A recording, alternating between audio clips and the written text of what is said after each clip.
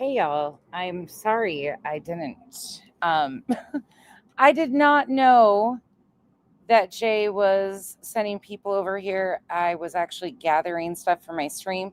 Thankfully, Revival called me and let me know that Jay just redirected and you've got a bunch of people. I'm like, oh shit, okay. I'll try to rush myself and get this done. Hello everybody. Oh my god. Why do I have it as tomorrow, Pika? I'm a shitty friend. Y'all, please give Pika some extra love today. Happy birthday. Why do I have it? Is it tomorrow? Or is it today? Why do I have it marked down tomorrow? You know why it is because you said recently in a chat 12 days ago. Well, I might be wrong. You said somewhere, and that's why I did the countdown, because you never told me when it actually is. Damn you.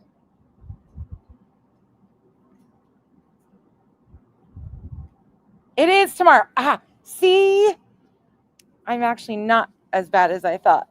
I was like, that's what I had to do, though. I had to count the days, the freaking days, because of your comment. I had to actually sit there and make a mental note of it. Okay, 12 days from this day.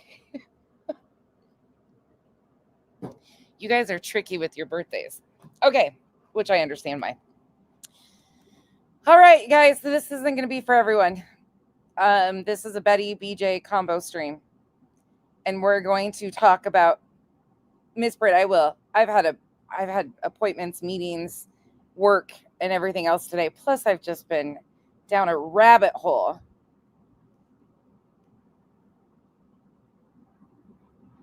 Tracy, right? Yeah. That's why she got included today. These are heavy topics. I'm not going to sugarcoat things. These aren't for everybody. If it's too much, please tap out. I'm going to continue to give the disclaimer. I've said what I've said a million times. I kind of am over saying it. This is not, if you can't separate what we're talking about with the debunking, fact checking, this is a true crime case. This is nothing that we haven't done before. Unfortunately, right now, though, they are using political officials and the tragedy of Charlie Kirk to inlay a bunch of extremist propaganda. If it doesn't apply, let it fly. I don't view many of you in the same realm as them. So you got to make your decisions where we are. That's up to you guys. I'm not here to try and stamp on your freedom. None of that shit. We're just pulling back the facts based on things that they've said. And I'm sorry, this bullshit is getting so out of control. And the things that are being said are scary. They're fucking scary.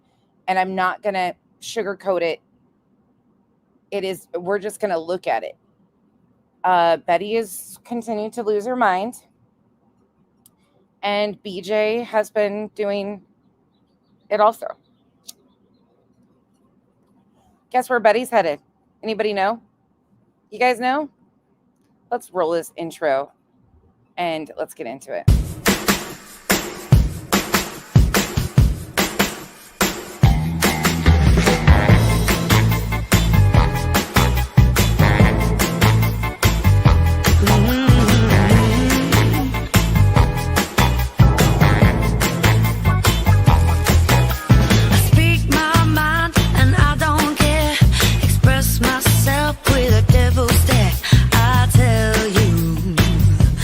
I'm no angel.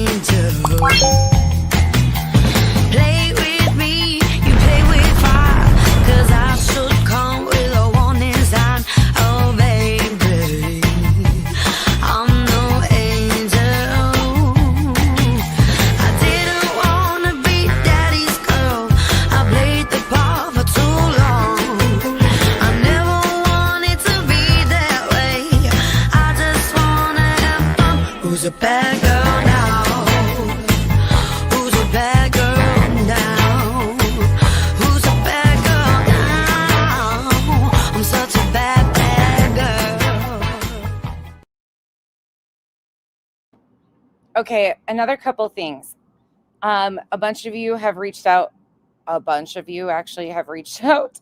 My email is very filled. I mean, it's bad as is, but there is a lot. A lot of you have suggested different things, asked me to cover different topics, different segments of religion, politics.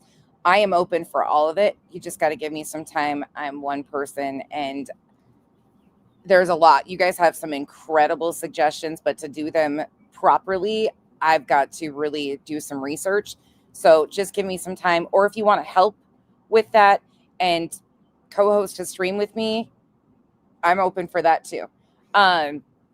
Also, if you reach out and ask me for information, such as there's been some people in the comment section of last night's video, they would like to know where I am talking about things that have been said, things of that nature. If I provide you links, they're probably likely going to be a clip.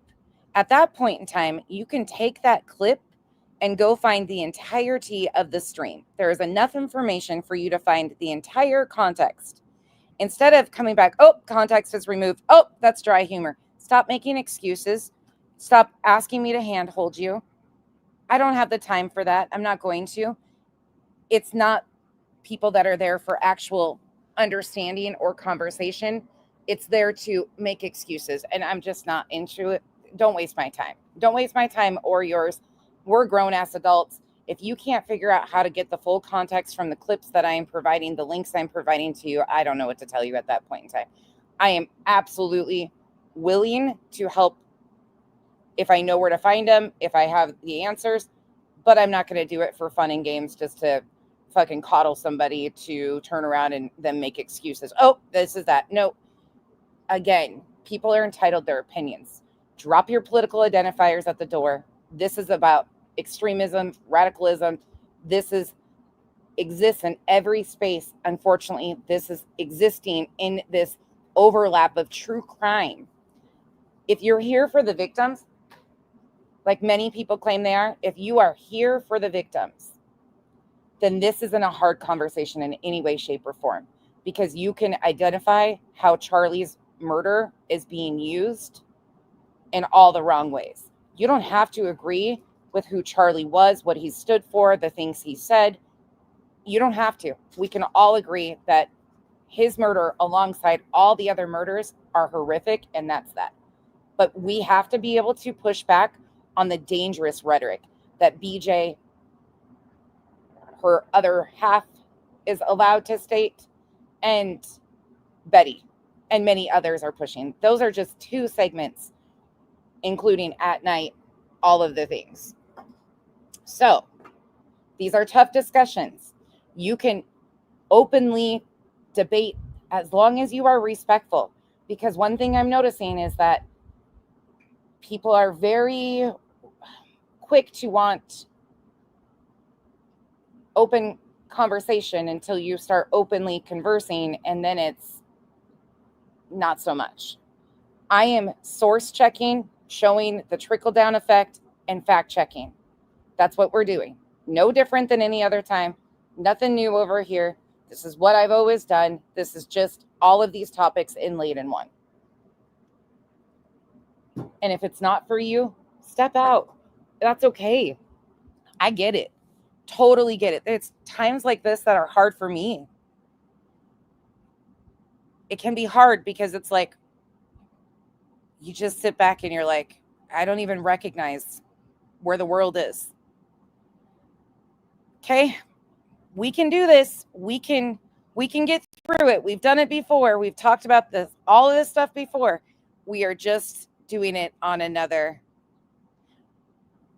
angle because all of it's inlaid and it's being used.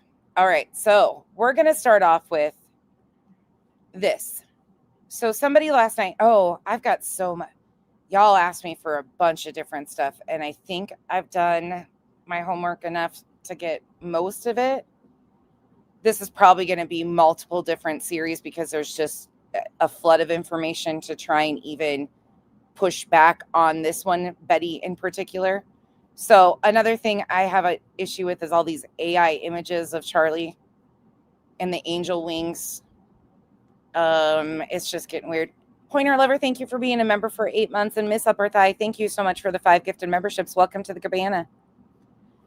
Here we go. So this was the reason I'm starting here is because somebody said, I haven't seen Betty blaming it on education. Well, this is just your friendly reminder that Betty blames it on anything and everything. Again, please drop your identifiers as far as right, left, whatever it is. We are discussing extremism, radicalized belief systems who are using tragedies to exploit for their own personal gain.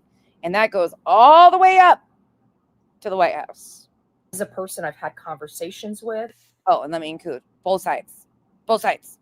This was a person that brought a lot of light and a lot of truth to many people across this country and across this world. Thank you. People for the love honor of Cassidy. Charlie Kirk because of his commitment to faith and his commitment to his political party and changing the mind of youth all over this country, bringing hundreds to thousands of youth to the Lord. What happened to him was not just an attack on activists. It was an attack on religion. It was an attack on the First Amendment. It was to shut us up and to do it publicly. I have been working and watching a lot of people around this country and their commentary to kind of understand what happened on September 10th.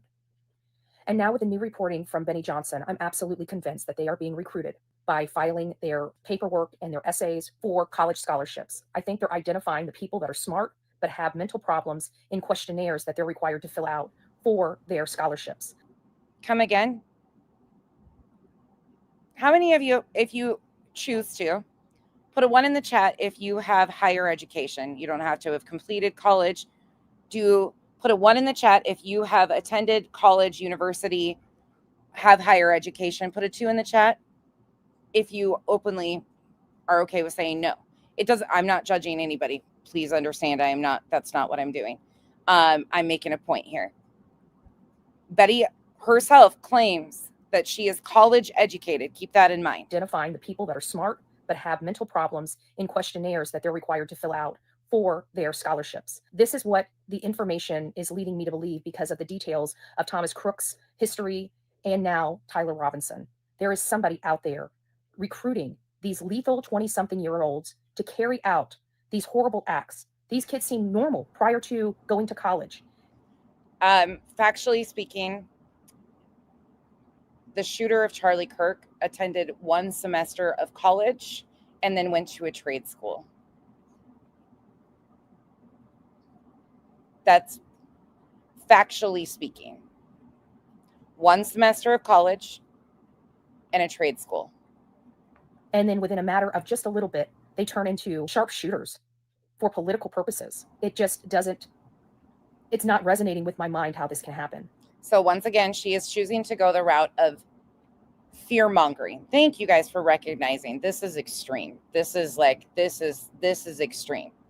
This is why we're pointing this out, because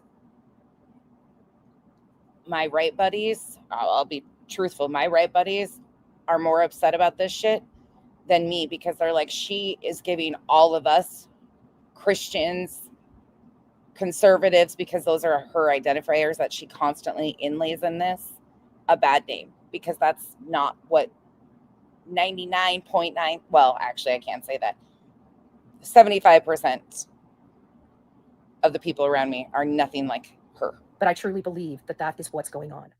Check this out. We know who the Charlie Kirk killer is, and we also know who the Butler assassin was. He's dead, and he's not. This is Tyler Robinson, and this is Thomas Matthew Crooks. There are eerie and chilling similarities between these two shootings, and we must discuss them because it can't happen again. It can't. So this is Benny Johnson that she is replaying. Many of you, if you follow anything with the political movement, you probably know who Benny Johnson is. Again, if you want to do your research and are interested in these topics even deeper, research Tenant Media. You can look into some of that, make your own opinions. Just information that I have gathered. We talked about it almost a year ago, probably. It must not. But something is clearly connecting these two, and something's being kept from us, and I am angry about it. So Betty right here is providing the source of where she started this BS. The feds are not giving us the full picture. We know virtually nothing about Matthew Thomas Crooks. We know very, very little about Tyler Robinson. Seemingly, both of these young men, both of them 22 years old, had zero digital footprint. No text messages, no group chats, no... Benny doesn't bother me near as much as Tim Pool. Now you want me to trash a man? Tim Pool? Absolutely. No way. Nope. ability for us to see who they were talking with or what they were saying. The feds have not released anything. Yet the feds had told us that they've been radicalized on Discord servers, both of them.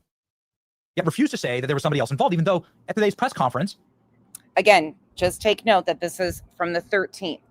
So there has been a new press conference today. A lot of information came out. They actually read through it. It's a pretty interesting one. We can break that down if you guys would like to watch the press conference that happened today. They released messages from the shooter, Tyler Robinson. It's interesting. It's a sad situation, but we can do that down the road if you guys want to. If we have time tonight, we can throw it in too. The governor of Utah says, yes, inside of a Discord server. And please keep in mind, I am not true crime, and I'm an asshole with a YouTube channel that enjoys debunking and pushing back on harmful bullshit like this.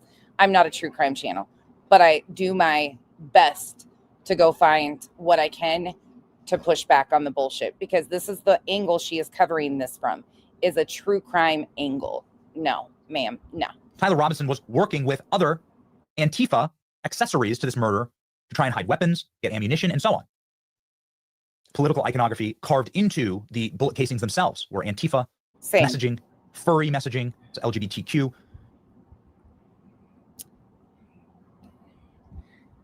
Some of you recently have heard the joke, and BJ, and I touched on this the other day and then I avoided it because I was like, hey, no, I'm not going to go there because people are not ready for that. Hold on to your horses. The furry conversation. Accessories to this murder to try and hide weapons, get ammunition, and so on.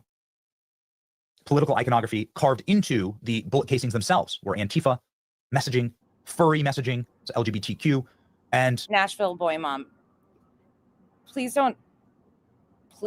do not let this apply. I was raised conservative, extremely conservative. Very, very much. Although the internet calls me an extremist lefty now, that's far from the truth. In this space, I'm not judging you because of your political identifiers or your choice in who you believe in. Not at all. But I expect the same respect back, because this isn't about our individual, who we pray to, or who we vote for. This is extremist, radicalists that are problems in society. Period, point blank, end of story. Shit, and there are some on the left too. I'm just covering Betty and BJ in this segment. I do not judge you guys at all, but please show me the same respect, because I'm not trying to push anything down your throats. You are entitled. Those are personal beliefs. And I really, really need to make people aware, like, you're adults. I don't have control over that. Communist songs from days gone by that trend on TikTok. So you can see what the political affiliation is, the radicalization that has become. But I don't think that we're getting the full story here, and we must talk about it. Yes. What are the odds that both of these assassins have zero digital footprint in the year 2025? Come on. The best that we know about Thomas Matthew Crooks comes from this New York Times article, of all places, The Quiet Unraveling of a Man Who Almost Killed Trump. He's a nerdy engineering student. Well, what do we know about? You're going to find out where this comes into play in a minute, okay? The engineering. Tyler Robinson. We know that he was, at the very least, interested in engineering. We don't have exact confirmation yet whether he was an engineering student. Here he is posting on his mother's Facebook page with paperwork in hand at the Richard and Munyan Anderson Engineering Building here at Utah State University, where he went to school. He's wearing a mask. This is allegedly one semester at Utah State University, not UVU, where he was radicalized. One semester, but they're saying where he was potentially radicalized. Crooks was also an engineering student. Both of them extremely intelligent. Thomas Crooks had a very high IQ, tested almost off the charts for his SAT and ACT. 4.0 student was Tyler Robinson. He received a scholarship, in fact. Congratulations. You have been selected to receive the Resident Presidential Scholarship from Utah State University. The value of this scholarship is approximately $32,000. This scholarship is available for 4 years or 8 semesters. Very smart kid receiving a scholarship, standing here making a video talking about his education.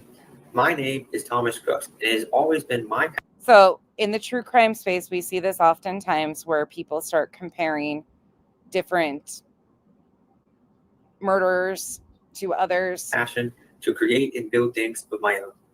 Today, I want to. In my opinion, a lot of times there can be certain people that do it to show like patterns, how people think, things of that nature. There are also people that do it to prey on the emotions and amplify situations. Tell you a little bit about myself, my academic goals, my passion for building things, my love of cooking with my family, and lastly, what I hope to achieve in this course. Strange similarities continue with the dark but speedy unraveling of both men. Thomas Crooks was acting strangely. Sometimes he danced around his bedroom late at night. Other times he talked to himself, his hands waving around. These unusual behaviors intensified last summer as he graduated with high honors from a community college. He also visited a shooting range, grew out his hair, and searched for online major depressive disorder and depression crisis. So please recognize again, he is switching back and forth and comparing and contrasting two different incidents. His father noticed the shift. Mental health problems. He is comparing Thomas Crooks to Tyler Robinson. Ran in the family. Chai, thank you for being a member for 8 months. Emma, thank you for, I think you just renewed. Yeah, you did. Thank you, Emma, for being here for 10 months. The political spectrum is quite long. It's huge. Most Dems and Republicans are in the middle and move back and forth in the spectrum with different social issues. Absolutely, KB. And anymore, the typical right-left isn't really what we're seeing. There is a lot more understanding and mutual when you're talking policy and things like that. And that's very important. Thank you for the support. Goes on to say,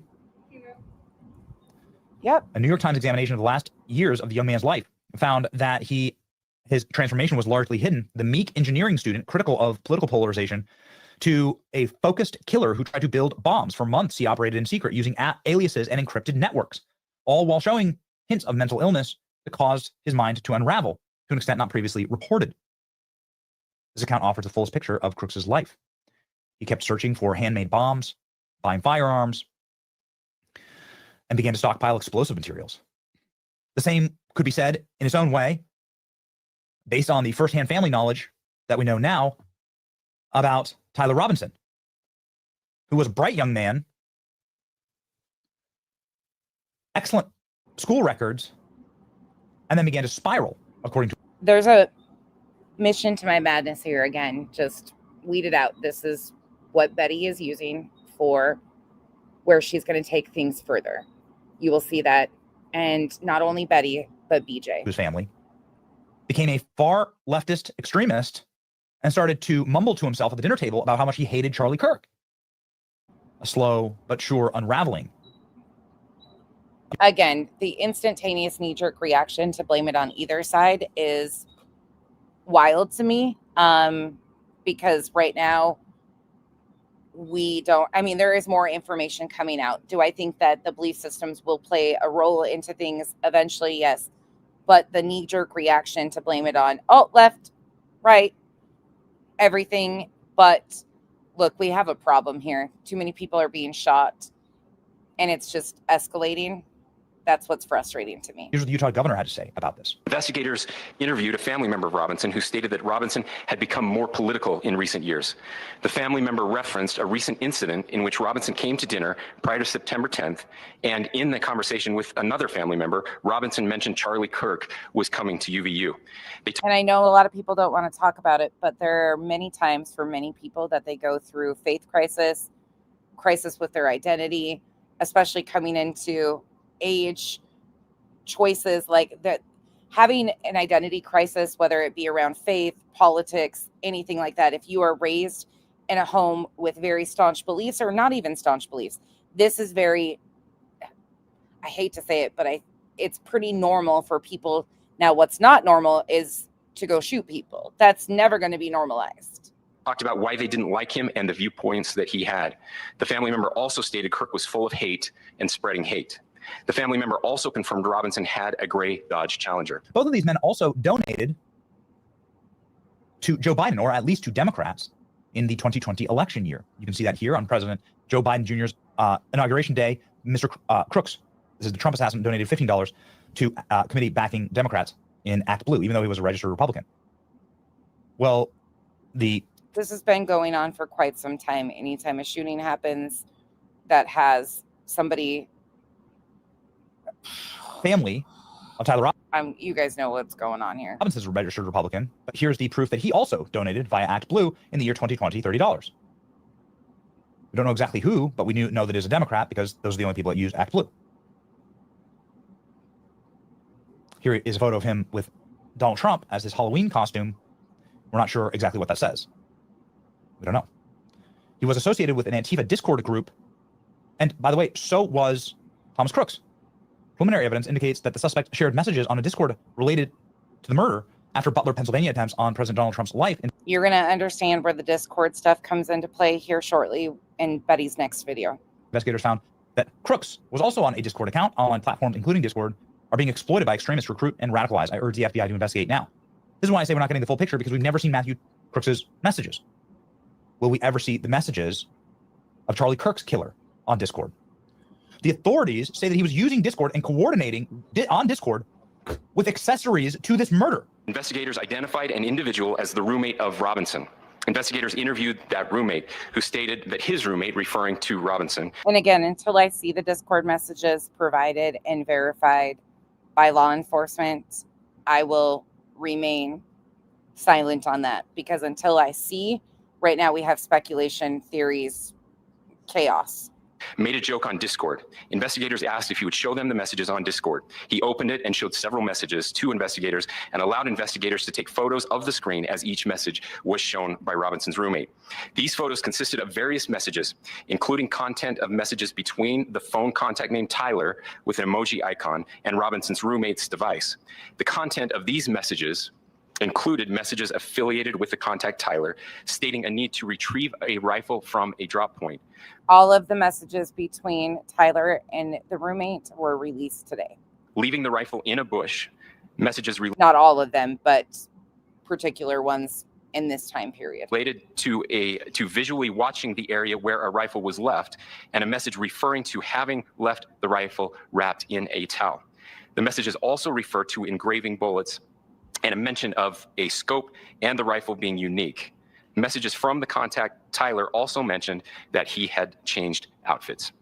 I am showing you all of the open source documents. You are free to go and do your own investigation. There are also some differences between these two shootings and these two murders. Some of the major differences, extreme differences. Major differences is that it took days and actually his own family to turn him in for Tyler Robinson to finally be apprehended by authorities. Thomas Matthew Crooks, on the other hand, was a lumbering and stupid and sloppy shot. Benny Johnson is absolutely onto something.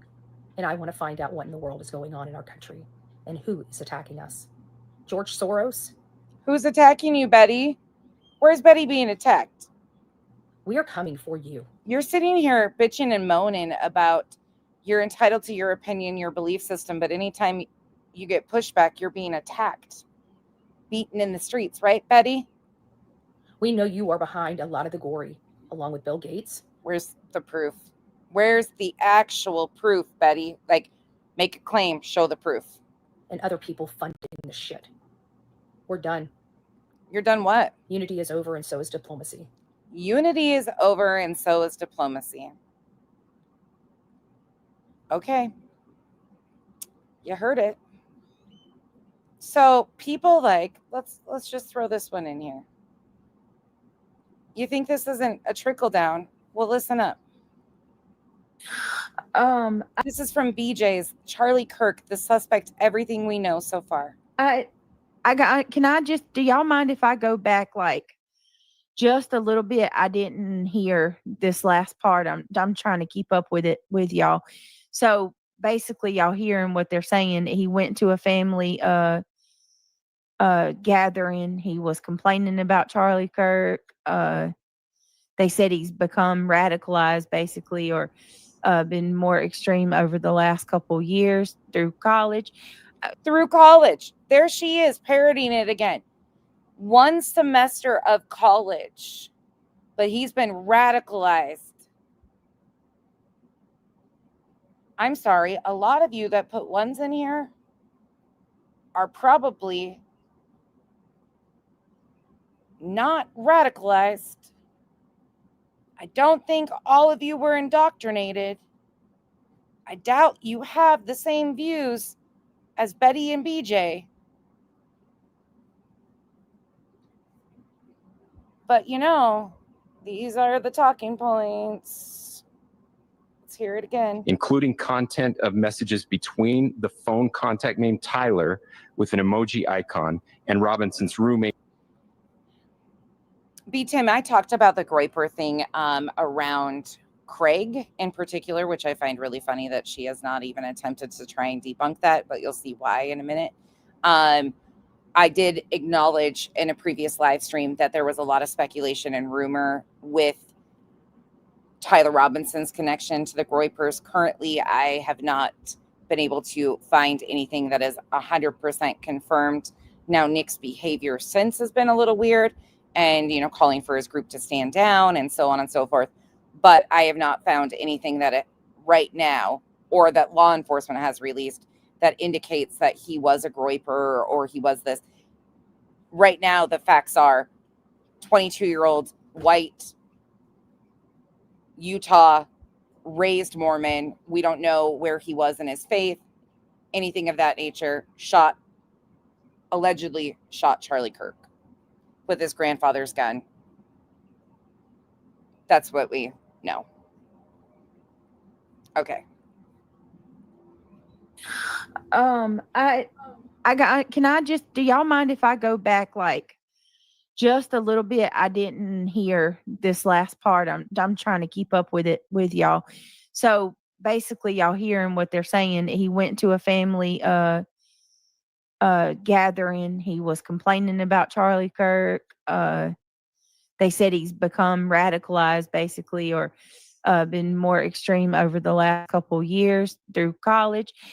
I'm just going to go back just a little bit to make sure that I'm up to date on everything, if that's all right with y'all. He wasn't talking to Satan.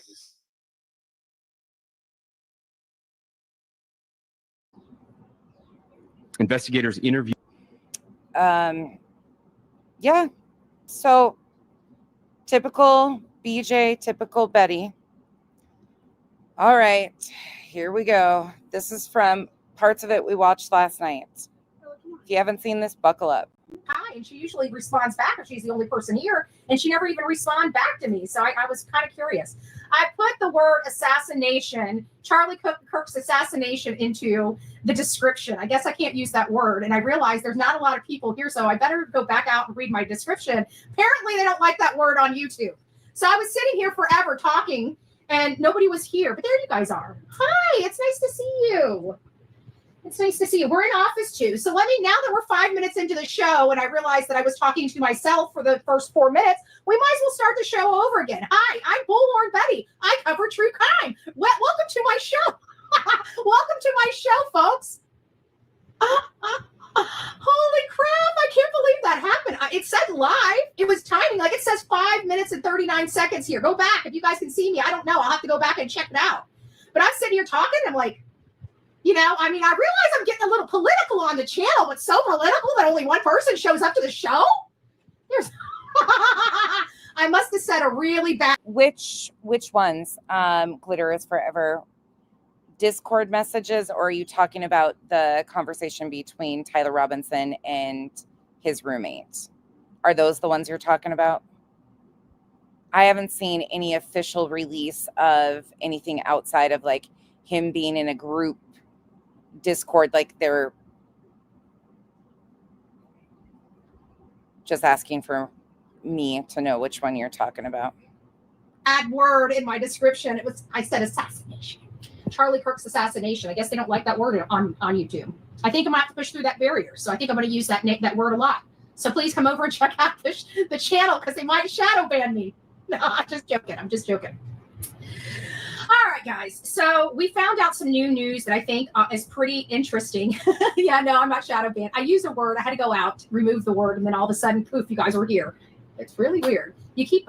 Oh, one more thing before I even, let's get it in. Let's go here. Betty took it even further with the college stuff. We're missing, like, there is a lot of live streams in between. There's no way I can keep up with it all. But here you go. How does a 22-year-old become so filled with hate? 5 years earlier, I was told he was a Trump supporter. And we sent our kids. That's Carrie Lake from Arizona. Kids off to college and they brainwashed them. I am making a plea to mothers out there. Do not. So it's not just Benny Johnson. It is people like Carrie Lake who are saying these same talking points. Send your children into these indoctrination camps. Now we're suggesting people don't get college educations.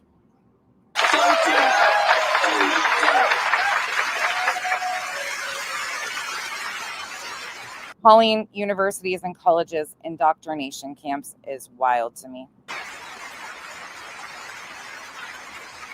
At one moment, that 22-year-old who shot Charlie. Unfortunately, this is one that we have here in our state. This is Carrie Lake. Was a baby in his mother's arms. And by all accounts, those parents did a good job raising him until he was sent off to be brainwashed. River. That's sweet. We have lived through the most horrific brainwashing campaign in the history of mankind. Amen, amen, amen.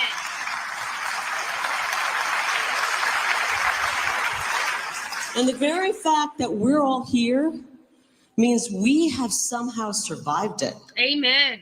We've survived it. That gives me goosebumps. That gives me goosebumps. But too many youngsters are not surviving it. And we got to stand up.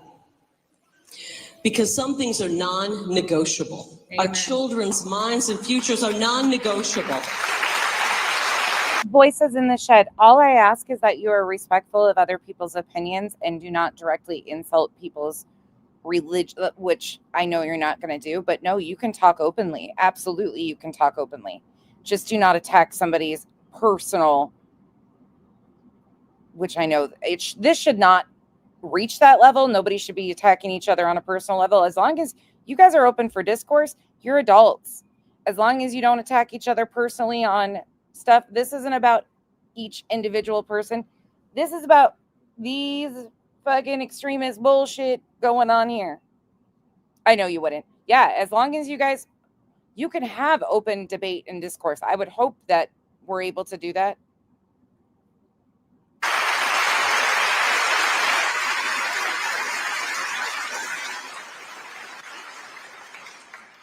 Charlie Kirk came to my house several years ago with Erica. And the other thing I ask is if you are providing like statements of fact, if you could, because there will be a lot of like what was said, or if you have timestamps or sources of that information, that's all I ask. If you're providing like numbers, anything like that, because it helps people go find it on their own. That's it. But you don't have to, of course, on everything you say. They just gotten married. I remember asking him about their beautiful wedding rings that were they were made specifically for them, matching rings. Although I will say Erica had a beautiful cascade of diamonds around hers.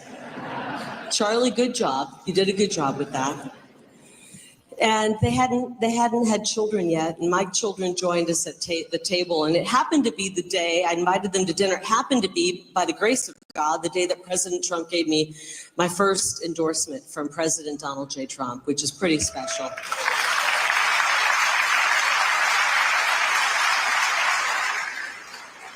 Which, by the way, thank you, Charlie, for helping us make sure President Trump won this time. We got to give him some thanks for that. Unreal.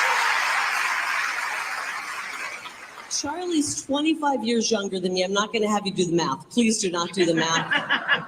If I catch one of you with a calculator on your phone right now, I'm going to have the security guards take your phone. 25 years younger. I wish we could compromise, but you can't compromise with evil. You can't compromise with evil. And yes, I am subbed to Betty because I waited forever and I got blocked. I don't think I'll be unblocked, but I'm still waiting to see. Mind your business. I made a comment and my comment got removed in like 10 seconds. I'm testing my waters. Oh, thank you, Sonia. Charlie didn't go to college. My daughter didn't go to college and said she went and worked for Charlie Kirk. And she quit about a year ago, and Charlie said, I heard Ruby quit. And I said, well, she's taking your advice. She wants to get married and start a family. And he said, well, that's a pretty good reason to quit. So I miss Charlie already. I know all of you do. I know that. So basically the memo of all this, and it continues, you were going to hear it from last night, but I wanted you to know like how this is going. You have Carrie Lake from Arizona spewing that colleges are indoctrination camps and that do not send your children there. Like that's a pretty hefty message. And then people like Betty, of course, are going to use it for their own gain. Buffering here? Oh, that sucks. I'm sorry. I shouldn't be buffering at all. I got great internet on my end. Oh, Justin hey, love. Hey, love. Big hugs and kiss to you. I wish I could put you on the channel or on the chat, but I can't because I'm in office too. I'm in office too. So what we found out, as many of you guys know, Charlie Kirk lost his life by an assassin, right? His name is Tyler Robinson. And many people are now stating, actually, if you have not seen this yet, please buckle up. There is absolute hate speech in this and some extremely disgusting rhetoric. Factually stated at this point, he was indoctrinated, he was brainwashed, and he was put up to carrying out this horrible, horrible act. And once again, he is 22 years old, raised in the Mormon church in Utah. We do not know his current status with faith. Again, but factually speaking, he is a 22-year-old white man from Utah who went to college for 1 semester.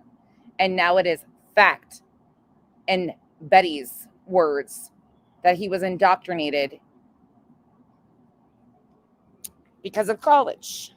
And he's going to have to pay the price for that. You know, Kash Patel was out, and then just recently, an hour ago, Benny Johnson was out with some new information. And listen to this. Trantifa. I know, we're going to have to, you know. Trantifa. So if you don't know what she is saying, she is using slights against the transgender community and Antifa mixed together. That is not just something that Betty is doing. JLR is doing it. Many others. That is a new word that many people are trying to use and normalize. They're just reaching. What? People are going to be nasty and mean to us. I don't care anymore. I really don't care. When it comes to, you know what? It's fun and games until somebody gets hurt, okay? And then after that somebody gets hurt, and in this case, dead. And you can go listen to JLR's live stream today. He actually uses the same term of Trantifa. That's what she just said, Trantifa. Again, transgender and Antifa together, mixed together. You can go do your research. Yeah, the stigma is gone. Like, we've ripped that Band-Aid off. We're firing people left and right. People are like, oh, cancel culture. Well, nobody gave a shit 10 years ago when you were doing the same damn thing. You know, so I don't want to hear it. I don't want to hear it, right? You're free to speak your mind over here when it comes to this topic, okay? That's fucking factually incorrect. If you have anything rude to say, you'll be booted. Yep. You'll get deleted real fast. It's just going to be that simple. I have zero patience and zero tolerance for bullshit. And if you don't know that, check it. My mods are absolutely the best of the best. They are battle-tested mods, and they will boot you quicker than I can say boot, okay? So be nice to people. This is a respectful chat. This is a, we're not perfect Christians. No, it's not. It's a fear-mongering. But we do believe in God over here. So you bring any of your anti, crap. This ain't the show. This ain't the show. And we got our... You bring any of your anti-crap. This isn't the show. Okay, keep that in the back of your brain, please. Hard line in the sand.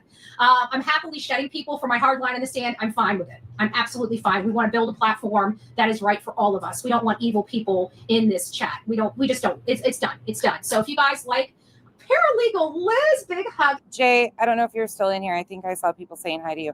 Thank you so much. Sorry, I popped in earlier in your stream and was listening. I missed a lot of it because I was over here. I've been watching shit. My brain is like, what? And kiss Thank you again, though. to you. I miss you. I was just thinking. Did Jay tell you guys that we might be doing a stream together at some point? Did she tell you guys that? We just got to schedule it. But we might be doing a stream together, a funny one, because reviewing something, if you remember the dog handler bullshit. Just for shits and giggles. Jay doesn't even know about like the 4 pages of changing stories from the dog handler. Thinking about you the other day. How ironic. How ironic. It's nice to see you, love. I hope you're doing well. So we just have a hard line in the sand. We're not going to bow down. We're not going to give in. We're just going to keep using our faith, using our words, using our voices. We're going to keep making dents into this. We've been working very, very hard to get Omar expelled from Congress. We've got that. I think we've got that just about under wrap. But I've got to be honest with you. I think people are starting to wake up. Even the bad, even because a lot of these people, I'm sure, they were just, they're so used to saying things to fit in. Saying things to fit in, really. So we're seeing where she's getting her rhetoric. I believe that a lot of people that do not have hate in their heart, but did run their mouth, lost their job, as well as some hateful people. But at the end of the day, there's a time and a place, and everybody needs consequences. And I'm happy to see so many people having consequences for their disgusting behavior. So those people that really aren't completely evil and demonic, maybe this will be the wake-up call for them to look more internally into themselves. So what she is referencing here, for anybody that doesn't know, is yesterday, the seated Vice President of the United States, J.D. Vance, hosted Charlie Kirk's podcast while being on the government's payroll. Anyways, but the seated Vice President of the United States hosted the Charlie Kirk podcast, and he made some pretty aggressive comments. We went over it last night, but people like Betty and many others have started, there's been websites that are started to dox and put out people's full employment records. I'll pull it up while we watch this once again so I can show you, but that comes directly from the Vice President, J.D. Vance, while he was hosting Charlie Kirk's show. And of course, trickle down, Betty is going to use it just like Betty does. She didn't need J.D. Vance to tell her it was okay. She's been doing shit like this forever, but now it has started an entire thing. You can go see, there is many people that have been fired, doxxed. And if that happens, people have actually warned me, you're stepping in. It's a lawsuit. Go for it. You put that shit out there, do shit like that. There's many attorneys that are definitely paying attention here, and it is what it is. And be better individuals out there in the real world. That's what we want. But here's what we've learned, okay? You guys all know that we found out, there's been rumors that Discord was involved in this situation. There was some type of communication on Discord. People knew. People were kind of glorifying something happening before it happened. Yet we have not seen any proof of this to be accurate. There's a whole community that knew about this and kept their mouth shut. They wanted to see this happen to this young man, which is absolutely appalling. A man that never did anything to them. Okay, before we get much further away from that, just so you can fact check me, Fox News, J.D. Vance. Here you go. Here is the direct quote. Again, it was made on Turning Point USA, Charlie Kirk's podcast, when he filled in yesterday morning.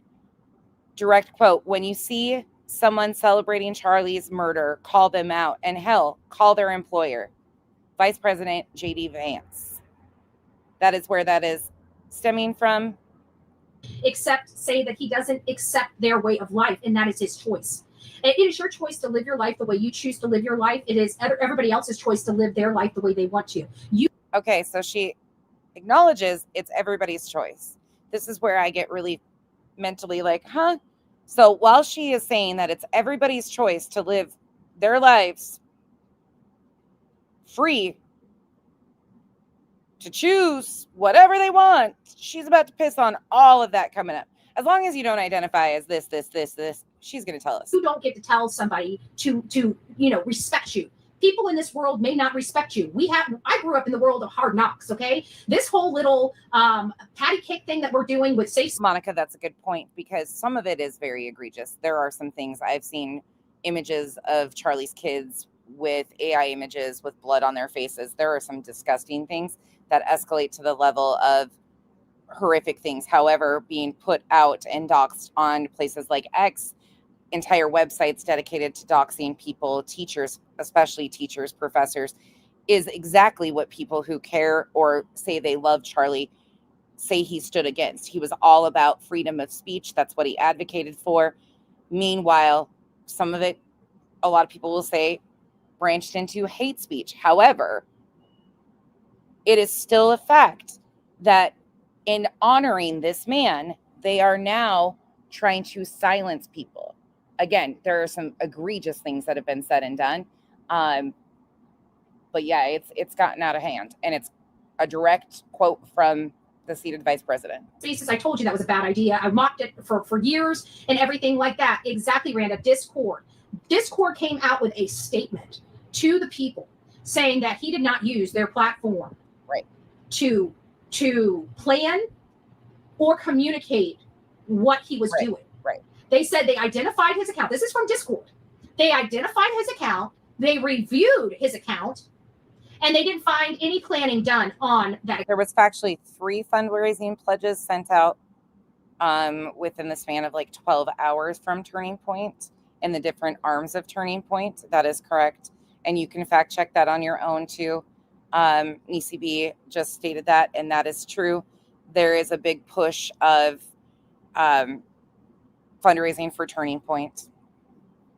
Account. Now, we kept hearing that somebody was trying to erase messages and that the FBI got they got everything.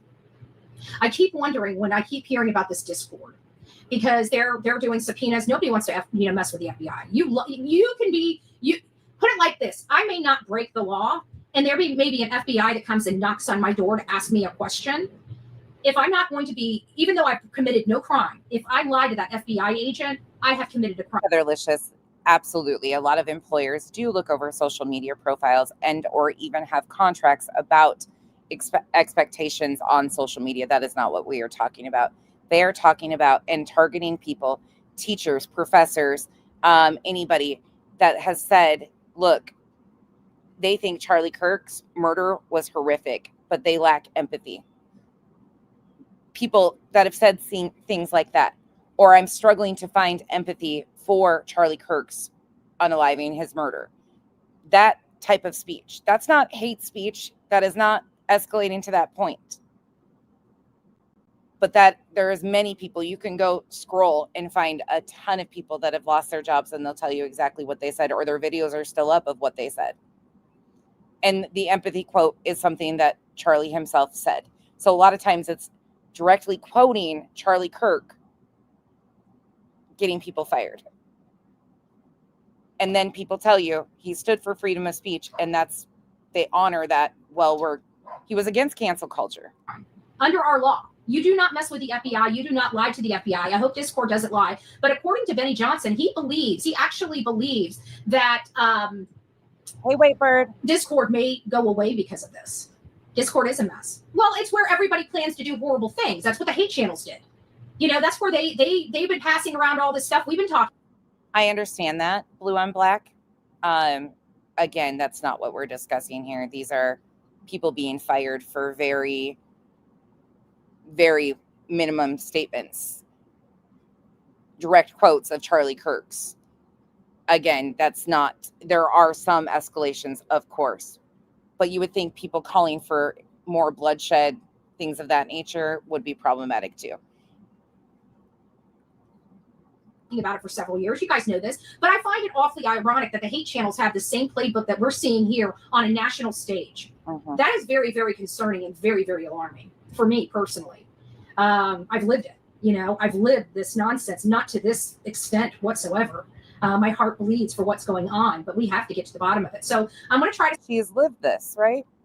Trying to compare herself to Charlie Kirk. Stay more focused on the facts of the case, because I think you guys know how I feel about this. And as we start gearing up closer and closer to One says she's stuck to the facts on the case. Charlie's memorial, I'm probably going to be a little more emotional. It's just very hard. It's a jagged, very jagged. Want to go to lunch when you're here in Arizona there, Bets? Want to have a sit down face to face? Pill for me to swallow. What I'm having to deal with last week and into this week. And anyways. So for all of you that don't know what has happened, Charlie Kirk obviously was on the campus of UVU. That's, I can't remember, it's the Utah Valley University.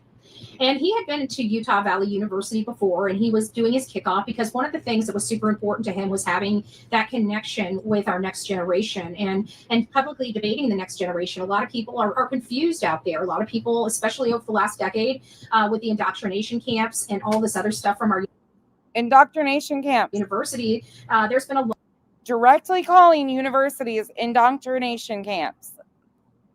Lot of bad information instilled into our young people, and so he thought because it appeared, at least on the face, and actually, you know, I'm not going to sugarcoat it. It appeared that one side of the aisle was trying to destroy the family unit, and so he, you know, being a follower of Christ and him being so faithful in his religion, he wanted to marry, you know, religion to politics. And he, again, there is a separation of church and state for a reason. That exists for a fucking reason. Wanted to talk about how biblical writings really do define, you know, political stuff, but that's just his way of connecting with people, and he did it so genuinely. He did it so nicely. You see me when I get into, like, somebody pisses me off or get bitter, you know, you guys see me. I'm like one of these, you know, F you know, kick rocks type of people. You guys know, you guys have watched me for years on this platform. You guys know how. And what they're claiming her stance on the family unit is because LGBTQ plus, you know, us terrible extremist lefties over here want you to have health care and be able to marry who you want, and we don't really care what you do in your bedroom or how you identify as long as you're not harming people. But to Betty and the uppers that she gets her talking points from, that's trying to destroy the family unit. I am. If somebody pisses me off, I want to tell them about themselves, okay? I'm not the kind of Christian that Charlie is. Now, I realize it's the kind of Christian I need to become, which means I got a lot more work left on me. But you know what? Every single day is a learning day, whatever. You know, we all have work we need to do, even Bullhorn Betty, okay? Now, I didn't say that out loud, and I'll deny it if you tell anybody that I said I have to work on myself, because I do not have to work on myself. We all have some work to do. It's nice to see you guys. But that's what he did, and he really connected. And I can tell you that our movement would not be what it is without Charlie Kirk. Our movement. Okay. Now I want to take you back to a couple nights ago when we reviewed Betty. And Betty, by the end of it, after they announced the demographics of the shooter, the 22-year-old Tyler Robinson in Utah, she was so pissed off that she started yelling at Trump and Pam Bondi that if they didn't get their shit together and do their jobs, then basically they were going to overtake the government. Betty is an extremist. She talks about our movement because she hangs out in the radicalized areas, the deep holes of 4chan, the conspiracy bullshit. I don't have to fucking tell you that, she does herself. However, you can go watch her video. She flipped the fuck out when it didn't go her way, and she started, if Pam Bondi and they don't get it together, you can go see it. It was a shit show. We reviewed that. He was an amazing person, an amazing man, and it's so senseless that a side of the aisle demonized him to the point of death. Unfortunately, Charlie wasn't even extreme for a lot of these people. Charlie was not even remotely considered extreme to a lot of these people. He wasn't far right enough for a lot of them. That was the clash between him and Nick Fuentes of the Groypers. He was not. He also wanted transparency with the Epstein files. He quickly got turned right back around, though, after a phone call. And now we're trying to reel and figure out what happened with all this. Where is all this violence and hate coming from? We all can identify it. We can all see it. I mean, there's no denying. The only people at this point that are denying it is the hierarchy of the Democrat Party, because they have to swallow the fact that they are horrible people and they just lost a man his life. We just lost a man his life. If you identify as Democrat, which I don't even, you lost a man. And that is something that nobody wants to The hierarchy, whatever that fucking means at this point with Betty. acknowledge, but you're not going to move past it until you do. You're not going to move past it until you repent. And She's telling us all to repent. they're not repenting. They're doubling down. And so we're finding out that this very liberal site of Discord, I didn't even know it. I'm learning a lot, folks. So don't mind me when I tell you stuff like that, because I never knew that there was, liberal social media. I just thought, every person that owned a social media site was just a self-absorbed, oligarch that wants to control, speech. That's the way I look at it, right? We had a great laugh about that last night. So, if you're Democrat, get to repenting now. Just Betty demands it of you. Secondly, she didn't know that there was liberal places on the internet in these Discord areas. Again, there is no, unless it just happened, release from law enforcement of any confirmation that there's this Discord group that was being plotted and planned in. We have not seen anything from law enforcement to gather those details. According to Benny, Discord lied. They lied to all of us. They told us that they found the account and Tyler wasn't doing any planning. Now, who would have all of the records more so than the government, right? Discord. And the reason why I'm bringing this up is because somebody was just in my Twitter account, right? They were just in my Twitter account saying, arguing with me, which I don't argue. I make my post. When people start arguing in chat, you'll find out very quickly. I'm the first one to go in there. I don't sit there and call one or other or anybody else. It's just like, listen, you guys can argue. Take me off this thread.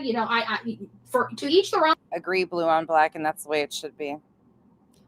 But I don't want to read this crap. That's not. The back and forth.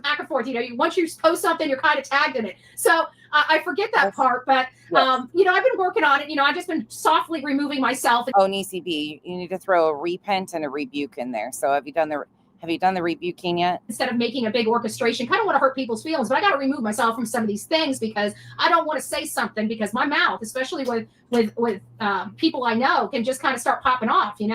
I never heard of Discord. I heard of Discord. I've tried.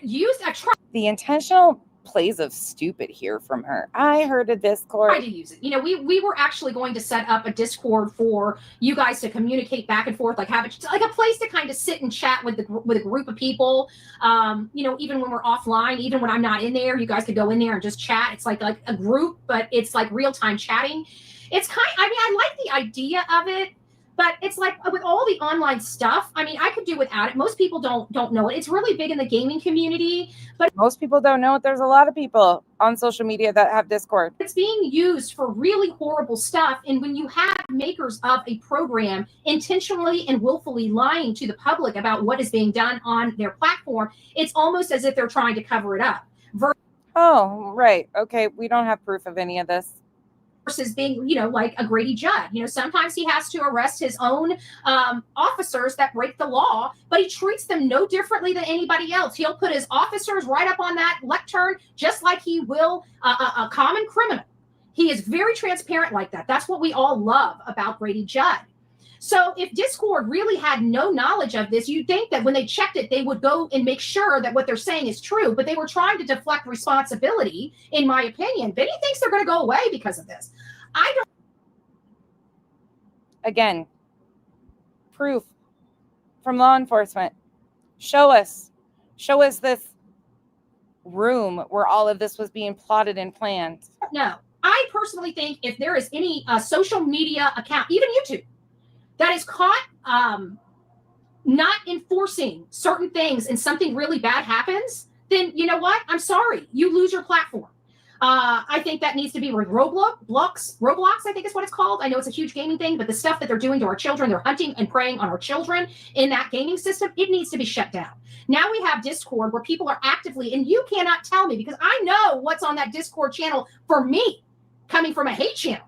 So, oh, and there we fucking go. Oh, okay, that's Benny Johnson. Look up Benny Johnson, Tenet Media. You'll be interested. We're outside. You're hearing people. So I can't imagine what kind of in their engine. They never shut them down for doing this kinds of stuff that they have done to me, and that means other people are doing to other people and campaigning and sharing information to attack people online. And I know that has been the case with that particular platform. And then now we find out that this is also happening again, and they're doing this to link up and assassinate people. Do you see what she's trying to correlate here? She's trying to correlate Discord servers of the hate channels to what happened to Charlie Kirk, where there's no proof of any plot plan of this assassination attempt in Discord at this point in time. But she is trying to correlate it to hate channels having Discord. I'm sorry, Discord, if you're caught doing this stuff and not putting a stop to it and not reporting it, not monitoring your own system, and not hedging, like we have social medias coming out and telling our law enforcement that they have CSAM or pedo or type of activity on there, but they're not doing it for an assassination attempt. They're not doing it for an assassination attempt. They're keeping their mouth closed, and they're actually publicly coming out and saying nothing happened on their site. And then lo and behold, we get an article from the New York Times that basically blows that entire argument out of the water. They found an erased message, which, again, Discord should have had access to all that, and I guarantee they did when they chose to make their very public and quite frankly, improper and a total misrepresentation of the truth in order to cover its own ass. I can guarantee you at this point, now that we know Discord is the problem, there's going to be a lot of conservatives working on taking that platform down. Really? I'm pretty sure we have the ear of the president to make that possible. I don't know how they're going to manage this, but I can tell you, Benny Johnson believes that they're going to have some major repercussions over this. Really? So I guess only time will tell. I mean, I don't know. I don't have a crystal ball. I can tell you if I have an opportunity to advocate for that platform to be taken down, I will. Anything that has, but I want a little more information. I want to make sure it wasn't just this one letter, but this one letter is pretty damaging. And I don't understand how Roblox needs to be removed. Yes. Okay, so I'm going to go to CBS. You can go check all these yourself if you would like to. Just hours before Tyler Robinson was arrested for allegedly killing conservative activist Charlie Kirk, the 22-year-old appeared to take responsibility for the shooting. In a message to friends on the chat platform Discord, a company spokesperson confirmed on CBS News on Monday. Hey guys, I have bad news for you all. Read a message from an account that allegedly belonged to Robinson. According to the spokesperson and a law enforcement source, it was me at UVU yesterday. I'm sorry for all of this. Now, where's the plotting and planning? Again, this is the statement about Discord. Not seeing anything about the plotting and planning. That he made one comment or two, I guess you could say, that they've released. But Betty is telling everybody that there was a whole plot and plan, that these people were in on it in this Discord room. That's not what's being said. It's not what's being said. They were first reported by the Washington Post. The messages came toward the end of a nearly 2-day-long manhunt for Kirk after fatally shot during an outdoor event at UVU on Wednesday. Utah Governor Spencer Cox said Robinson confessed to his father. Robinson was taken into custody. There you go. That is the plotting and planning, according to Betty. I do know Congress is working on it. I know there's one congressperson that's working on it right now. Nothing is ever erased from the internet. We think that. But listen, I've been doing a lot. Yeah, he said he was. I was watching something, and I think Cooley, you are correct, and that came out and was released in the messages between him and his roommate today. That he intended on turning himself in. It might have been something that somebody had sent to me from, I think it might even have been an audience member. And they're talking about the Heatherlicious, that's why I say, like, right now, this is the information we have. Can it change?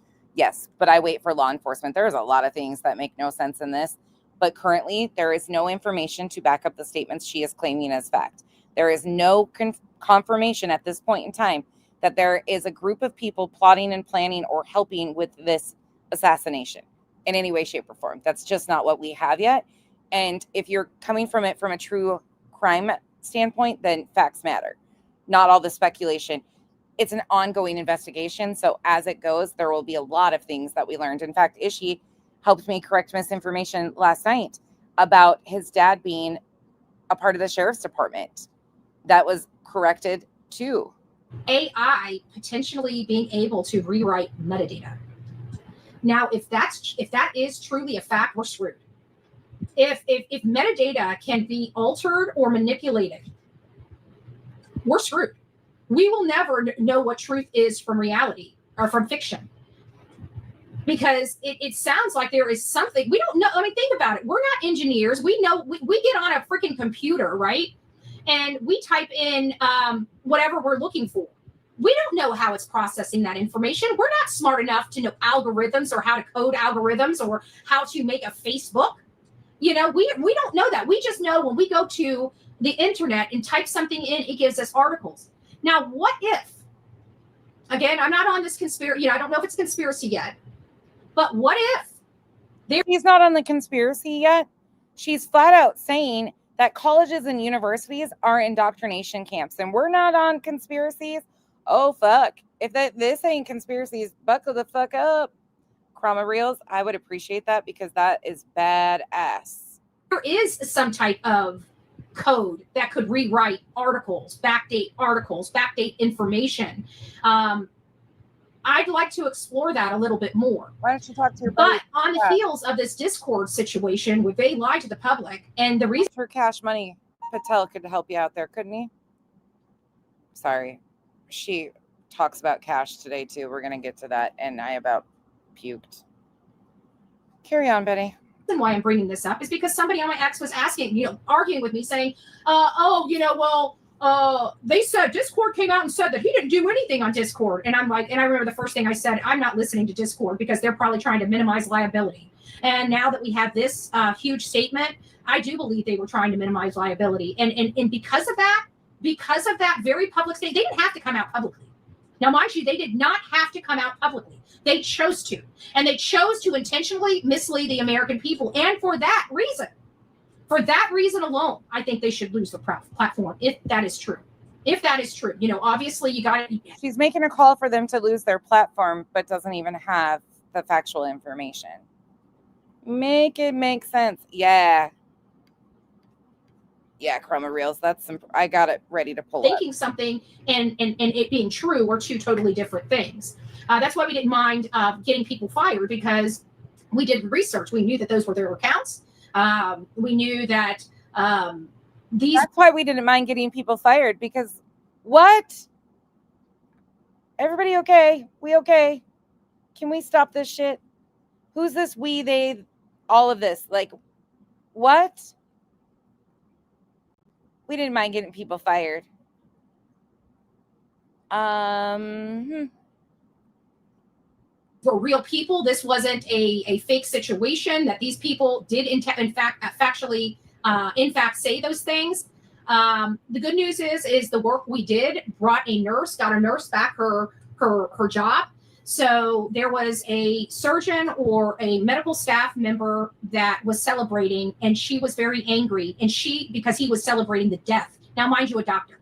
That's pretty scary. I want to put this into perspective for everybody here about why we're going after the teachers, the doctors, the nurses, because they are in charge of taking care of you when you are sick or on your deathbed or need medical intervention. Now, what happens if you have a heart attack and you're wearing a Trump shirt and you go into the ER and every person there hates Trump people? Do you think you're going to be revived?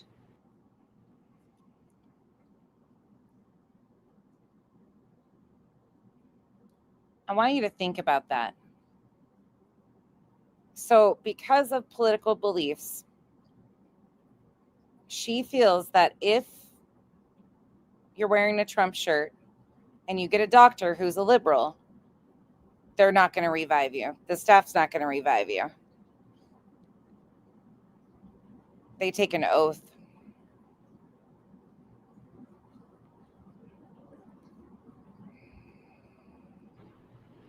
They're going to think of you like a fascist. This is called fear mongering. I'm sorry, I've never been to an ER, conscious, unconscious, that I've ever had to put my political identifiers down. Never. Never once. Never once. To go in there, you're going to want to get your heart pumping again, and they're going to be like, let's wait a few more minutes. Sure. Sorry, he coded, right? One less fascist in the world. That is what's wrong with that. Right. That is exactly what's wrong with that. Yeah. I have a major problem with people teaching our kids that hate people, a sector of our country, especially when a sector of their country is their parents. They are teaching those kids to hate their parents. They are going into hospitals and doctors' offices. Who's they? Put a name on it. Who's teaching their kids to hate their parents? How do we know the people that were COVID? How do we know that they didn't find out that they were right or left and started killing all the right-leaning people? Jesus, take the fucking wheel and drive it right off the fucking bridge. Please. What is happening? Now you see why last night I hit my level, and I told you we would come back to this because, yeah, there's a lot of problematic statements in this. This is absolute ignorance. Abso-fucking-lute ignorance.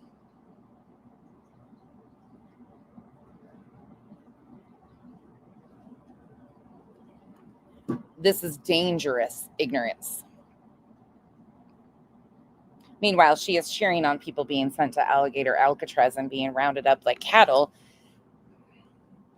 Yeah, she's cheering that on. She even bought the merch shirt to prove it. Her alligator Alcatraz, fuck human rights. Fuck that. Throw that out the window. Send them to alligator Alcatraz if they're a little bit browner than Betty, right? Now this shit. I don't know.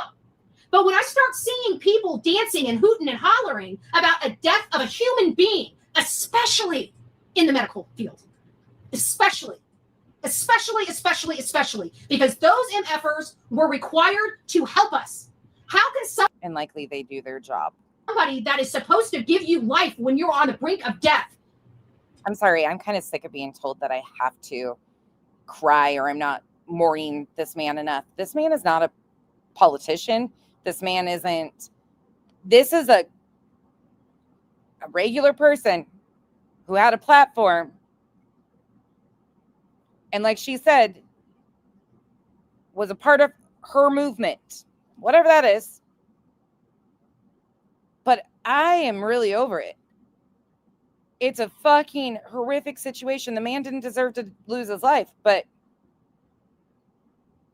you don't see this outrage or this come apart over the school shootings. Not at all. And I go back to that because at the same time that Charlie Kirk was being shot, within moments, there was a shooting at Evergreen High School in Colorado where 2 children were shot.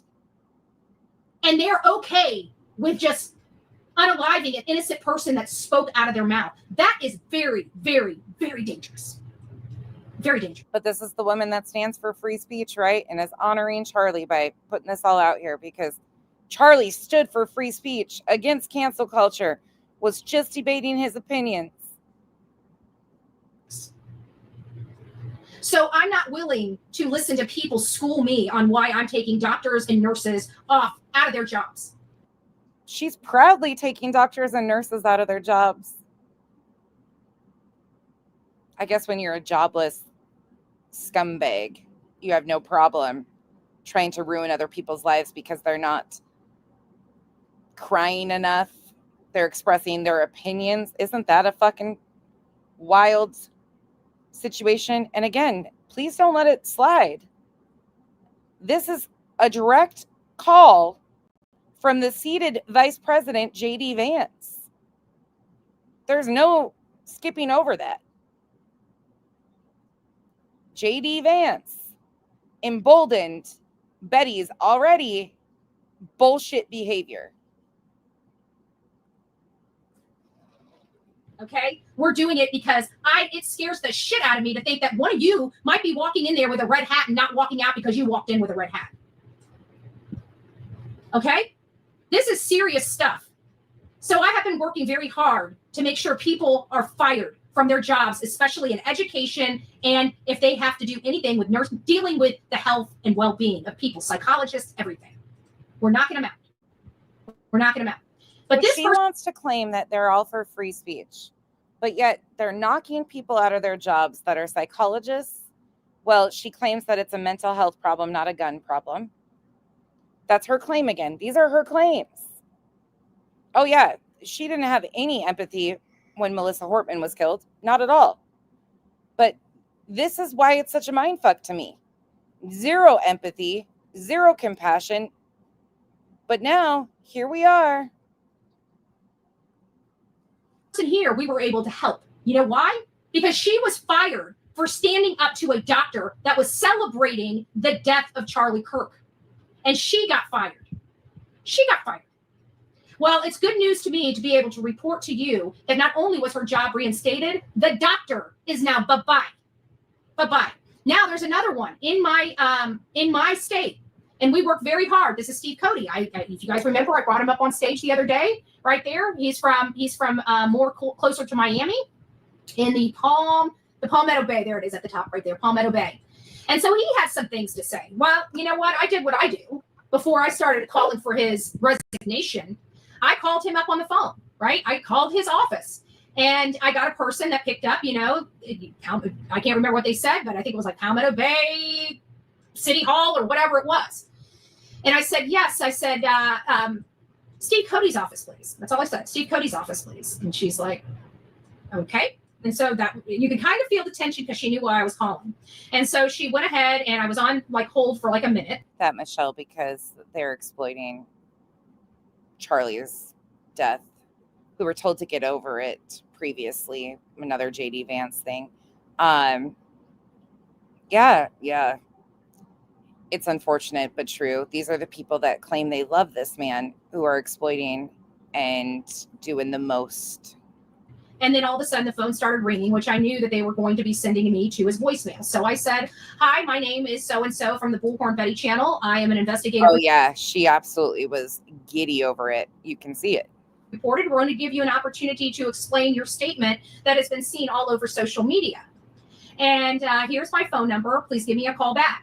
So I assumed maybe a spokesperson would write me. Maybe a spokesperson would send out an email to me. Maybe a spokesperson would call me back. Maybe he would call me back. Maybe he would give me an explanation that he was just making a boneheaded joke, or maybe he was drunk at the time of making it. But no. He didn't bother calling me back. There was no comment that came from his office, no comment that came from Palmetto Bay, no comment whatsoever. And then he decides to double down and say he's not resigning. Well, now he doesn't really have much of a choice. So it's like we gave him an opportunity to do the right thing. I even gave him an opportunity to explain himself. Like, you know me, I don't even give anybody the opportunity, but this is in the state of Florida. I'm from the state of Florida. And so I wanted to ask him. I've never met him personally, which many of you guys know. I go around the state of Florida to meet my representatives, even representatives from other counties, because I get sick of my county saying we're raising taxes because of Pinellas. Well, then I need to be in Pinellas lowering their taxes. That's how my mind thinks, right? I need to be over in Pinellas lowering their taxes. So By the way, if you haven't seen what's upcoming, you'll probably want to strap in, because if you think what you've heard thus far is bad, it gets way worse. Way fucking worse. Lower my taxes. So I go around the state of Florida, is where I started, and I never made it down there. Don't know this guy, but I wanted to give him the benefit of the doubt because I know I was so freaking angry. And so I did it diplomatically and got the shaft, and then he doubled down, so we took his job. That's how we roll. That's how Florida rolls, right? We've got good politicians here that don't really want to mess with their citizens. She's admitting that she is a part of this doxing campaign because, they've been emboldened to do so. Again, I find it to be dangerous, and I find it to be distinctly everything that they claim Charlie Kirk stood for. They are doing completely the opposite. They claim that Charlie was all about free speech, debating over words, and here they are getting people fired because they lack empathy, which Charlie himself thought was a made-up term. I don't understand the correlation that people are trying to honor this man by silencing people's freedom of speech. You got to remember, Florida has a bullhorn Betty. Okay, we got to remember that the state of Florida has a bullhorn Betty. I never agreed with Charlie, but I would never wish this on anyone. I appreciate that, Ryan. You know, and that's what it's about. We do not have to agree. That's the beauty of it, Ryan. Well, you don't have to agree with crap he's saying, but at least he had the stones to go out there and face the public and do it respectfully and legitimately. You know what I'm saying? I mean, it doesn't get no better than that. And he gave everybody the opportunity to counter him. Like he just, come on up. You think I'm a horrible person? Let's throw. Okay, I'm sorry. I can't. I've got to do this for my own mental well-being. Because again, you can love the man, you can honor the man, but we can also be realistic about some of the things that this man stood for. This is Christian pastors reacting to Charlie Kirk's death. I'm sick and tired of being told that we have to forget everything. So here you go.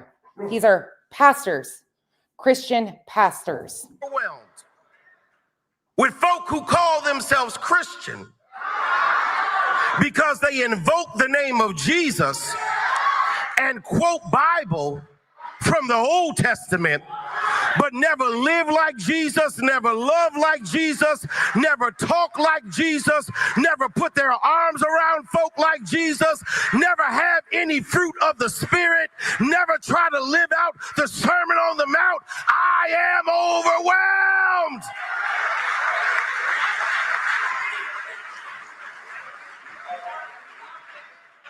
And I don't celebrate anyone's murder.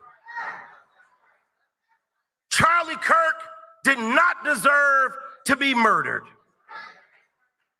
But I'm overwhelmed to see the nation's flag fly at half staff for a man who was a proud racist and spent his entire life sowing seeds of division and hatred into this land. Ladies and gentlemen, Reverend Dr. Howard John Wesley of Alfred Street Baptist Church. Well, shit.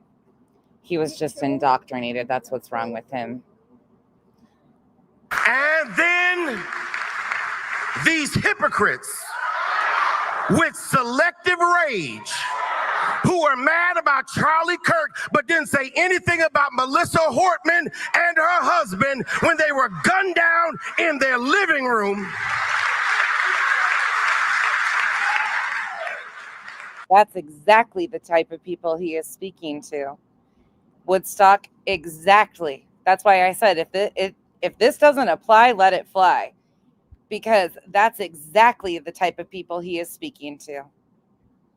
Tell me that I ought to have compassion for the death of a man who never showed compassion or respect for my life. Y'all, there's nowhere in Bible we are told to honor evil.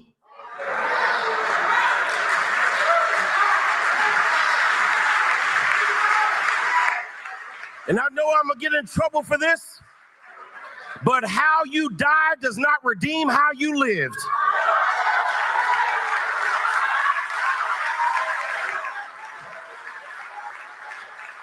Your death does not make you a hero. It does not make you one who should be honored. It does not make you one who should be respected.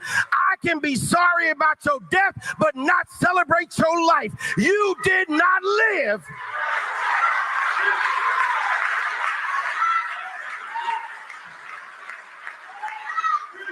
And I'm overwhelmed. Have a good night, Heatherlicious. I hope you have a wonderful rest. It's tiring being black in America. It's exhausting defending your... It's kind of disappointing to me that people are unwilling to hear an actual pastor, a Christian, a man who walks in his faith, give a different opinion. It's okay that we honor Charlie's opinion and what he proudly stood for, but we're not okay hearing a Christian pastor give an alternative angle of it. Again, your existence everywhere you go. It's an assault on my identity to keep seeing this nonsense in our nation, and I am overwhelmed. And he brought the house down with this sermon. Wesley was not alone, though. I didn't know that much about Charlie Kirk before, and so I oh wait, here's another pastor. did begin to get into what he taught. And I just have to tell you that everything I read opposed my understanding of Jesus' teaching. And I want to say that, my understanding of Jesus' teaching. I'm not saying we can't have a discussion about that. I would encourage that. But the way I'm understanding what Jesus taught and what Charlie Kirk was teaching seemed to be in juxtaposition. Here's just some examples. He said this: Black women do not have the processing power to be taken seriously. You have to steal a white person's slot. He said, I can't stand the word empathy. Those aren't direct quotes either, but we actually listened to the direct quote about affirmative action by Charlie Kirk last night. It's at the end of the video. You can find these direct quotes and exactly what was said if you are interested. I think empathy is a made-up New Age term and does a lot of damage. He said, we made a huge mistake when we passed the Civil Rights Act of the 1960s. Martin Luther King was awful. He's not a good person. He said, if I see a black... No, it does not blue on black, but it gives the same person their opinion, correct? If we're talking about freedom of speech, we should be open to hearing other dialogue. We're hearing Christian beliefs from Betty, what Christianity is from Betty. Well, here's the other side of it, that some Christians are not like Betty. There's other Christians that are in between, but we can acknowledge all of the above. And we should be.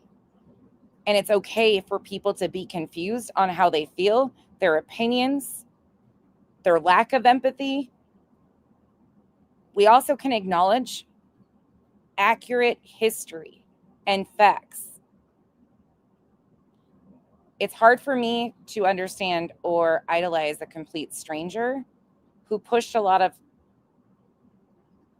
stuff that hurt people that I love. I can acknowledge that and also say the man was horrifically murdered and didn't deserve that. Multiple things can exist. These are just other opinions from pastors. Betty's talking about Christianity. Stay on topic. We're right in line with where we are. Pilot. I'm going to be like, boy, I hope he's qualified. He said LGBTQ is a social contagion. I'm 180 degrees opposed to every one of those statements. And I think Jesus would be too, but I'm not equating my consciousness by any means with that of Jesus.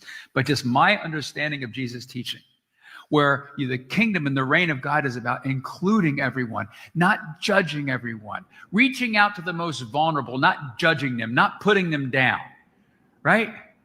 Not diminishing the image of God by treating other human beings as objects. I'm sorry. And you see, this...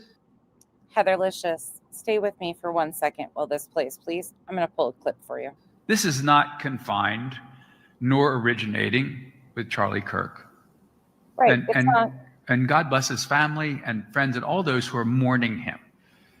But this, his words, in some ways, may end up being elevated more because of the recent event. And even his followers are saying that. And it left many across social media saying, wait, there are some pastors who can see the difference? Well, yes. What is also tragic is they're trying to make him. Okay, hold on. Again, I asked you to sit by for this. Here you go. Costume and the uniform, etc. And she comes back and said, and again, this is a clip. If you want the full video and the full context of the video, please go find it. Here is a clip a direct conversation of Charlie Kirk and others.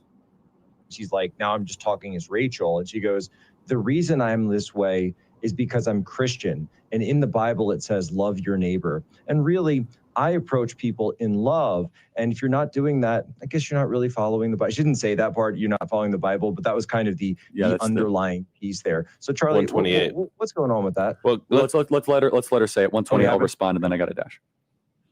I've shared prayers on here before and said, God bless. And that's because my faith is really important to me. And it's also one reason why I love every neighbor. In Matthew 22. And yes, I would appreciate, where did he ever speak on loving the LGBTQ plus community? If anybody could give me a source or a video, I will gladly go pull that up. Absolutely. If you could give me a source or who he was talking to or who he was debating, I would gladly go pull that up too. If you guys could give me the source of that. I've actually looked for similar things in the last few days and have not found anything. Not saying it doesn't exist, but a religious teacher asked Jesus, what's the most important commandment? And Jesus says to love God and to love your neighbor as yourself. All the law and the prophets hang on these two commandments. There's no greater commandments than these. I believe it's mentioned 8 times, love your neighbor. So yes, everyone belongs, everyone's welcome, everyone is treated with empathy and respect. It doesn't say love every neighbor except. There are so many reasons I stand strong in love. I stand with everyone. That's who I am. I love how the chat's like, please give us information. We're open to take it. You guys are, I adore you guys, truly. And the love. I found my people. I truly ended last night. Part of me was a little frustrated, but a part of me was like, yep, I found my people. And here we be. Back and the God bless if you disagree is genuine. Andrew? I would just. All right. Charlie Kirk is this gentleman right here. He's on my left. So this, if you are not familiar, this is Charlie Kirk right here. Jack's point, I'm dying to know, like, what do you think when Miss Rachel quotes scripture in that way? I mean, Satan's quoted scripture plenty. It doesn't just say love your neighbor, though. It does say love your neighbor except, in a sense. As yourself, but hold on. She's not totally wrong when she says, yourself. first of all, the first part is Deuteronomy 6:3-5. The second part is Leviticus 19. So you love God. So you must love his law. How do you love somebody? Here we go, folks. You love them by telling them the truth, not by confirming or affirming their sin. And it says, by the way, Miss Rachel, you might want to crack open that Bible of yours. In a lesser referenced part of the same part of Scripture is in Leviticus 18, is that thou shalt lay with another man shall be stoned to death. So using Bible scripture to once again condemn the LGBTQ plus, well, actually a gay man. That's not speaking love to me. Again, he's using scripture, but that's why I felt it was very important to pull it back to other pastors and other people of faith who do practice love, who do not use scripture to condemn, rebuke, all the crap that we watch Betty and BJ do. Be stoned to death. Just saying. So, Miss Rachel, you quote Leviticus 19, love your neighbor as yourself. The chapter before affirms God's perfect law when it comes to sexual matters. You can go find further information if you would like to. But again, please provide us with the information of where he said he did not hate the LGBTQ community. I will gladly pull that up. Thank you. A martyr of the faith. Now, he did violent. And we should be able to acknowledge the things that were actually stated by Charlie Kirk and still recognize that the man did not deserve to lose his life. All things can exist and should exist in this space. Die, but he did not die for the faith. Not the faith I know, and not for the Jesus I know. But let's be clear. He wasn't a martyr for the faith. People can say that all they want. And he can call himself a Christian if he wants. But you can tell a tree by the fruit it bears and not by the title it wears. Listen, I'm still looking for evidence that he was a follower of the sable skin sandals wearing carpenter from Galilee. I don't see no evidence. What I see is what he said he was. And that was, he was a white Christian nationalist. And I put it in quotation marks because I don't know how you could be a white nationalist and a Christian at the same time, just like I don't know how you could be a Klansman and a Christian at the same time. Because a white nationalist is someone. Feels like he's talking directly to Betty and BJ at moments in this, doesn't it? One who has a vision of America that it is to be a white ethno state, which does not include you or other marginalized people who are brown, who are gay. Y'all not saying nothing here. Who are women. In fact, he said some stuff that lets you know that he can't be following the Jesus we know. Talking about be careful about these marauding. He said in a lot of his rhetoric, marauding black youth who are out to hurt white people. And now HBCUs have had to suspend classes because he got shot. And I want to know, wait a minute now, what? We ain't had nothing to do with that. Why you attacking HBCUs? He had the nerve to call the names of several prominent black women who are brilliant beyond debate. 8 degrees between all of them, Ivy League graduate. JD Vance actually got on Charlie Kirk's podcast yesterday morning and straight out lied and said that Charlie Kirk never said that. I will pull the clip of that right now. And he had the nerve to say about them that they don't have the mental capacity to process information in a way that you would take them seriously. And he dropped out of a community college. You can't go around twisting statistical data so that you could promote tropes, racist tropes about the inherent inferiority and criminality of black people and say that you follow Jesus. Dr. F. Bruce. Just so you guys know, if you really want to know, I would gladly attend to any of those churches any day. Those type of pastors that really they get me going. There's just a feeling of it. Williams spoke on it in a must-watch video as well. Charlie Kirk is not a martyr for Christ, despite the claims on social media this week from the right. While we condemn his murder and the gun violence that led to it, we must also reject MAGA's efforts to portray him as something he was not. Kirk preached hatred and division as a white Christian nationalist, which contradicts Jesus' teachings. He preached anti-Semitism, Islamophobia, racism, misogyny, and homophobia.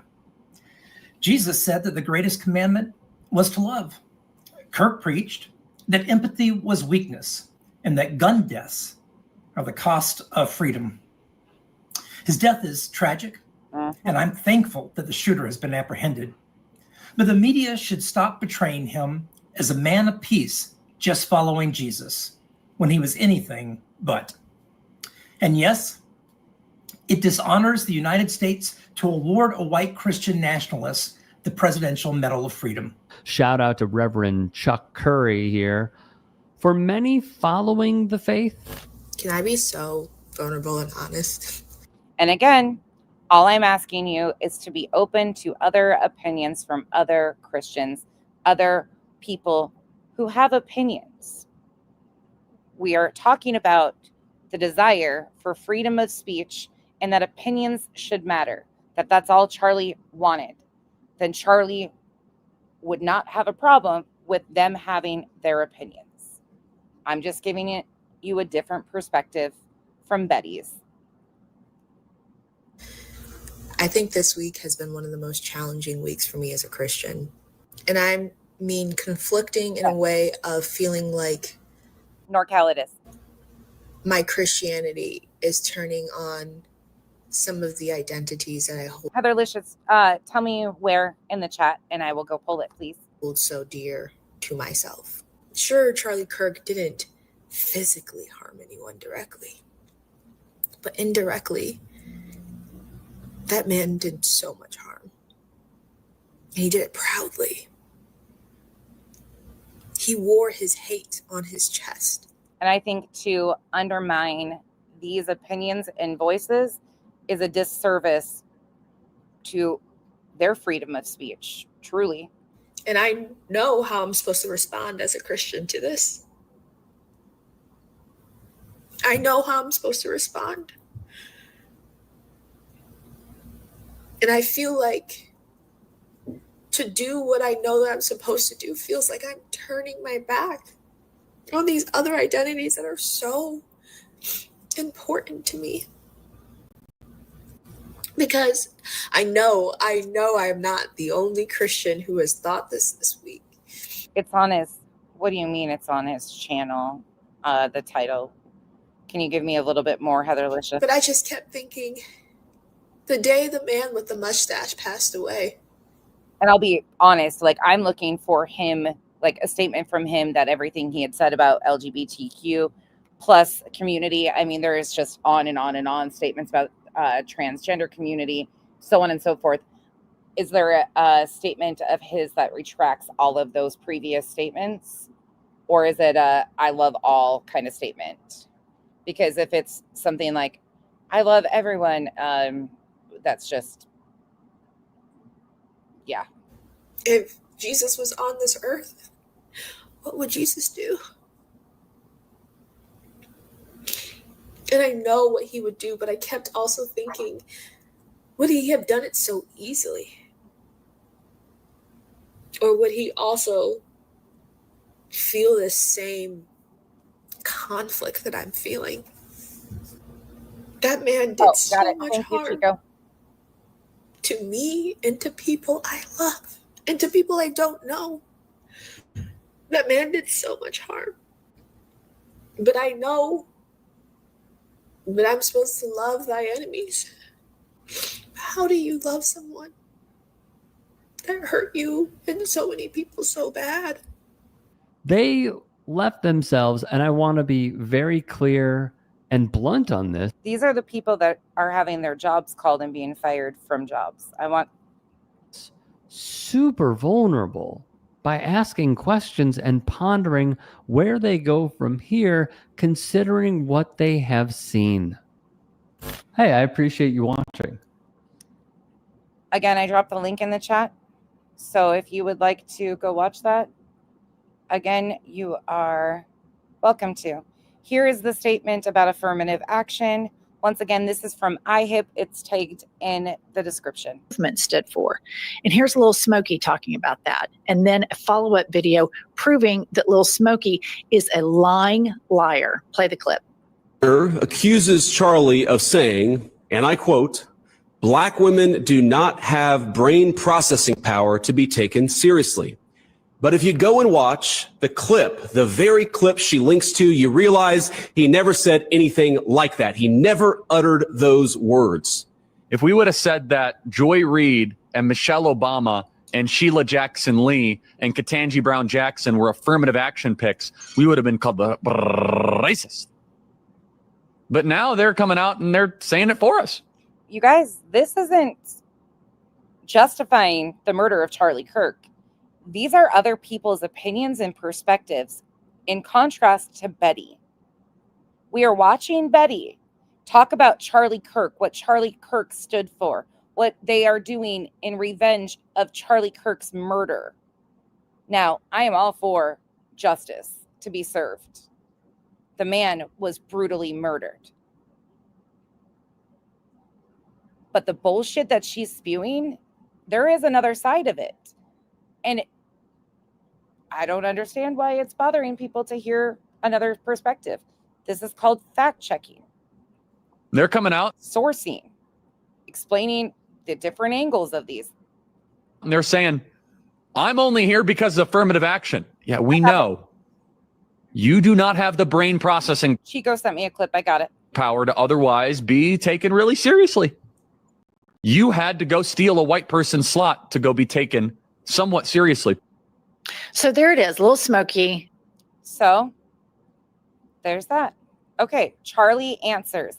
Does he hate the LGBTQIA2S plus community? This is from Charlie Kirk's page. Is that Erica again? It is Erica again. Hi, Charlie. So since meeting you, We made friends earlier. She was homeless a year ago, and now she's thriving. How great is that, isn't it? Since meeting you a few short hours ago, I've already had numerous people remove me on Instagram and tell me they can no longer be my friends because I'm here at a free event learning both sides of the spectrum. Anyway, oh, and I also forgot to tell you my pronouns. I identify as Joe Biden.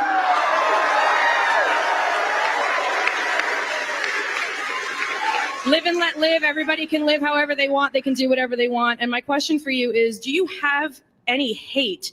And is Turning Point USA against the LGBT community? Because I'm being told that by coming here and listening to you speak that I'm either a racist or a fascist or against the LGBT. And isn't fascism when someone doesn't agree with your beliefs and your views and they want it either your way or the highway? Yeah, the people that defriended you on Instagram, they're the fascists. So I do not have hate for a group. I do not have hate for a people. I So hate just so I can get it on my camera. So Instagram, don't worry, we hi. got plenty of cameras, but yeah. But yes, so you do not hate the LGBT community, No, and Turning Point is not against LGBT. No, how could I hate that which I have a heart for? Thank you.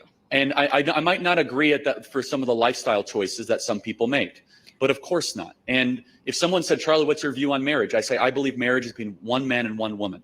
But if you ask me, what do I have hate in my heart for somebody that doesn't choose the lifestyle that I believe that God laid out in the scriptures? Of course not. Yes, I was told that Turning Point USA is against LGBT. Well, you could be told a lot of different things. I know it's all both.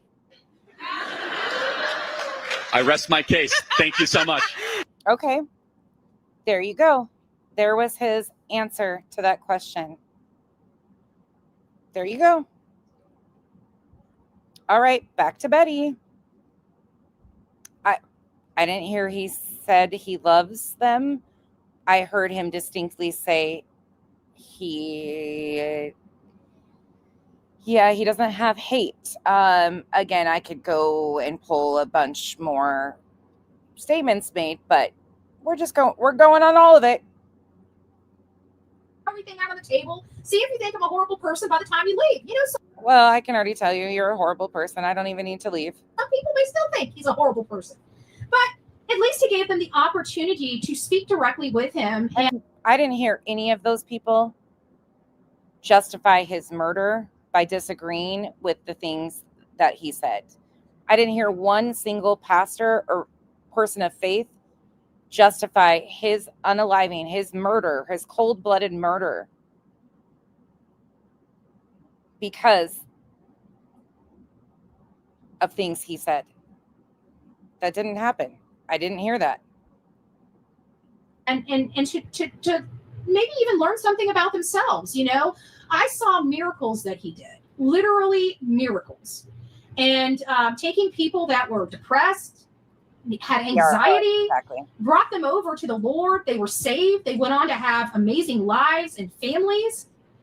And how? Again, you understand why I inserted the other ministers of faith and people of faith, because here she is once again. How in the world can that be wrong? Absolutely. Absolutely, Ryan. And that's what it's all about, healthy debate. How can that be wrong? You took somebody out of depression and gave them their place, right? Because usually depression and anxiety, what does it come from? It comes from instability. Really think about it. When you're the lowest on yourself, is it when you're at the highest moment?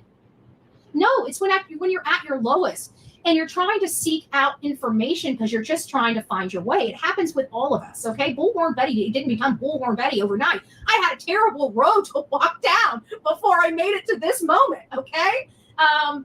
But here we are. And even at this moment, it doesn't mean that everything, all the crap goes away. You guys have watched me sit up here and go through pure hell on this platform. But I still showed up every day for you. I still showed up every day for the victims. I still showed up every day, as hard as it was. Again, this is, I can drop the link for this article here. This is from The Advocate, call to overturn hate crime convictions. This is a Charlie Kirk ex-post. While we are talking about flags, we should work to overturn every conviction for those arrested, fined, or otherwise harassed for that, quote, hate crime of doing donuts over pride flags painted on public streets. I guess we're missing the... But I love them. I'm not trying to be facetious. I'm just trying to genuinely understand. Here's another example why people feel so strongly in the comment section. Again, nobody is trying to justify, but you want to be factual? And these people are sick. And I don't say that lightly. The NCAA is a perverted organization. They platformed a biological male who won a national championship and then was allowed in incredibly disturbing detail to be around you and your fellow competitors. And again, I blame the decline of American men. This never should have been, someone should have just took care of it the way we used to take care of things in the 1950s or 60s. But, as you have testosterone rates go down and men took care of it, what does that exactly mean? Start acting like women and they don't do anything, then, hey, who's to say? You're going to, look, there are... It was kind of a slight at women in the same sentence. A lot of sick people in the world, unfortunately. And you're entitled to your personal beliefs. You're entitled, if you have the same beliefs as Charlie, that's your right. Fucked up, in my opinion, because it shouldn't. That's people's personal choices. The but one issue I think that is so against our senses, so against the natural law, and dare I say, a throbbing middle finger to God, is the transgender thing happening in America right now. We are in a church, and so it's important to remember. This is the comment about the throbbing finger to God. Throbbing middle finger to God is the transgender thing happening. The transgender thing happening in America right now. We are in a church, and so it's important to remember Deuteronomy 22:5, a woman shall not wear a man's garment, nor shall a man put on a woman's cloak. For whoever does these things is an abomination to the Lord your God. You hear that, William Thomas? You're an abomination to God.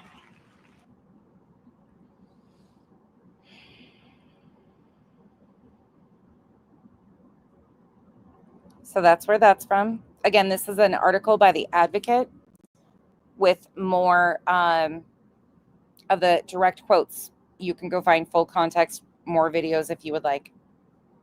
I'll go through a couple more. If you had a son or a daughter and they came out to you and they said, Charlie, I'm gay, or Charlie, I'm trans, what would be your course of action in that? Like, would you still support them? If they came out as trans, I'd say, no, honey, you're a girl, or no, my son, you're a boy. I don't affirm delusions. You do not affirm what is harmful or what is not true. And you must find the underlying issue as to why this is happening. 75% of minors that are trans are girls. 75%. Largely found because of social contagions of young ladies that are on the autism spectrum that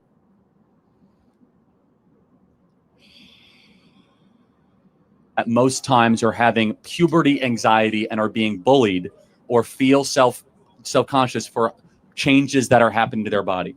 What we are told is that we must stop puberty, that puberty is the problem. In reality, 99% of the time, puberty is the solution to a lot of these trans issues. Yes. That you allow puberty to work its course, all of a sudden, the girl becomes a woman and she feels a lot more at home and safe for how she is and comfortable how she is. That's the worst time to have psychological interventions at that time. Young women have always been more prone to social contagions, and transgenderism is a social contagion. A 5,000% increase in transgenderism is not normal. It wasn't like within everybody. And these stats are likely grossly wrong, but I have not pulled everything on the stats that he's quoting. External force upon our nation's youth.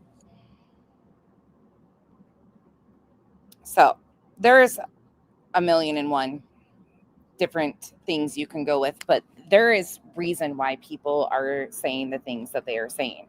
Again, if we are going to validate that it is okay for Charlie and others to have their opinions, then we are going to validate that others can be hurt, harmed, and against those. Freedom of speech, correct? No matter what the embarrassment, no matter how people were talking about me, I figured if I just came out here and showed you who I was, you guys would see for yourself. Am I abrasive? Yes. Can I be a complete a-hole? Yeah. Do I do it from a place of love? Yes. Do you want to mess with me when I'm fighting for a victim? Probably not. You're all probably shaking your head and say, oh, no, Betty, we don't want to do that. We don't want to do that. When it comes to, I'm ruthless, lawfully and legally. Robin, please don't feel like you're an extreme leftist because they call me that. We're realists. These are facts of what has been said. Again, all things can exist. Please don't let it make you feel extremist in any ways. What we are watching is absolutely unhinged from Betty, all of these people. We're just giving other opinions and validating that there is another side of this that people are trying to ignore. Betty is trying to condemn everybody that doesn't feel the exact same way as her. These are a lot of these things. You shouldn't really even have that deep of. This man is a stranger who debated kids on a college campus, who made a professor watch list for any professor that was liberal leaning, that targeted professors at college institutions. Betty is calling them indoctrination camps. They are exploiting and doing a disservice to Charlie Kirk's honor by lying about who Charlie Kirk was and what he stood for. But I am ruthless, right? And I will continue to be that. But we've got a situation here that it's getting harder and harder not to, our curiosity in this is like, I think what's drawing me to this case, let's strip all the BS. What's drawing me to, in other words, don't let them make you feel crazy, because it's really, I've thought that too a few times, Robin. I have thought that too a few times recently, like, oh my God, like what is this happening? But then here we are. This case is how in the world, because I've never been brainwashed. Okay. I don't know what brainwashing looks like. And it's so hard for me to comprehend how you take a seemingly normal boy and turn him into a killer in 5 years. And that's not a controversial opinion at all. It might be to some, but that's, again, your opinion and you're allowed to it. I don't disagree. I don't know enough about that myself to really have an educated opinion on all of that. But, with it comes hormones and there's all sorts of things. So it's a very complex topic to begin with, but you are entitled to that opinion. It's not harming anybody. You're not saying that they shouldn't exist. They shouldn't be allowed. You're just saying that maybe it would be beneficial if they waited till 18. That's it. That is the part that is blowing my mind, right? And so I am like kind of just wanting to, like, there's got to be something. And I feel like we're getting there. I feel like we knew about it, but we're getting there. But there's something else. You guys remember me talking about how are they identifying these people? Because these people have to have certain behavioral traits. How is it possible they're identifying people? Because you have to be super smart. These people were, Thomas Matthew Crooks. He was very smart. He seemed pretty normal. He seemed like a dork, like the kid next door. Okay. Once again, comparing these two situations, there's not a comparison. Carry on. How the hell did they turn him into a killer? Same with Tyler. But these people are smart. They both have stuff to engineering. You see, that is something that drives me nuts with the whole rhetoric that kids are going to school and coming home with sex changes. We've heard that. We've heard that a million times repeated, that kids are being sent to school and they're coming home with gender, sex, either or word changes. Never have I seen that. Not once, but that's been claimed a lot by people like Betty and others. I'm interested in, does anybody know about Louis Mangione? What was he in college for before he dropped out? I heard he was incredibly smart too, and he also had writing on his bullets. So I really do believe that these two things are connected somehow. Does anybody, because I know from what I remember, because I know he came from a well-to-do, like ritzy family. Heather, I don't think anybody's arguing with you. We went and pulled a clip of him stating that he doesn't have hate. I don't think anybody's arguing with you. You're entitled to your opinion. I'm just giving other options of here's things that were said. You have to decide. I'm not trying to discredit your love of Charlie or your like of Charlie or anything. These are just factual things that have been stated, and where some of this alternative opinions and feelings, I'm not going to validate everybody that just, we love Charlie, he was such an upstanding citizen. No, there's another side of it. Charlie's words hurt people. Charlie wanting and basically discrediting the civil rights movement harms people. We can validate all things at once. It's not just simply politics at all. No, you're good. I might be missing something in the comment section, but I don't see anybody even jumping on you. We're just giving you, like, I went pulled something too. I'm just giving all the different angles here.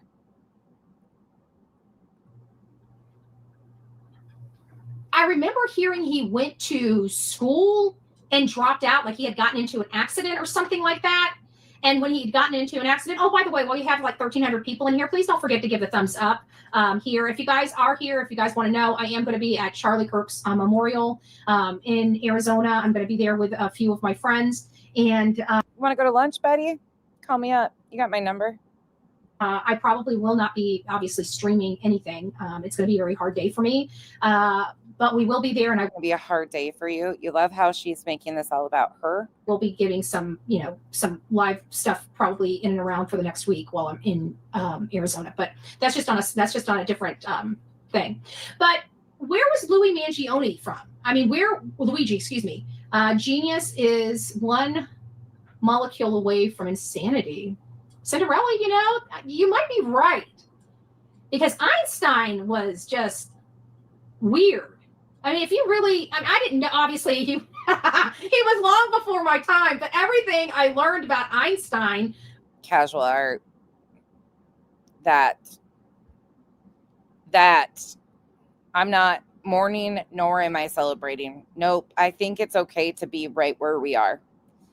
Actually, I think it's more than okay to be right where we are, that we are identifying other people's pain that he caused by his words.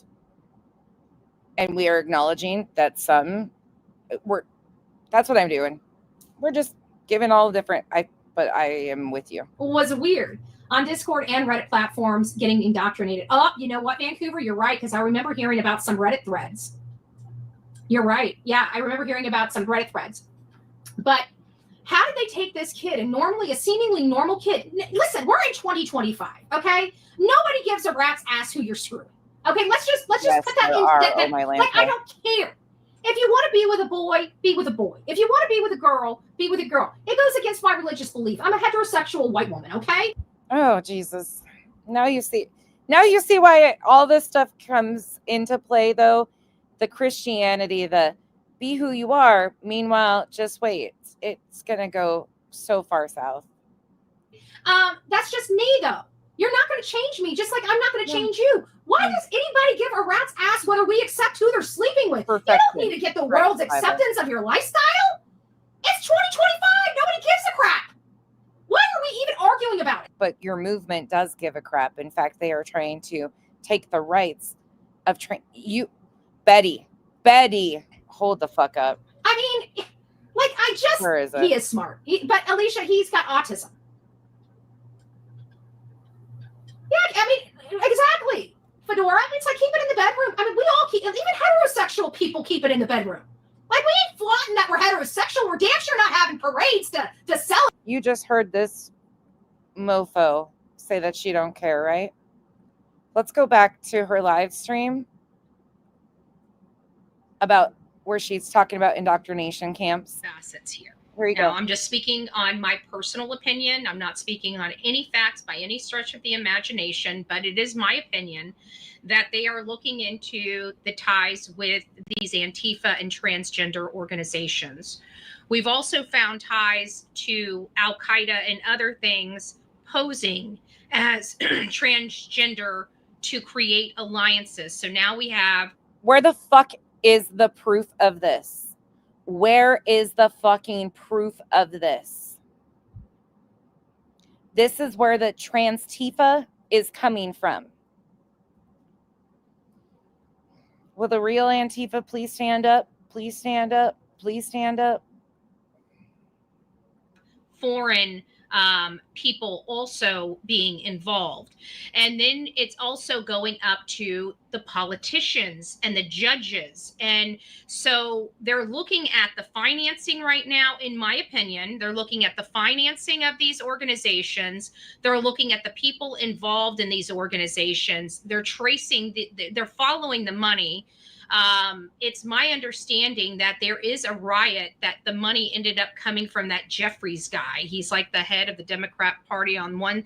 We did find ties to him with at least one violent protest. So there is a lot of stuff going on, in my opinion, at a higher level than what we on social media are being able to uncover, because they've got the internet. Let me find another couple spots. Hold on. Here you go. Two most recent general elections. Kirk was critical of transgender people and trans rights. And Governor Cox says Robinson disliked Kirk and his viewpoints. Part of the pieces of information gathered during interviews with loved ones, including the suspect's former roommate, who was also his boyfriend. A boyfriend who is transitioning from male to female, so we know that piece. I will say that that person has been very cooperative. But he says that's not. Let's go forward. Oh, fuck. Is it really this one? Strikes at the heart of America. And I was talking to some kids, 18 to 25 years old. This guy. A variety of different, personality types. And there are, some were happened maybe a few weeks ago in Minneapolis. This is the guy that was actually asking Charlie Kirk a question at the time that Charlie Kirk was shot. This is an exceptionally well done interview. If you want the link for that, I'm sure I can go find it again. I highly suggest watching that. Yeah, I'm not watching McDonough. No fucking way. And ever since then, about 3 weeks later, the Trump DOJ said that we should start talking about revoking gun rights for transgender Americans. And I'm sorry, after this last brazen attack, I think we need to be looking at something like that, right? So she's all for people having their choice, right? No. There's something going on, and I'm sorry if it violates somebody else's rights, but I'm sorry. I don't know how I feel about this. I believe in the sanctity of guns.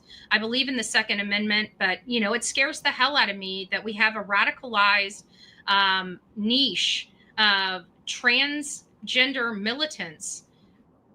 Huh?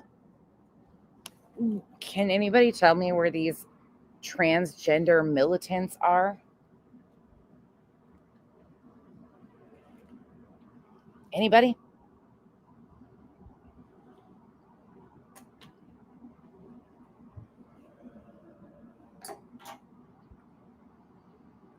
With guns. It scares me.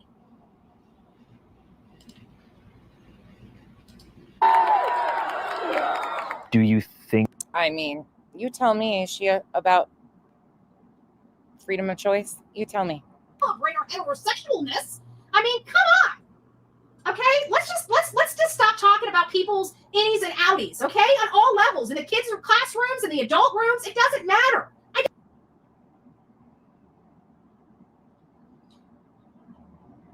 What? Don't care. You Listen, care. I've got friends from all all walks of life, okay? No, you don't. I really don't care. I highly doubt that. I highly doubt that she has friends from other walks of life. We've heard her best friend drop the N-word while Betty had her streaming during a phone call. We've heard and seen her throw up the white power symbol. Justin, please stand up. Did I ask you when we... Using Spanky. Oh, hell to the nah. Spanky didn't even stand up. Oh, no. Nope. Justin does not get to speak for the entire LGBTQ plus community. I'm sorry. No. first met, hey, Justin, you know, which way you swinging, buddy? Trust me, it doesn't come up into my conversation. And you know what? I didn't act like he was like, oh, he's one of them. Did she just tokenize her relationship with Justin? I love Justin. You ask me right now, if he was standing... You hated him when you thought that he was raising money and it should have gone to you for your bail. Get the fuck out of here. Right here, we'd be hanging out, hugging on each other, everything else, but swapping spit. And who knows? Depends on how much booze goes. I'm just joking. I don't drink. Revival, I still got that motherfucker's Patreon messages where he went against his own community to go along with shaming his own community. Sure do. They're probably still on my community wall. I was completely disgusted by him. But we don't care. Okay, we really just don't care. And I think people just need to get over worrying about what, and I keep telling people that, quit worrying about everybody else, you know. Stevie, you're probably right. There are probably people with a tan down the street from her. And I mean a tan because I don't think Betty sees the sun. No, Florida is diverse, but Betty keeps her circle pretty white and tight. And what do we talk about with our kids? They're coming out of these schools. They're stressed out. They all need counselors. Now I'm starting to go on a freaking... Can I just say thank you to all of you? That Ellen, thank you for being a member for 14 months.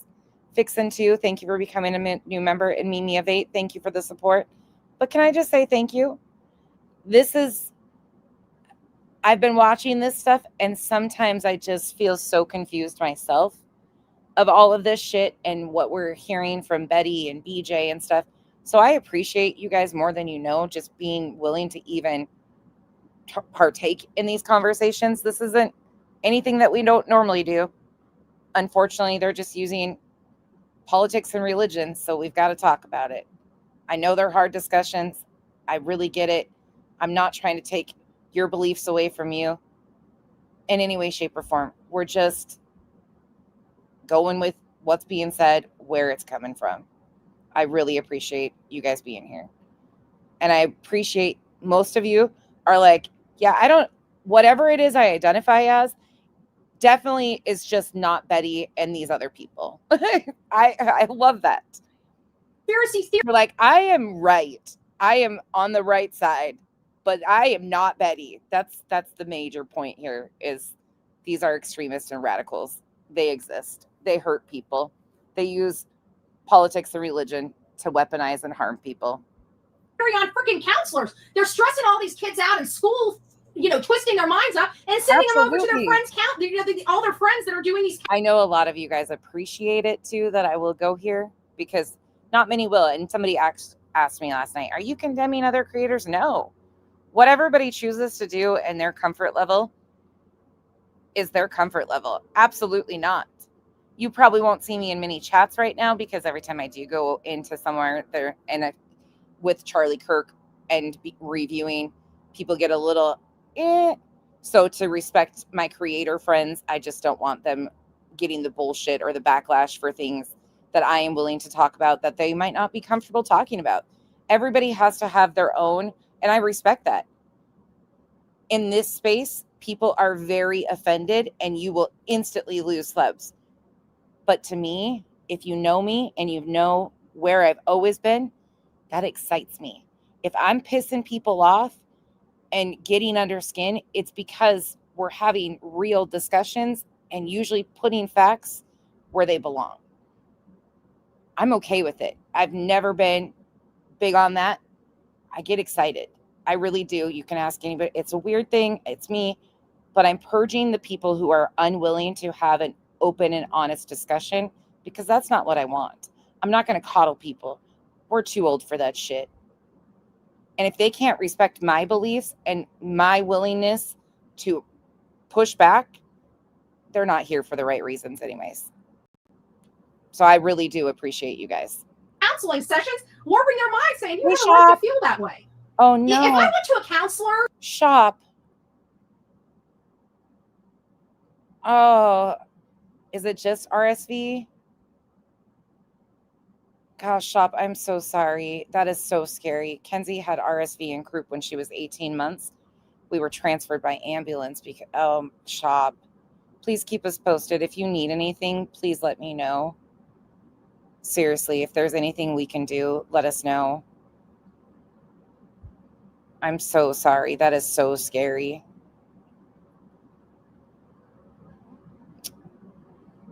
If you're the praying type, please keep Shop and her family in your thoughts and prayers.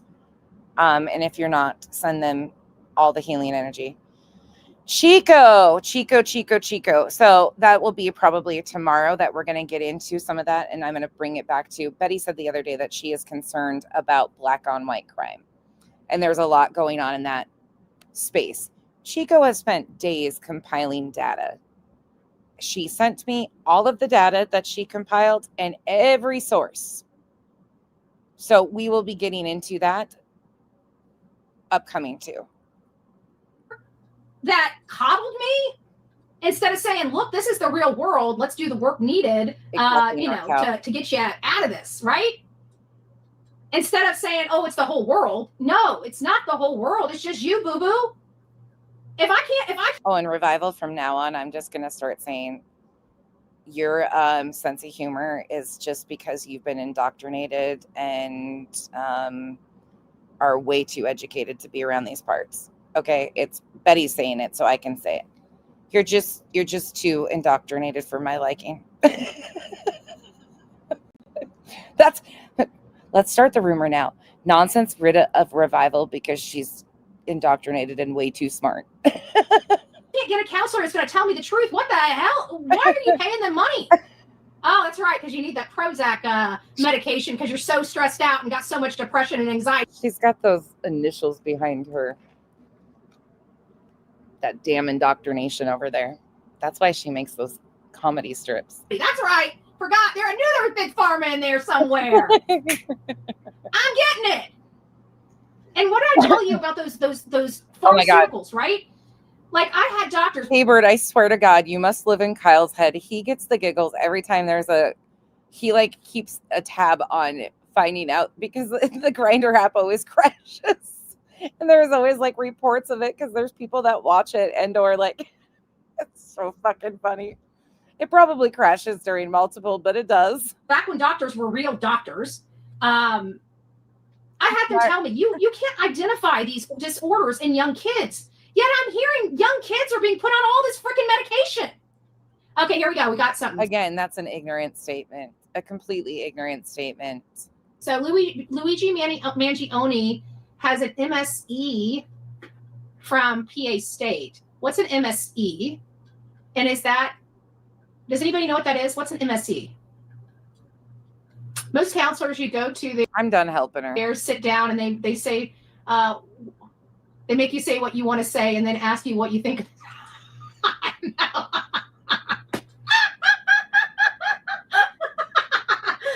Oh, Judy, you're so right. What do they do anyways? They ask you a whole bunch of questions. They solve literally none of your problems, and they make you still work on figuring out the answer for yourself. Well, shit, I could do that all day long at home by myself because I'm sitting here by myself. So guess who I argue with when I'm trying to have a debate? Okay? I'm arguing with Betty. I'm arguing with Bullhorn and Betty. Okay? They're two different people. One sits on this shoulder, one sits on this shoulder. Masters in socioeconomics. These are smart people, folks. These are smart people, folks. That's the problem, is they're smart. Oh my God, you cannot make this shit up. But you see, you saw where she got this from. I mean, these have been talking points of the extreme far right for quite some time. It's not a new thing that's just happening now, but you see how they're using it in the wake of Charlie Kirk's murder to push all of this fear mongering and propaganda. You're watching Carrie Lake do it while speaking on at Charlie Kirk. It's a mind fuck of all things. These are smart people. So getting back to what I was talking about is that we have right. Started talking. It was from another Benny Johnson statement. He had started bringing up the comparison between Crooks and Robinson, and they were most comparable because they were the closest. If and when Benny Johnson ever becomes a factual source for me, disconnect my internet. Sorry, I don't care if you like him. Some of you like him. Some of you love him. You are entitled to that. Benny Johnson gets a lot of shit wrong, a lot of misinformation, and that's just factual. Crooks tried to take out Trump, and Robinson was successfully at taking out Kirk. And so they were comparing the two, and they both had off the charts. Oh, Masters of Science and Engineering, too. Oh, my God. Pussy Willow Pendercat, are you sure it's not a Master in Science of Engineering? If he was in the engineering program, can somebody do a Wikipedia? Look how excited she gets. The thought of an engineering program. Well. For me, and tell me. No, I didn't, Gen X. Candace Owens did a podcast. When did she do that? I'm still trying to. What do you guys think about Candace Owens' stance currently? Are any of you shocked by it? What are your opinions on it if you've seen it? If you can, Gen X, send that to bullhornbetty@gmail.com, bullhornbetty@gmail. For those of you that don't know more about Benny Johnson, since I have alluded to this, let me just pull this up so you do not think I'm losing my mind. This is from September 5th, 2024. How Russian operatives covertly hired U.S. influencers to create viral videos. This is from NPR. Now, there are many other sources that you can go find the very same. Federal officials accuse Russia of using unwitting right-wing influencers in the United States to spread Kremlin propaganda ahead of the November election. The Justice Department charged 2 Russian media employees in this scheme. Investigators say they helped to publish online videos. You can hear that, correct?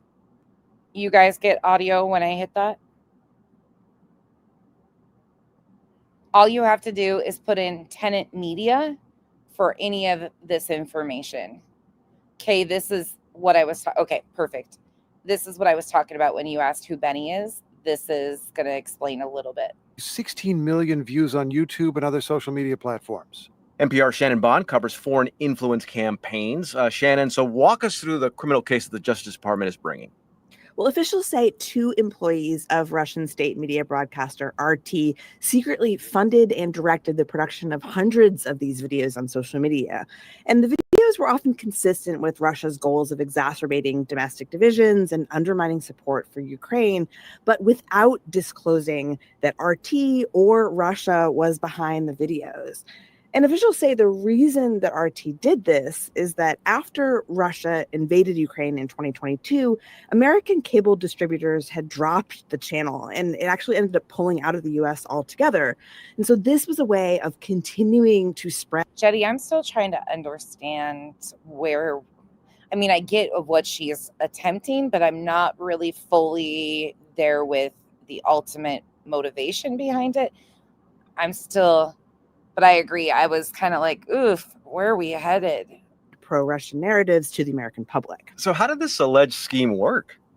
Yeah, so the indictment says these RT employees funneled nearly $10 million to this Tennessee company that goes unnamed in the indictment. But details in the tenant media in the indictment are an exact match for a company called Tenant Media. This was founded by Lauren Chen. She's a conservative Canadian influencer, and Liam Donovan. And they allegedly worked with the RT employees, who they knew were Russian, to recruit influencers with large audiences to make these videos. And what are they saying? Well, Chen and Donovan did not respond to NPR's request for comment.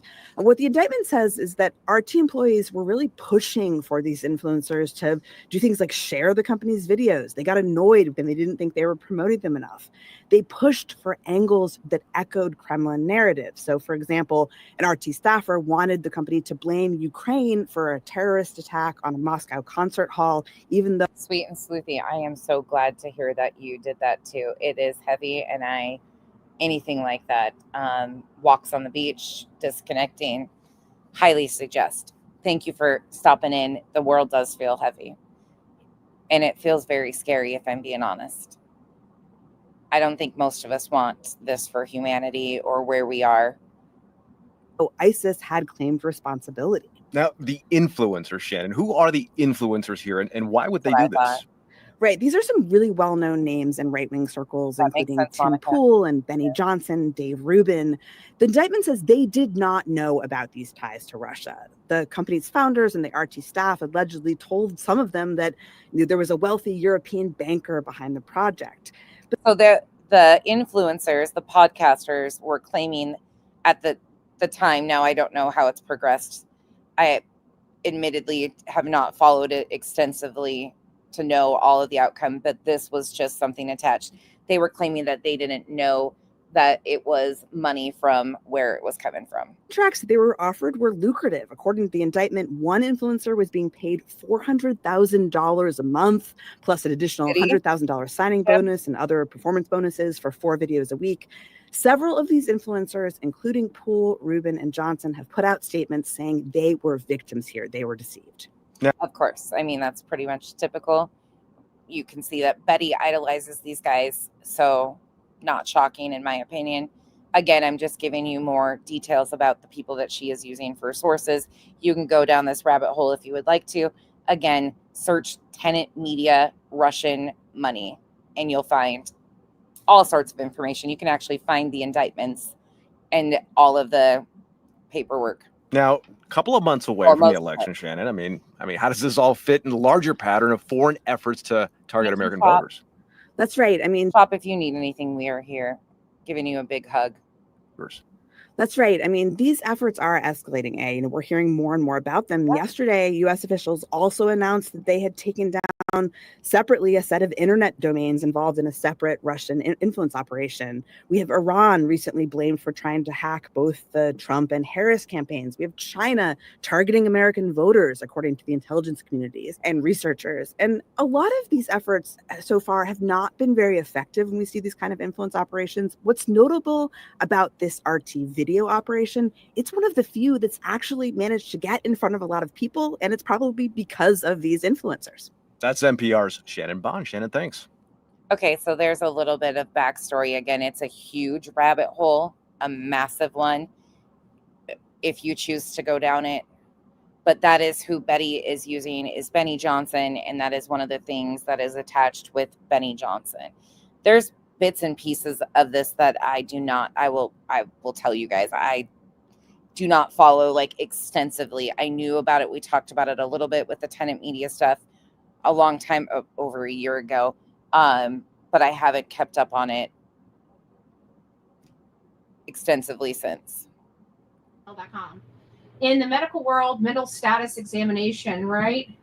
I don't know. They're saying that it's possible. yeah. Nikki says engineer. Oh, Yeah, I'm Nisi. And then you see Betty talking about these transgender militants. You see the correlation. I mean, it's right in front of people's faces, and I get it's hard to recognize, but again, we're talking about extremism and radicalism. Radicalization. are you telling me the last 3 major shooters are all associated with engineering? Where's Kyle when I need the Tucker impersonation? Oh, Mylanta, I'm really glad you're here. You're providing a lot of factual information. Thank you.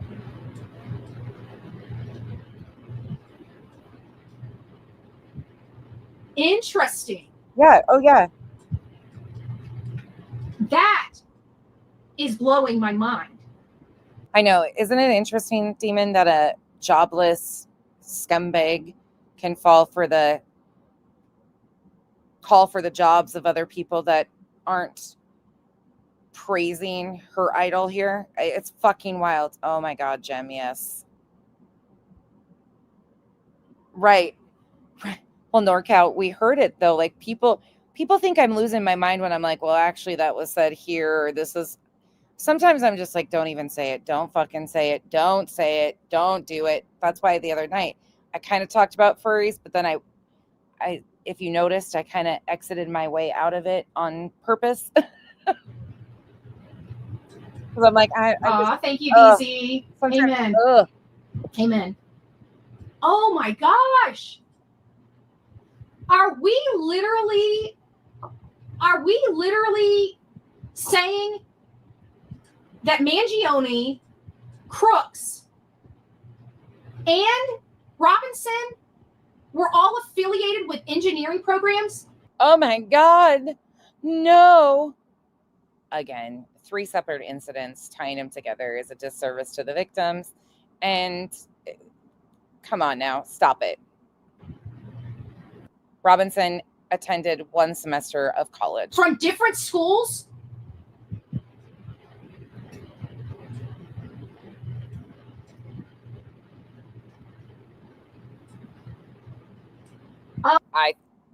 Are you talking about paid protesters, paid agitators? Yeah, that's a thing too. That's fucking bullshit. And then you also have,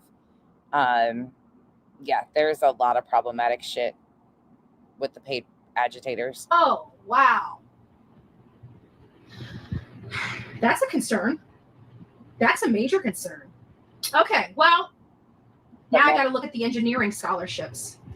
Shoot. Because I ran a, let me see if I can find it. I know I took a picture of it. Just bear with me, folks. Here for anybody that likes to correlate this even further down. So Charlie Kirk had Turning Point USA. Laura Lodge, Aiden Mattis, was the co-founder of the Penn State Turning Point chapter. Turning Point USA, Aiden Mattis, who is the owner of Laura Lodge, who covered Sebastian Rogers and spread a bunch of misinformation and bullshit there, was the co-founder of Turning Point's chapter at Penn State. While he was at Penn State, he and his other buddies created the watch list of professors at Penn State to be targeted that were too liberal, alongside Charlie Kirk and Turning Point USA. These are what these college chapters are doing. Is. So you guys know I've been looking at the scholarship. And again, you can fact check me on that too. There is publicly available information about Aiden Mattis, who is the owner of Laura Lodge and his affiliation and being the co-founder of the Turning Point chapter at Penn State. Avenue, since Benny Johnson started making the comparisons of them, and I'm like, okay, well, yes, maybe it's the trans community. I didn't know if maybe the trans community offers scholarship. Yeah, Alex Jones is a fucking monster in my opinion. And I was surprised to find out. So this was going to be the crux of my conversation is, the trans community does have scholarships, because I truly believe somebody is using scholarships, because now I understand it's been a while, but I don't know why I have the brain I have, and things kind of pop in my brain at random times about things that I did in the past. And I remember filling out my scholarships. Now, this is back when the world. And just so you know, I'm not full of shit. Once again, here is an article right here. Who was it that said, oh my God? Oh, Sweet and Soothy. Here you go. So here is from the Daily Collision. This is from April 4th, 2018. All eyes on the watchdogs. Penn State professors clash with conservative activists over alleged threats to academic freedom. There is Aiden Mattis of Laura Lodge. Penn State student and co-founder of Turning Point USA, Aiden Mattis, and media studies professor Matt Jordan. After facing years of grading and evaluation for their work, some conservative student activists want their professors. I'll play a short bit of this, but you can go find more if you would like.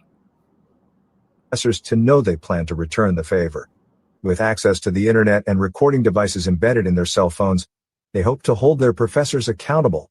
However, critics claim conservatives want to effectively censor professors whose research. And again, I apologize that these live streams are like this with so much information and jumping from one to one and like here to there. I hope I'm making it as palatable to follow as I possibly can. I'm trying, but if I lose you in some of these connections, please just ask me and I will slow it down or try to explain a little bit better. There's a lot of overlap and a lot of connections and stuff, and I kind of get confused myself. But if you need me to explain further, just please let me know. Or ideas prove inconvenient. Penn State has not escaped the controversy. Penn State media studies professor Matt Jordan said he views the naming and shaming of professors as part of a worrisome broader trend. Speech is more and more about money, Jordan said. The academy is one of the few places where that's not the case, and I think that's why these groups like Turning Point, which are funded by big money, want to say these people are bad. In November 2016, Turning Point USA, a conservative organization with a chapter at Penn State, created the Professor Watch List to monitor discrimination against conservative students and leftist propaganda in the classroom, with over 200 professors listed. On the About Us page, Turning Point writes that compiling the watch list depends on a combination of tips and conservative watchdog groups, but entries must cite reliable media sources. Outlets such as Campus Reform and the College Fix similarly publicize professors' radical comments. Turning Point USA's national organization did not respond to a request for comment. The Penn State American Association of University Professors, AAUP, finds the existence of the watch list discomforting and a threat to their ability to work as academics. At an UP event on March 23, a panel of Penn State professors discussed what they perceived as current challenges to academic freedom from Turning Point and the alt-right. Penn State AP interim president Michelle Rodino-Curcino, a professor of feminist media studies, called for the attendees to rally against their opponents on the right, including Turning Point members. While Turning Point's national list includes the name of only one Penn State University Park professor, Professor Janine Staples said an attack on one person's academic freedom harms the entire profession. It's the intellectual right of professors that keeps society from stagnation and even regression, Staples said. It's important to protect the voices and ideas of people who are knowledge holders and community makers. Aidan Mattis, co-founder of Turning Point USA at Penn State, said the watch list benefits students and the public by offering Mimi of 8, if you want to email me and tell me more, I will gladly cover somebody local to me that's being impacted by this shit and getting fired for their stuff. Yeah, let me know if there's any way I can help and cover that, because that's fucking bullshit. Well, let me go with depending on what she said or did, but chances are if it's what we've been seeing done, yeah, let me know. If you want to email me, you can.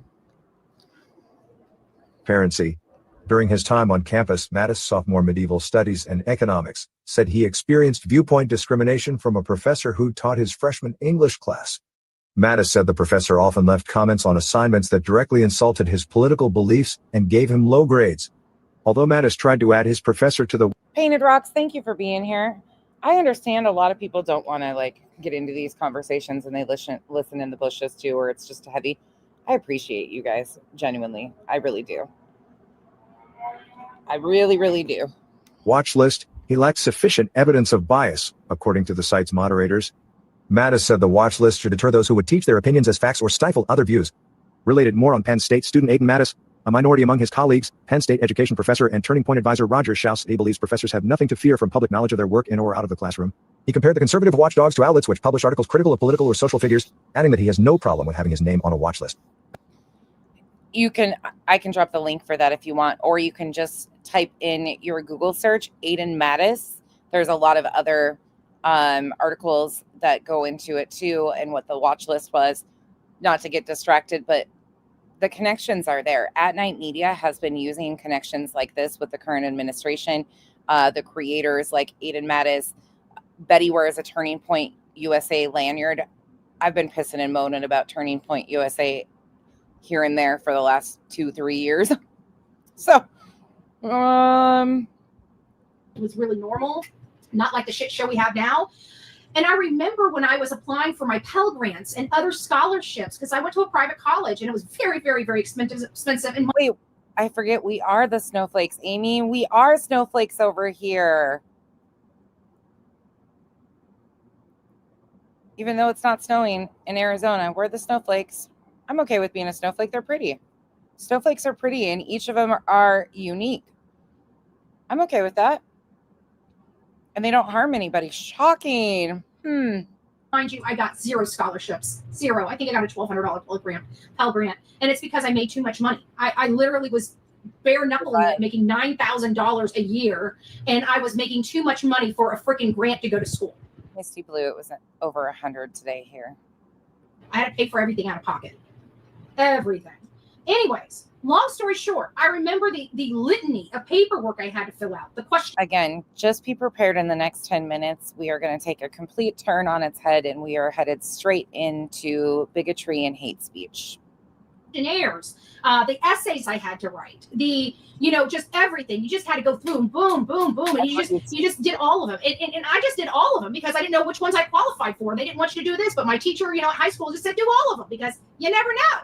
Sweet and Soothy, I think something for me that is, I've mentioned it recently, it's almost healing because I'm definitely far from the most educated on this topic in this arena in here.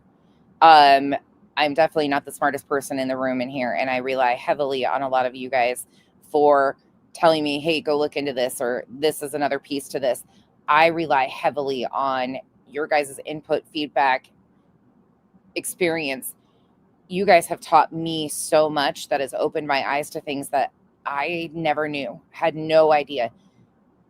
And it's like a healing process to be in this space of feeling confused because, as Casual Art said earlier, I'm not mourning and I'm not celebrating. And that in between right now where we are being demanded, or for fear of losing jobs, if we are not showing enough empathy or any of that stuff, it's weird to me. And especially with the overlap in the true crime space that we kind of do with these creators claiming that they are true crime, to me, that should ultimately be fact-based. That is where it should be, in victim first. And it seems like that's the last thing. But again, we recognize that these are not true crime creators. They're exploiters of anybody's tragedies. And then you tie that to people in our government who have been exploiting others' tragedies for political gain, money for years. And it's a really fucking hard point to wake up and go, holy shit, this has been going on for longer than I've been alive. And we are going backwards with people refusing to be a part of the discussion, refusing to understand what we are voting for. And I admit, I didn't look into this shit for a long time and had no idea. And now, once you see it, you can't unsee it. Cindy, welcome. She's indoctrinated. It means you're in the wrong room and you stop. Absolutely, oh my Lanta. Abso-freaking-lutely. I'm like, okay, I'll do all of them. Never know. So that's what I did. And I went into my registrars. They sat down with me. They started, it wasn't my high school, it was my registrar at Kaiser College. Fill these out, fill these out, fill these out. Trying to make a way for me to pay for $20,000 a semester, private college. Mm. And so we got, filled all this stuff out. And then it dawned on me. I was too naive, too dumb to even think, what am I filling out? I'm just answering questions because I want money. I don't want to spend money. And these questions, I want to bring your attention to the post behind her head. This is college educated Betty. Betty is college educated. Try reading that post behind her head. She's so smart. Does the transgender community offer scholarships? If not directly the transgender community, is there scholarship available from a transgender friendly scholarship? We learned the Brian Kohberger case can be used. He used them not to manipulate the people in the jail, but he used them to find out more about himself because he's a serial killer and he had that makeup. So now it's starting to identify how are these people identifying these people now. You guys know me, we deal with a lot of psychology on here. So I'm looking at psychological profiles and behaviors. And I'm seeing that these kids are ultra smart. They appear to have some type of home. Wait, what? Fuck. Really, Amy? I mean, what? Environment that's not, depression that's associated with home environment, a disconnected home environment. And I know what that disconnect was now. It was most likely he came from a very So he's just being Betty's twin right now? What the fuck, white boy? What are you doing, dude? This one, he came from a very conservative family that probably didn't align with his boyfriend, probably didn't agree with him having a boyfriend. Probably him having the boyfriend really strained the family. And maybe he felt different growing up and his parents never really accepted him or something like that. Now, I'm not saying that that is the case. I'm just giving hypotheticals out on what I think would promote this, because I feel like they need to look for smart. It is very interesting, too, in this space here. It seems that we are kind of a minority, not in that sense, but there are more of the Bettys around us than people are willing to even admit. A lot of the creators that I address are more in line with Betty, even though some of them say they absolutely can't stand Betty. A lot of them aren't far off from Betty's viewpoints, which is kind of scary. They might cover it a little bit or mask it a little bit, but it exists. People, they need to look for people that can think on their feet and clearly have some kind of behavior that they can manipulate, to manipulate that person into carrying out. And then they just start exploiting that little window into his world, make them feel important. That's the key to this is making them feel important and making them feel like they have a family, making them feel comfortable, making them feel, I mean, you know why? Oh, my Lanta. Fully armed, left-leaning centrist married to a libertarian Army MP vet with LGBTQ plus QIA trans and BIPOC kids, loved ones living in Texas. Yeah, that's a lot. Living in Texas. Lanky, that just got mentioned and I forgot about that. Yeah, I don't associate or, I don't know him at all. But I forget that exists. Say that because that's what they do to the gangs. That's what they do in the gangs to get those little kids to do what they want. Because a lot of these little kids that are in these gang-ridden areas, their parents are on drugs. Their parents are too poor and are working 3 and 4 and 5 jobs just to put food on the table, and they have no real parent in their life, and they're going without. And so these gang members bring them in and make them feel special and give them things. And so instead of addressing people being able to feed their families, right? Programs to feed their families, resources so they can not have to work 5 or 6 jobs to provide for their families and put food on the table, because our economy is suffering greatly. We're going to use it to spin it like this. Okay. On their feet and clearly have some kind of behavior that they can manipulate, to manipulate that person into carrying out. And then they just start exploiting that little window into his world, make them feel important. That's the key to this is making them feel important and making them feel like they have a family, making them feel comfortable, making them feel, I mean, you know why I say that? Because that's what they do to the gangs. That's what they do in the gangs to get those little kids to do what they want. Because a lot of these little kids that are in these gang-ridden areas, their parents are on drugs. Their parents are too poor and are working 3 and 4 and 5 jobs. These are hefty assumptions. Just to put food on the table, and they have no real parent in their life. And they're going without. And so these gang members bring them in and make them feel special and give them things and, make them feel like they care. And it's all just a manipulation. Be great. I don't know if he was Mormon. That's fucking wild to me that they're like openly doxing people. Yeah, I don't fuck with that. That's fucking gross. Or not. I know Mormons are really big in Utah, but I can't speak to the religious background of the parents. Over people's freedom of speech. Yeah, nah. Nope. No. This is how they're honoring Charlie Kirk, right? Okay. I don't know. I didn't look into them. And actually after all the anger and vitriol. Oh, just wait. She's going to pretend that she doesn't know the difference between, well, I don't know. Maybe she is this stupid. She doesn't even understand the difference between FLDS and LDS. And yes, he was raised in a Mormon household in Utah. Does that mean that that's where he is at currently or identifies as Mormon now? No, we have no indication of that. He was raised in a Mormon Christian household in Utah. And there is a significant difference between LDS and FLDS. FLDS is your Warren Jeffs, your polygamy groups. LDS is mainstream Church of Latter-day Saints.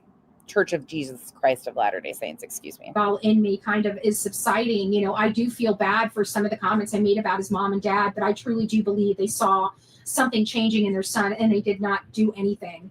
But I do have to consider, you know, we talk about it all the time, you know, would they ever believe their son, their sweet son that they, you know, traveled around the world with, went fishing with, you know, their baby boy, would he be capable of this? I don't think any parent would think that their child would be capable. So Denise says, yes, he was raised Mormon.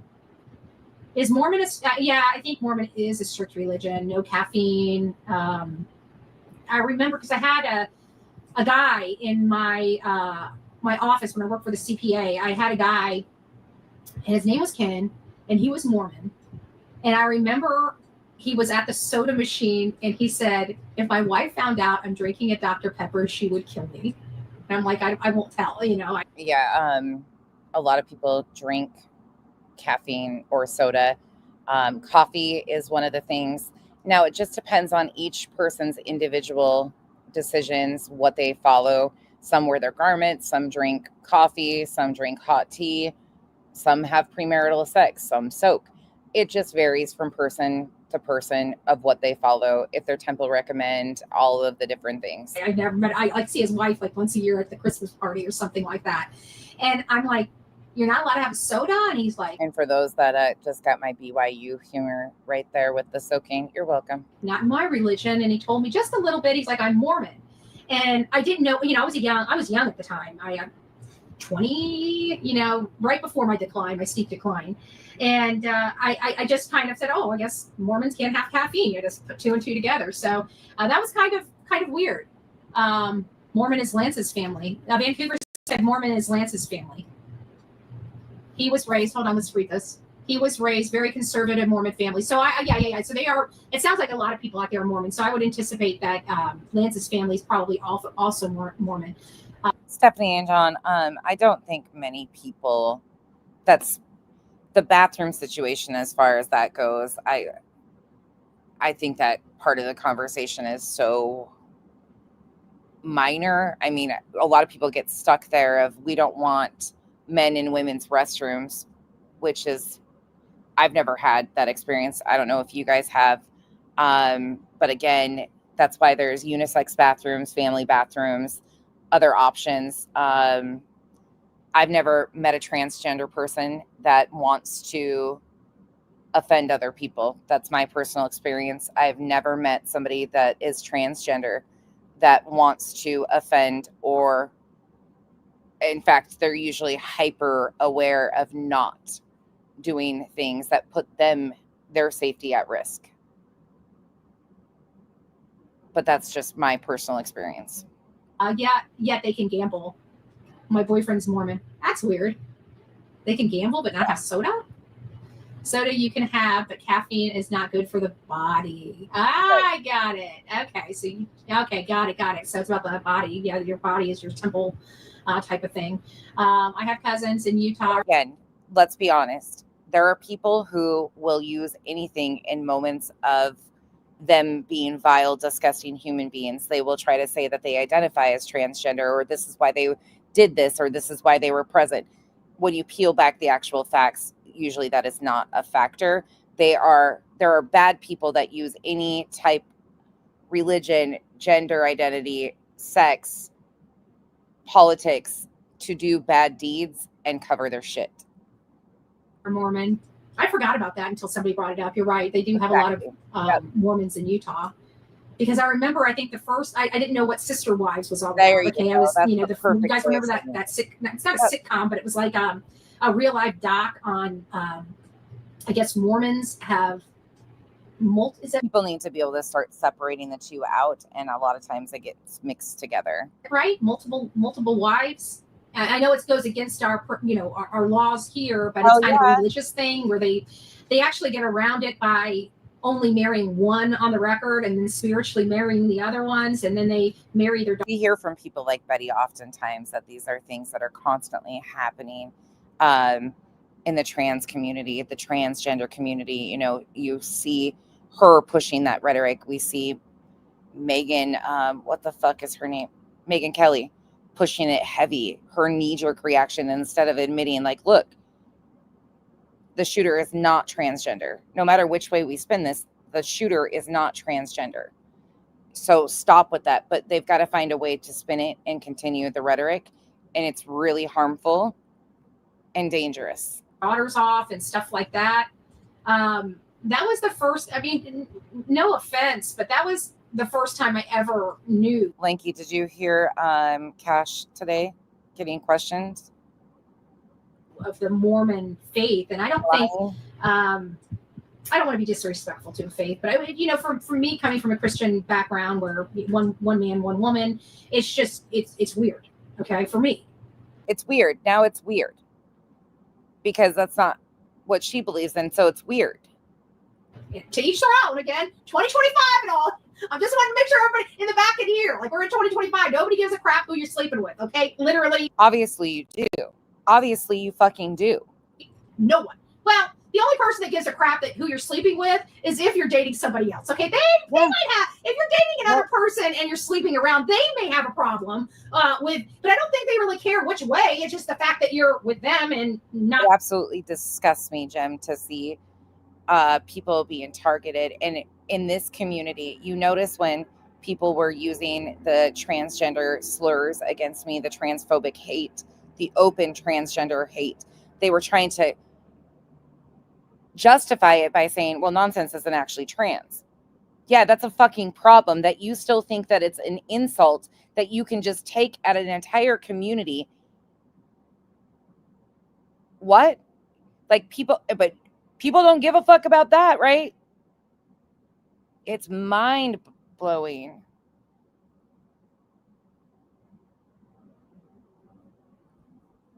Sleeping with only them. Women have no voice with the religion. Yeah, that's it. It's a small community of Mormons that do the multiple marriages. Okay, yeah. I knew it wasn't highly popular, but I know that the ones that are that extreme in the Mormon. You guys want to watch part of that? We'll get into it in just a moment. Let's get through this part. This is really right here. Trigger warning. The outwardly openness of her bigotry and hate speech is going to come to life majorly right here. Faith doesn't seem like the women are too happy. Just my personal opinion. I don't know if I mean, even if I was raised, I guess if I was raised that way, I wouldn't know any different. But I have to admit, watching Patel squirm today was the highlight of my day. Well, beyond like on the internet, the highlight of my day. I wasn't raised that way, and I don't know. I don't know. I'm kind of a selfish woman, you know. Like when I'm dating somebody, I kind of like knowing that they're all mine. I don't know about you, but it's just the bullhorn Betty way, okay? Like, I'm just saying. I kind of like knowing they're mine. I kind of think they'd like knowing I'm theirs, you know. I don't think in my world we want, you know, I don't think we want the party. I'm very selfish. There you go, Denise. Okay, we can be selfish. We can be selfish, okay? There's nothing wrong with it. I just want to make sure everybody understands it. And guess what? If you don't understand it, don't care. I really don't care. Giving up my children as young as 13 to men in their, I have a real problem with that. Yeah, I'm not religion. I'm a Christian and follow Jesus Christ like Christ. Excuse me, like Christ do my Father. Sorry, there might be some. I can't. I'm on my phone. I wear glasses, and the print's starting to get smaller as I get older. Okay, so bear with me. Bear with me. Well, all these different religions join back with the Pope. Islam to it called Christian. Islam. No, I'm sorry. Islam. You know. Here we go. Fairness, and I'm going to stand on my convictions on this. Islam has no place in the Western civilization. It just does not bode with our lives. It doesn't bode with our way of life. It's completely opposite of everything that we believe is true. And if that makes me a bigot, by God, then call me what you will. Call me what you will. I'm sorry. I'm not going to be apologetic. If it's offensive to you, so offensive that you can't watch me, subscribe. Trust me. It doesn't hurt my feelings one bit. I want people here. Oh, Jem, this gets worse. This gets worse. That love one another. Okay. Not that people want to tell people what to do. Not that, you know, you got to do. She's an open-minded, loving Christian, right? Mm-hmm. This and you got to do that. You know, I just want loving individuals. I don't care where they come from. I just like warriors and fighters for good things. You know. Meanwhile, celebrating Alligator Alcatraz and buying merch for alligator Alcatraz. We're very philanthropic over here. We do a lot for the world free of charge. You know, I shouldn't say free of charge. You guys pay for it. You know, we all pay for it. I work very hard. Paybacks, you know, Betty just being Betty over here. 7 days a week to pay for it. But we're all about giving back and service to others. I just, somebody telling me I got to pray, you know, 15 times a day, that I've got to wear black. I can't show my wrist. I can't show my, what? You want Bullmore Betty to do what? Wear garb on my head? Yeah, that ain't going to happen. Okay? That ain't going to happen. You going to try to tell Betty she can't have bacon? Bacon. I can live without the alcohol. You all know me. I'm perfectly fine. Who else has been mentioning bacon and pork a lot recently? Now, when your significant other or family member or anything asks you if you want a pork chop or a piece of bacon, do you instantly go to, is that halal or kosher? That's Craig and BJ that seem to have, every time a simple conversation about a pork product is brought up, they attach it to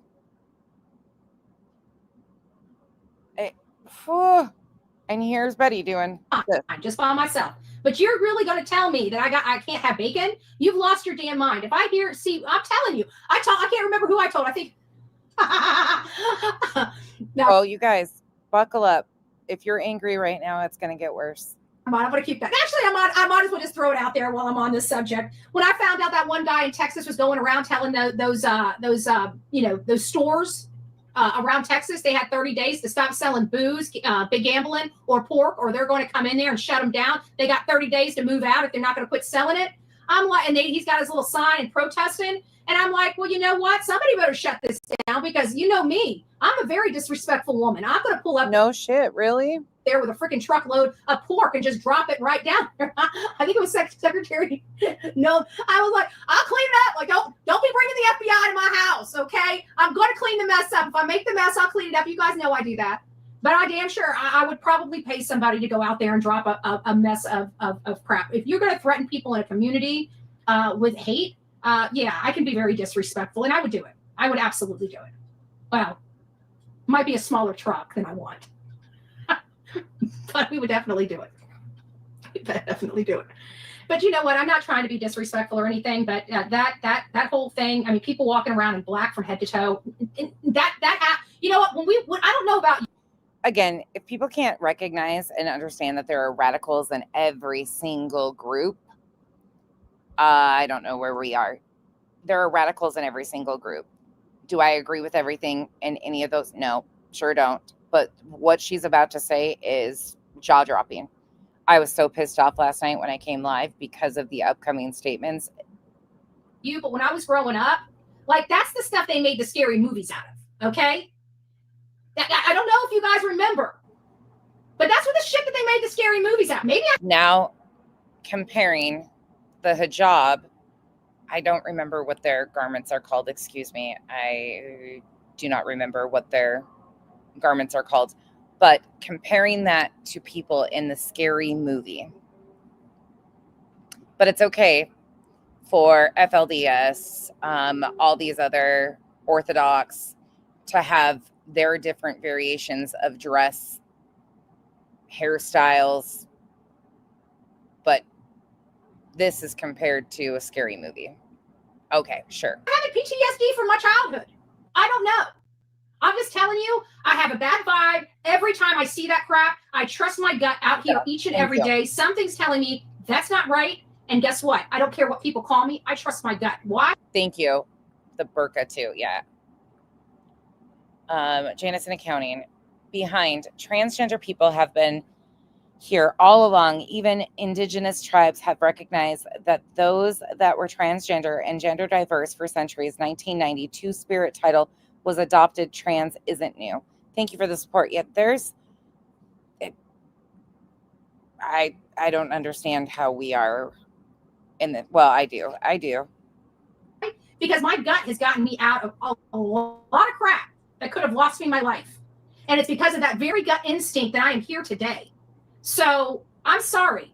I have a problem. Aisha, is there a name for the clothing? The hijab is the the headdress, correct? Is there a specific name for the clothing? And I'm sorry, this is very cruel. This is extremely cruel. I'm sorry you have to hear this. Truly. And I know other people have said that your hijab is like a rape rig. That was Craig. Yeah. With it, my gut has a problem with it, my heart has a problem with it, and my mind has a problem with it. Whatever you need to say about me, you can say it. I don't care. I own it. I own it. If that makes me a bad person, by God, I'm an awful person. But I still stand on my truth, my convictions. I don't like it. Okay? When I see people go, huh, huh, huh, head cover. Huh, thank you. Huh, huh, that looks like a freaking Nazi training session. Okay? Okay, so now what she is mocking is the haka. The burqa. Is that the... Okay. Thank you, guys. Hijab is the head covering. Oh, there we go. Thank you. Thank you for explaining, Aisha. I appreciate that. No matter what, it's being disrespected majorly. Okay, so what she now is disrespecting is the haka. Uh-huh. Any of our New Zealand friends or... I don't care. I own it. I own it. If that makes me a bad person, by God, I'm an awful person. But I still stand on my truth, my convictions. I don't like it. Okay? When I see people go, huh, huh, huh, huh, huh, huh, that looks like a freaking Nazi training session. Yes. Okay? I don't want no part of it. Okay? None. Are you hiding? Am I getting too loud? Am I getting too loud? Hey, Morgan. Don't be hiding behind. Come on, come say hi. Come say hi. Delilah, come on. The haka is, we talked about it last night. It's actually a beautiful celebration ceremony. It's performed at celebrations like graduations, weddings, missionaries that return from their mission, funerals. Like, it is very sacred, and it's a beautiful, beautiful thing. And that is absolutely disgusting. Sama, absolutely. But there are different people take everything or can to the extreme. Don't be so shy. Come on. Come say hi. Come say hi. Yes, it's an honor. Why are you hiding? Why are you hiding? You're not powerful. Shy. Why are you hiding? Why are you hiding? Not done yet, Crimson Moon. Why are you hiding behind mommy's back? Huh? Why are you hiding? This is my Prozac right here, right? When I have a bad day, I just look at her little face and she perks me up. She's mommy's baby. She's mommy's. I'm going to speed her up a little bit more. Baby. Oh, I didn't even have a chance to. This is one of my birthday gifts from from the Real Me Too. I got a coffee cup. And look, I don't know. I don't think this was for me. Phoenix, what are you asking? What is that? Are you talking about the haka? It's a traditional, I don't even know if it's necessarily called a dance. It's a tradition for, I'm going to butcher the name. It's a cultural tradition for people all over the world. A celebration. It's an honoring thing. Yeah, I don't know what you're asking. No, I mean, maybe it'll go with that dress. Can I pass it off as me? Can I pass it off as me? I'm just joking. I'm surprised you didn't jump up here and get it. Let me grab the actual breakdown of what it is for you guys. I don't have the correct words. Maybe I can even find a description of what she's talking about. Here you go. Let's go here. So this is from Wikipedia, which you can go find. Morari. How do you pronounce that, babe? Babe. What? The Maori. I'm going to butcher it. Anyways, it's a traditional. Here you go. Maori?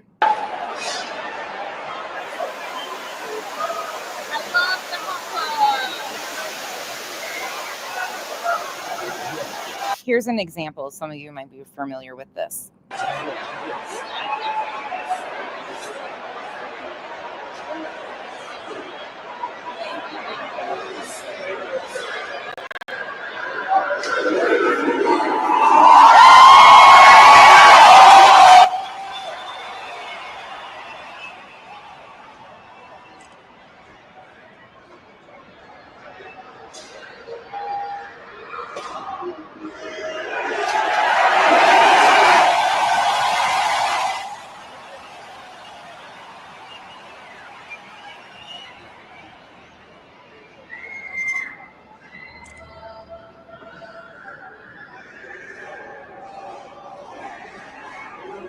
There's actually, let me see if I can find, I'll see if I can find a better video.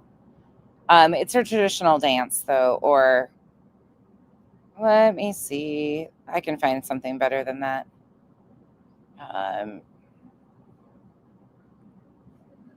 Here we go. Let's see if I can find one on here. Here's a website right here. 100% pure New Zealand. Origins of the, you can go find all sorts of information. Haka has its origin in Maori legend. This, oh yeah, see, I don't even like reading this because I feel so disrespectful to not being able to understand. Pronounce the words. Here you go. Here's from the front. Yes, it's spiritual. Yeah.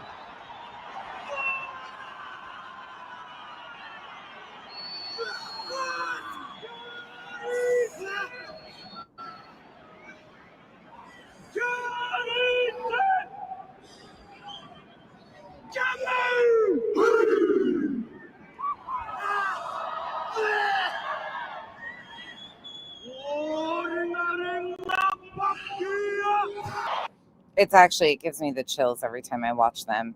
They do them at funerals, not just sporting events, funeral celebrations, all sorts of different. It's called the Haka, Haka. That's what she is mocking. Aw, you need a baby. You guys have, look at this darn face. She still has a puppy face. She's a little over 18 months old. Look at that. Mommy's my little joy. And she's so sweet. I mean, you know what? I've never had a problem. Like, this dog didn't chew cords. And thank God. Oh, it's amazing. Thank God. You know why? Because we would be poor. We would be channel poor over cords. She has never chewed a cord in this house.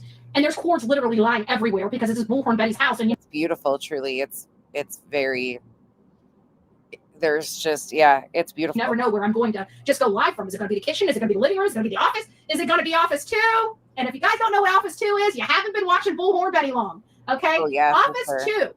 Office 2 is the bedroom. Okay? This is a pillow. Okay? This is a green screen. And I have a green screen in my bedroom because there for a while, you know, I was going live through most of the Sebastian Rogers case. This was the office. I had paper spread out here, and we worked. We worked nonstop. I think 13 to 16-hour days. We worked. And if you're like, who's we? But you never have anybody over. I know. I get it. No, it's my, you know, it's those people with the blue little wrenches and stuff. They do more than. Yeah, the Haka is not just performed in New Zealand either. Pacific Islanders, Tongan, Samoan, Hawaiian. It's a beautiful ceremony. Just come here and smack you guys around, okay? They actually do investigative work every now and again. No. Why would it be bad to eat shellfish back in the day? According to the Bible, curiosity here. I don't know. I eat shellfish like it's going out of style. I love anything from the sea. Anything just about from the sea. Is there anything I don't like from the sea? I like oysters, clams, calamari, shark. The only thing I don't like is saltwater catfish. I made the mistake of going out fishing and somebody talking, because all we caught was fat catfish, and they're like, well, I guess we'll keep it and make some fillets out of it. And that was the nastiest crap I've ever. No, don't keep saltwater catfish. EL sushi. Yeah, I do sushi. Delilah, is it Chweenie dog? No, she's just a little old Chihuahua. She's got a Chihuahua mommy and a Chihuahua daddy, and she's an old applehead. She's a tiny little applehead. She's a pocket pup. Shellfish, bottom dwellers, catfish, lobster. I love some lobster and shrimp now. All right, Denise, you're starting to make my mouth salivate here. I can't, guys. I'm from Florida. If you're from Maine, Florida, I think Maine's better. Well, no, actually, I was on the dock. I was on the dock in Maine. I went to Portland, Maine. I think it was Portland, Maine. Don't they have a Portland, Maine? I feel like it was Portland. I know they have Portland, Oregon. So don't get me there. I'm Michigan. I'm in Michigan. You guys don't. If you're on the Michigan, get some freshwater stuff. I bet you guys got some bass and all. Oh, crab legs. Damn. I don't think a seafood restaurant's open at 9:30. I'm from PA. Love seafood. You know what? For the people that don't like seafood, I think it's just because you haven't had it made right. Yes, Portland, Maine. The only thing she's not offending is the sea life. Okay. Well, then if it's Portland, Maine, then I remember being, because don't they have when I was out there, wherever I was, they had like docks, and they were like not sponge docks like Tarpon Spring sponge dock, but they had some docks there. But I remember seeing out in the water, there was like well drilling. Like I could see the wells, like the things that go that pull the oil out of the whatever. I'm not touching the book. I don't want to crack the book. I've done some research, and it made me feel demonic when I was doing the research. I don't like it. Okay, I can tell when something is not like it. There's something about it that just every time I try to look in, it just something keeps me away from it. Just keeps me away from it. It's telling you, my body, my spirit, whatever's out there in the universe, that aura thing, it's rejecting it. Okay, people are no. Something came over me and said, "This is not right. This is not right." Out there in those streets like that, this is not. No, Dearborn. Sorry, I was going to bump forward, and then I caught that, and I was like, "Wait a second, what is she saying?" Dearborn scares me. That's where I was talking about seeing this. I'm like, no. I swear, when I saw that video, just something came over me and said, "This is not right. This is not right." Out there in those streets like that, this is not right. This does not sit well with me at all, at all. And I'm seeing people are no. I'm sorry. I'm sorry. I know that people say it's a religion, and I'm not touching the book. I don't want to crack the book. I've done some research, and it made me feel demonic when I was doing the research. I don't like it. Okay, I can tell when something is not like it. There's something about it that just every time I try to look in, it just something keeps me away from it. Just keeps me away from it. It's telling me, my body, my spirit, whatever's out there in the universe, that aura thing, it's rejecting it. Okay, it is absolutely 100% rejecting it. It is not me rejecting it. It is my body. It is whatever I don't understand about my body that's rejecting it. Because every time I see it, something in the pit of my stomach tells me this is not right. It's not right. Yeah, I'm telling you. Like I was just doing, I was trying to research some, because I was on X making some posts, and I was basically making my argument about why I think Islam, that whatever the Quran or whatever it is, just needs to be like outlawed. And it was because of some of the barbaric passages. Just even looking up those, it did not, like, there was something about even just looking it up with me. Like I felt something that I didn't like. And I'm sorry. I trust that whatever. This is ignorance, complete and utter fucking ignorance and fear mongering. That thing is that I don't know. That same thing that when I pulled up to 1188 King Road, or 1122 King Road, when I pulled up there and I said, there's no way it's any of their friends that they go to school with. None of the ones. Wow, Betty. Comparing it to the Idaho murder scene, Betty. That I saw pictures of, I knew the minute I rolled up on that property where 4 people lost their lives, I knew it was somebody. I don't know how I knew it, but I came and I went live to you guys right then, and I said, this is somebody we're not even looking at, folks. And I remember putting that bombshell out, and nobody wanted to believe me until Brian Koberger over in left field's name came up, and it's like, I'm told you, this is somebody we're not even looking at. I knew right then and there when I walked on that property, at that house, that we were looking at all the wrong places. And I'm talking about the community in general. It's that thing that I don't understand. That thing that when I got there, that I knew that this was none of their friends. That's the thing I'm talking about, that every time I see these people doing these exercises out in public, they give me this ick. And if it's me, it's me. And I'm fine with that. It still gives me the ick. So I got to roll with it. Intuition. She can't even separate out the Hakka from Muslim. Like completely two different. Holy shit. I thought I was losing my mind there for a second, trying to figure out what she was correlating. No, that's exactly what she's. Betty, you are dumb. Yeah. Sometimes I feel too much emotion and I have to distance myself from things, if it makes sense. Yeah. Yeah. So I'm not going to be apologetic. I'm just going to speak my truth. People are going to, if it offends people, it offends people. It's not intentional, but in these very, very dark times that we're dealing with in our country, I just want I just, right now, I think everybody that doesn't belong here just needs to leave. I think that, we need to get, I feel like we need to get our country back in a healthy place before we take anything on. Like, I think all the visas, everything. I just think we need everybody the hell out of the country that doesn't live here, that doesn't belong here. I don't care if it makes a company fall to their knees. I guarantee if they're a good company worth their salt, they're not going to fall apart. I just want everybody to go home, just go home for a while. Let us get the country back together. First of all, you go home. This isn't your land either. You want to talk about facts? This isn't our land. She wants to remove everybody out of here, right? Her land, her space. What about indigenous people? All right, then. Okay. You guys are right. She was able to, whoever said she was able to offend 90%, I think we're tapping on more like 95% of the population. There isn't many things besides people that look like me that she hasn't offended. I mean, belief systems, yes, but looks wise, unfucking real. This is unreal. And then we'll start bringing people. I shared this last night on Twitter and Tag Team YouTube. This is horrific to me, and nothing back that have been properly vetted so we can feel safe and comfortable in our own backyards. And right now, I don't think, I mean, I very rarely leave my home. And, you know, for a while, I thought it had something to do with, you know, maybe some PTSD from the cases that I'm covering. But I don't think it has anything to do. I used to be very outgoing. I was at every freaking rally. I was at anything that had people. I was always there. I would go from one side of the state to another side of the state. I'd be, you know, over in Miami one day and up in Tampa the next day, you know. Amy, I actually have 2 accounts on there. They're both nonsense on the web. One was because I logged in from my computer and didn't realize I had a different account. So I have 2 X accounts. Maybe that's what I probably did wrong. I need to look and see which one I shared or not. They're both me. There's 2 accounts that are me. It's just because I'm blonde and an idiot, and one's on my phone and one's on my computer. Yeah, that's me. It was a crazy life that I led, but I was very, very outgoing, very, very energetic. And it was just, and I hardly ever use X at all. So I had to even ask how to like make a post or share it. Just like, you know, just little by slow, they started trying to keep me in my house. And that came from the hate channels. That same playbook that I'm talking about that we're seeing orchestrated. Here we go, wrapping it all back into, oh, poor Betty. On a very smaller level with me than what we saw there. But I just find it awfully funny that this same playbook that we're finding out from this person is the same playbook that's been played on this channel or on this platform multiple times from hate channels. No, other way around. You and your buddies use the same propaganda-filled playbook all the time. 100%. Same bullshit, misinformation. Where did they get that? I believe that the trans community has been around a lot longer than these hate channels. Really? But they're getting this. No way. Playbook from. You think the transgender community has only existed since social media? Someone. Oh. They're getting this playbook from someone.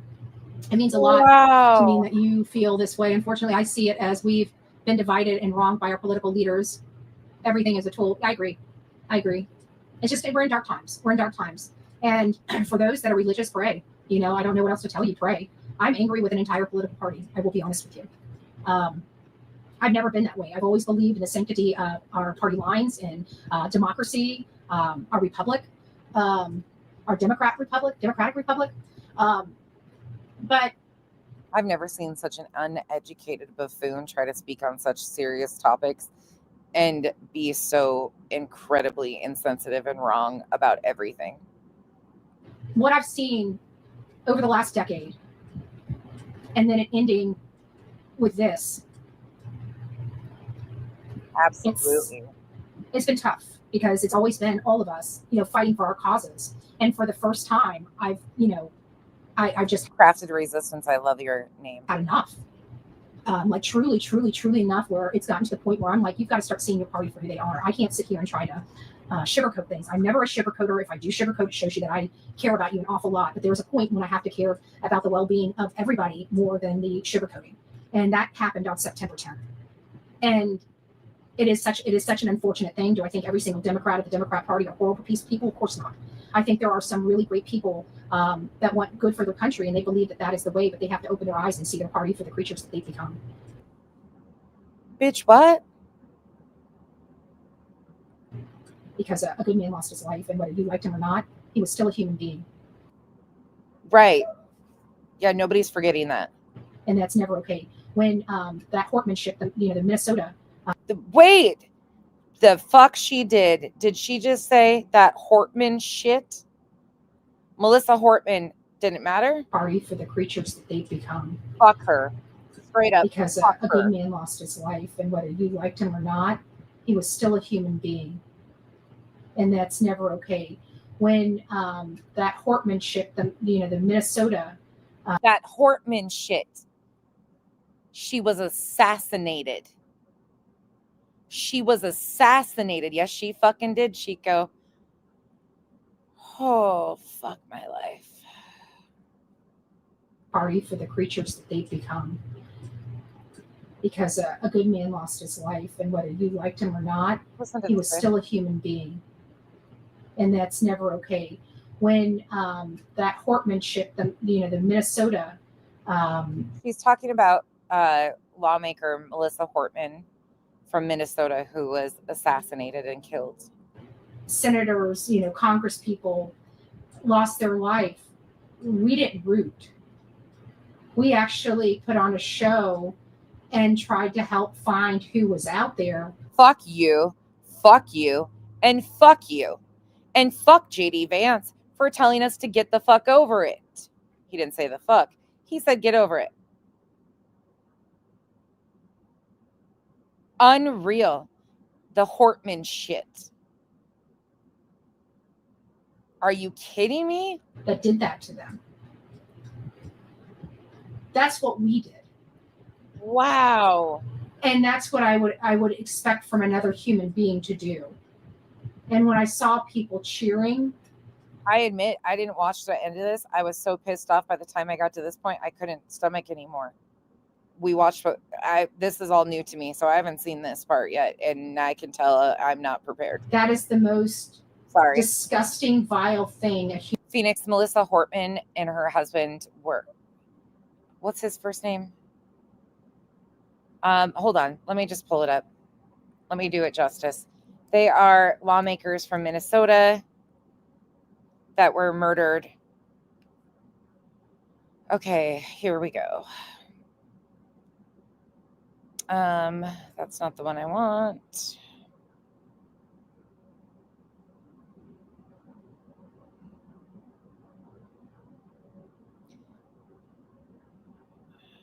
Give me 1 second. Sorry. I'm going to find, oh, well, here's this fucker. Sorry. This just pisses me off now that I realized what she just said. So Minnesota lawmakers that were horribly gunned down by Lance Bolter in Minnesota. In retrospect, given all of the moving ways that this White House has paid tribute to Charlie Kirk, right, do you think it would have been fitting to lower the flags to half-staff when Melissa Hortman, the Minnesota House Speaker, was gunned down by an assassin as well? I'm not familiar. The Minnesota House Speaker, a Democrat, was assassinated this summer.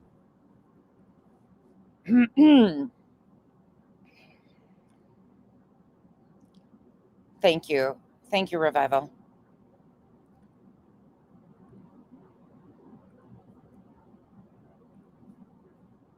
This was 22 hours ago that this was posted. The flags to half-staff when Melissa Hortman, the Minnesota House Speaker, was gunned down by an assassin as well? I'm not familiar. The Minnesota House Speaker, a Democrat, was assassinated this summer. Well, if the governor had asked me to do that, I would have done that. But the governor of Minnesota didn't ask me. I didn't. On Minnesota, there were a lot of horrific details that came out today about the suspect who's been charged there. This is from June 18th, 2025. Have you called the governor yet or been able to speak to any of them? I don't really call him. He appointed this guy to a position. He appointed this guy to a position. Oh, my God. I think the governor of Minnesota is so whacked out. I'm not calling him. Why would I call him? I could call him and say, hi, how you doing? The guy doesn't have a clue. He's a mess.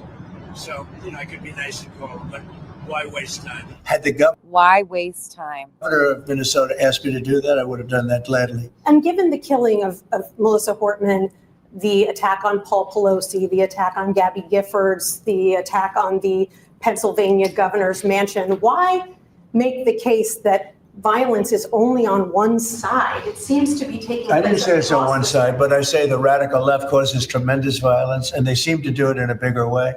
But the radical left really is caused a lot of problems for this country. I really think they hate our country. Okay, yeah. Well, you can't really. Oof. There you go. His own words. Human being can do. I want nothing to do with that kind of people. This is just unreal. Yeah, Nothing. I mean nothing. Nothing. I I don't want them around me. I don't want them near me. I don't want them. Sorry, I just pulled a clip and I didn't realize that was the clip I played. I'm glad it was, but I don't have words for the amount of disrespect. I'm sorry. Again, love him if you love him. Admit that he is an adjudicated rapist. Evil. I don't want them demonic. Sexual abuser. And then it comes to the next thing of how can anybody support this? Technical How terms. can anybody continue to support Sexual assaulter, same fucking thing. this? Technically not, but And that's when my I'm turning done. point, That as I- ironic oh as my it God. is, happened. Will that change? I'm sure. Sorry, I think seeing that clip of Trump right then and there, just between Trump and Betty. As the Democrat Party starts getting its sanity back, or it's destroyed, I think they pretty much destroyed. Now they're supporting a communist. Like, they're out of the closet now. Like, the whole Democratic Party can't hold it in the closet anymore. They're out of the closet. They are the fascists. They are the oppressors, and they want it. They're now putting a communist, trying to put a communist in a no-communist, one that stands on his platform and says he's a happy communist. They're now trying to instill a communist in New York. Like, if you haven't seen that, like, I even went back to look at the last. I forgot about it. Have you seen who's running the FBI? Oh yeah, you have. You wanted to kiss him today. I even put it in that one video. But President Biden, when he gave his State of the Union address, and it was black and red, and I thought, how demonic that looked. How absolutely demonic that looked. And colors look demonic. Okay. That should have been my clue, but I didn't watch it. I didn't see it. I didn't pay attention to it. I didn't like it. You know? So I'm not listening to crap he had to say. I don't think that all Democrats are evil. I don't think all Democrats are evil, but they have to understand what they're supporting. And if they continue to support it, then they're continuing. What are we supporting? Every Democratic lawmaker, person in power has openly condemned gun violence. I have not seen one Democratic lawmaker condoning Charlie Kirk's assassination. Not one. Maybe lacking empathy because it's a new age term. You know, support evil. So by proxy, evil by proxy, it's still evil. If you condone evil, then you allow it to creep into your life. You shun evil, you push evil away. If we saw a bunch of Democrat people standing up and taking a stand and saying, no, this is not okay, then I wouldn't feel so jaded by that party because now. Excuse me, that's exactly what we have seen. We have seen a swift and very public condemnation of gun violence and what happened to Charlie Kirk. When you're sitting on the sidelines and clapping and not policing your own side, you look like a monster. You either have to police it or walk away. Because I'm telling you, if anything like that, and you can take this to the bank, if anything ever like this ever happened on the Republican Party, I wouldn't think for a second of walking away. That is something I would never support. I would never support. You guys already know I could care less whether a D or an R is next to my name. It's about my morals and my policies. My morals and my policies. Unfortunately, the Republicans have been speaking to my calling more than the Democrats have. Okay? And the Republicans have been speaking to my morality and my calling since the age of 18. Yeah, because it's white and right? And I know that that's just the same for a lot of people, but it's not my side that has all the, we're the ones with all the guns and demanding gun rights. Yet we're taking on the bullets that are flying our way, and you're wondering why we're not wanting to give up our guns? That's, what? What? And I have never seen somebody this stupid truly pretend that she is smart. Anyways, Discord, I don't know what's going on with Discord. Discord lied to everybody. Actually, that's a lie. I've watched BJ too. It sounds like Charlie Kirk's assassin, Tyler Robinson, was on Discord and communicating about the act of Charlie Kirk. Again, that's not what's been confirmed in the media. So that's where we are. Discord lied. We're still breaking this down. We know that there's a transgender militia group out there that are indoctrinating bright-minded engineering type of students. There is? Where? Are they in the room with us right now? Trantifa, are you in the room? Antifa, Trantifa, whatever the fuck these nutbags are doing. I'm really sorry to anybody in these communities that she is taking a full-on swoop at offending every single thing that you are. As a human, I am extremely sorry. I cannot even believe what we are watching anymore. All right, we'll get through it. And again, getting back to this, I thought maybe there would be that maybe it's just a transgender, but look at this. We do have transgender scholarships. Could it start here? Could any of these be, giving them psychological testing to find out who their next candidates are to bring into their world and indoctrinate into militia, into assassins? I don't know. This is just a theory of mine. And then now that I know all three of these were part of the engineering program, this is starting to smell a lot higher up. Like, I'm sorry, you know who targets engineers and really smart people? The CIA. Sorry, not sorry. So is there a transgender CIA operative out there? Maybe angry, dishonorably discharged, honorably discharged? I don't know, but there's something, and they're college age students. Now we're starting to identify engineering. Now it's the CIA. Now it's the CIA. Well, hell, we just went full American conspiracy. We haven't missed a beat on anything, have we? Bright-minded. We learned from Mr. and Mrs. E. Crimecast that very, very smart are the most easily to get into the cult-like behavior, because you only have to speak to them logically or with reason, and anybody can turn an illogical conversation into a logical one if you're manipulative. In my opinion, we need different gun laws. I believe citizens have a right to have them, but we need different laws about guns. And I'm from the South, so I know what I'm saying. Yeah, I believe that our Second Amendment rights should not be infringed upon. They do infringe upon them, but I don't think they should. I think that even felons, within reason, should be able to have their gun rights back, because there's nobody that's targeted more than a felon trying to get their life together. And really, I'm surprised you didn't say the felon that's sitting behind the desk at the White House. I'm surprised you didn't say nobody's been targeted more than him.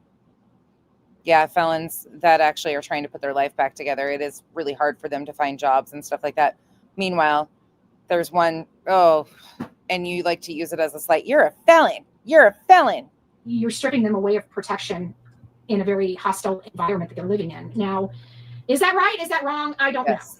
But I think when people pay their debt to society, they pay their debt to society. And this whole thing of where you go into jail for 10 years and you lose your rights to vote for the rest of your life, I don't believe in that. I believe that when you have paid your debt to society, you have paid your debt to society. Some different, or some, like, depending on the conviction and the length of time, some people can pay to have their rights restored. I don't like people turning these jails into money-making schemes, into a way of keeping people in longer because it's profitable for a company to have these heads in their jails. I don't like people profiting off of that. There's just a lot of moral things that I have a problem with that I see. And, we have a lot of changes to make. But the first changes I will always make are to help, keep people safe.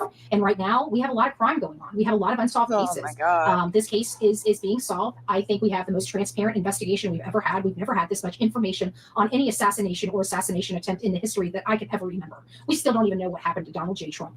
Okay, let's be honest. We have more information coming out about this very public assassination than we ever did in JFK or Martin Luther King. This man is not a politician. Can we remember? He's not a civil rights activist. Not a president. He was a podcaster who owned Turning Point and had political associations. And just a reminder of who you are. Thank you, Pika. Cheesy. I'm not subbed to Cheesy. Why am I not subbed? I didn't even... Have I been to Cheesy's channel? Maybe. This is courtesy of Cheesy Wheezy.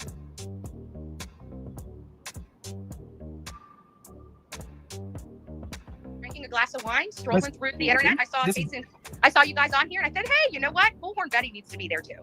Holy fuck, wait a second. Chasing was on panel when this happened? Wait a second.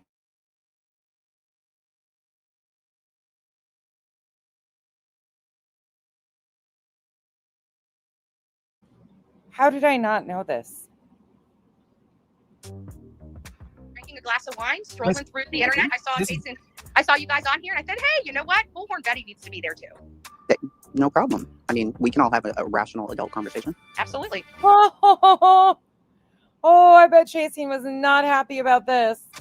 I would like to know, though, why you believe that the way to go about all of this.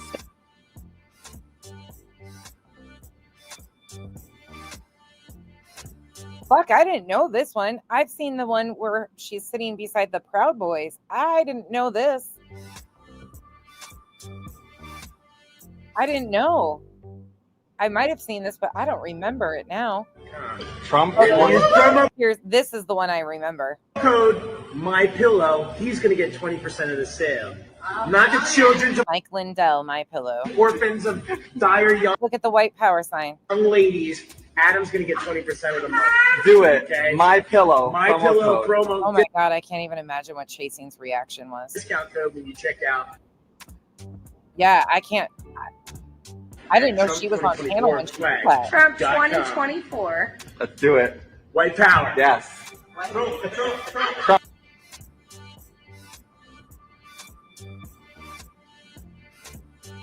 Unreal.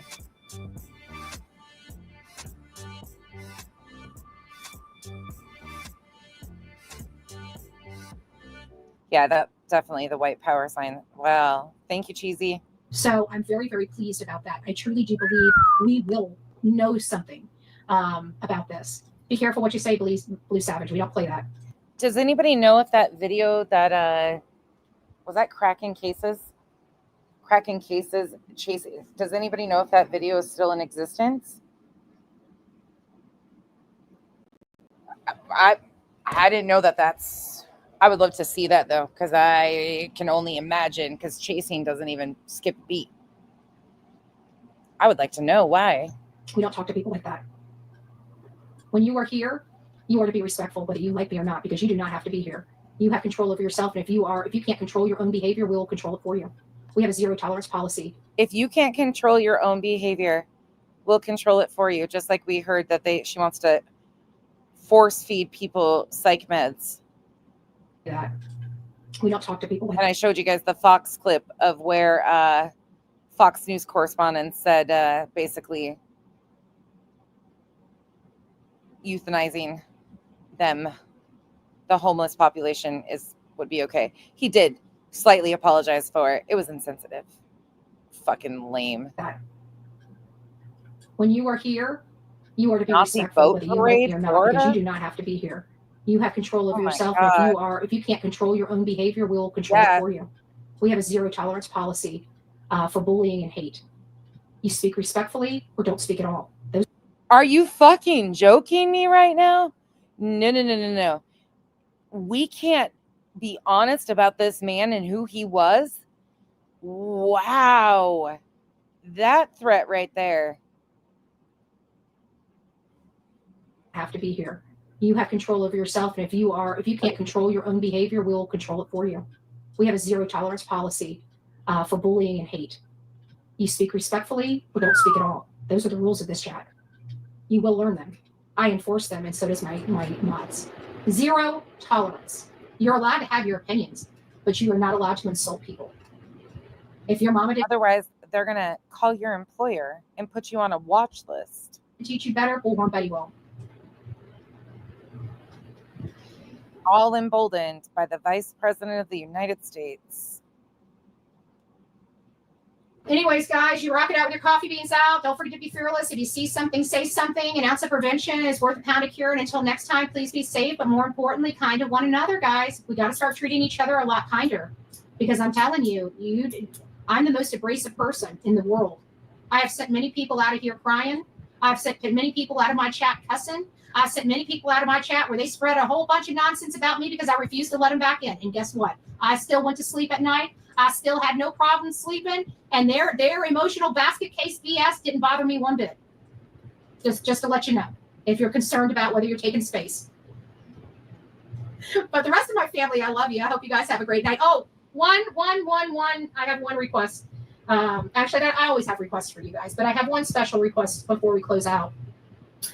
Our dear love for our turkey man, he hasn't, he's been here watching when he can, but he's been having a lot of major things going on with him. And it sure would be nice if we can have some prayer for him. Turkey man's struggling. He's had quite the string of loved ones lost. So again, I don't want to get into his personal business. If he wants to share it, we're actually talking about bringing him on the show in a few weeks just to pray over us. I think it'd be great to have a pastor kind of leading us into the right direction, on this channel. And we do have a lot of spiritual advisors in here. And oh, hell. Spiritual advisors, can you imagine anybody in this chat that thinks that this is acceptable? She just spewed hate to every community that exists. Every person that basically exists, she was able to spew hatred about. And now she is claiming once again that there are spiritual advisors in her chat. Unreal. This is why I played the other pastors' opinions, their perceptions, what they are saying, because this is wild to me. Absolutely wild. And I always love speaking and always love having prayer said over me. But he's lost a lot of people he's truly cared about here recently, one right after another too. It's awful to hear. And, he still has to be the pastor he is, the preacher he is. He still has to go out and go to the hospitals and make the calls that he still makes, even when his whole world is falling apart. So I'm just hoping that maybe you guys, as you guys are saying your prayers over the Kirk family this evening, maybe you can consider one of our own in those prayers, and also include anybody that's struggling, include the people that have all this hate in their heart. We don't have to like them, but we can love them as human beings and put our hands on them and pray for them. I'm still going to whip their ass in the X state thing. I'm going to keep going down my same drumbeat. I want change. I'm going to keep beating up these darn politicians, and we'll keep doing it. I'm cussing a lot over there, so you might want to even say some prayers for Betty. But I've been doing it for 46 years. Well, I probably haven't been cussing since I came out of my mama, but I've been cussing so long. I know it seems just drawn out, but I want to hear the rest of what she has to say, because this has been wild, and I think people really need to see what is truly going on here. I'm finding that no matter how strong my will, I don't know how everybody is not just fucking. This was horrible. Separated out from just the political aspect of it, this is horrible. and my might is to break that I'll ask the question, how does she still have a channel? habit of swearing a lot. Oh my God, I'm going to try, but I just don't have the faith I can comply. That is unfortunate. Thankfully, Pika is the only one that matters. I even got a beat button. Sonya got me a beat button and everything. So when I feel the need to beep, right? Almost her birthday. And it sits right next to me, and the F-bombs fall out of my mouth before I can grab the beat button. So, I mean, we're trying over here, folks. We're trying. We're just not doing a good enough job. Okay, I get it. We'll keep working at it. I'm sure I'll keep cussing. But we do need to pray over people. We need to pray the evil out of this. Trump is selling a Trump Bible. Again, it's a business opportunity, not because they actually believe in it. That's the problem I have. World, the demonic. And when did it ever become, this is another thing that really pisses me off, because people get more offended by you not sharing their same opinion on Trump as a person than they do over Betty and BJ using Jesus, God, for ill intent. Like, it seems that people worship Trump more than they do Jesus, God, anymore. It's kind of weird to me. Betty and BJ, what the fuck? Has risen up. I truly believe it. I truly believe something that this is something on a spiritual, I've spoke to a lot of people, and I don't think there's any. But I don't think they're even extreme enough for either one of them. I think it truly is a spiritual warfare. When we're told that right is wrong, wrong is right, criminals are good, law-abiding citizens. Oh, Jim, fuck yeah. It's a cult that encapsulates multiple cults and multiple different. Yeah, it's a clusterfuck of sorts. Yep, 100% NorCal. Citizens are bad. We're living in a MAGA twilight zone. We are not living in a twilight zone. We are living in a spiritual war between evil versus good. And I'm just saying that the MAGA, because that's what Betty is saying their movement is. Remember that she said that this is a movement. Her and her people. We. She's got people that believe the same. That's the scary part of this, is there is a lot of these people out here. I truly believe it. I was never a believer of this before, but after everything I have seen over the last few days, I am truly a believer that we are in a revival. I don't remember the reaction to that, if I'm being honest. I'd have to remember. I don't really remember. I know there was a lot of people that were upset, but there was a long period of time that I didn't do like YouTube videos or news or anything.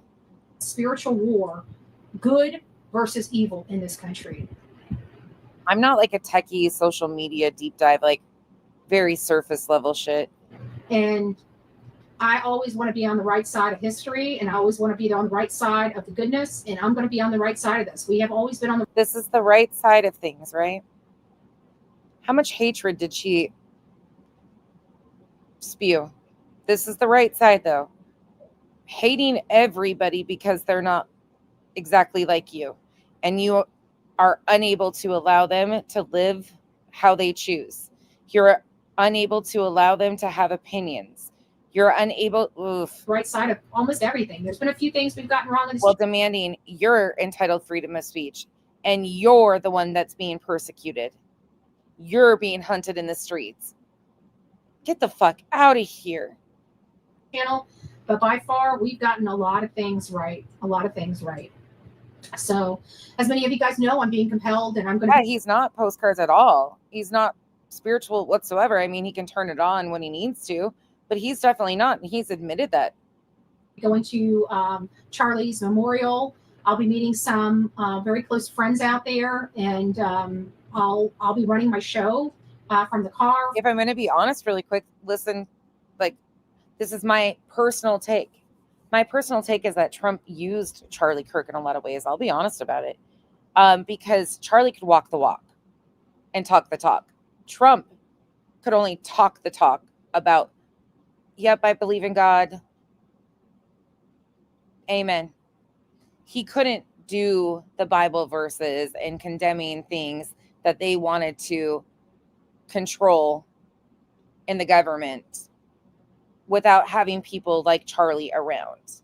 Charlie influenced people to believe that church and state should be combined again, that this is the only way. That is my opinion. But I feel like Charlie was absolutely used because his ability to connect with people and his ability to talk, learn the verses. Trump wasn't interested. He had other things to do.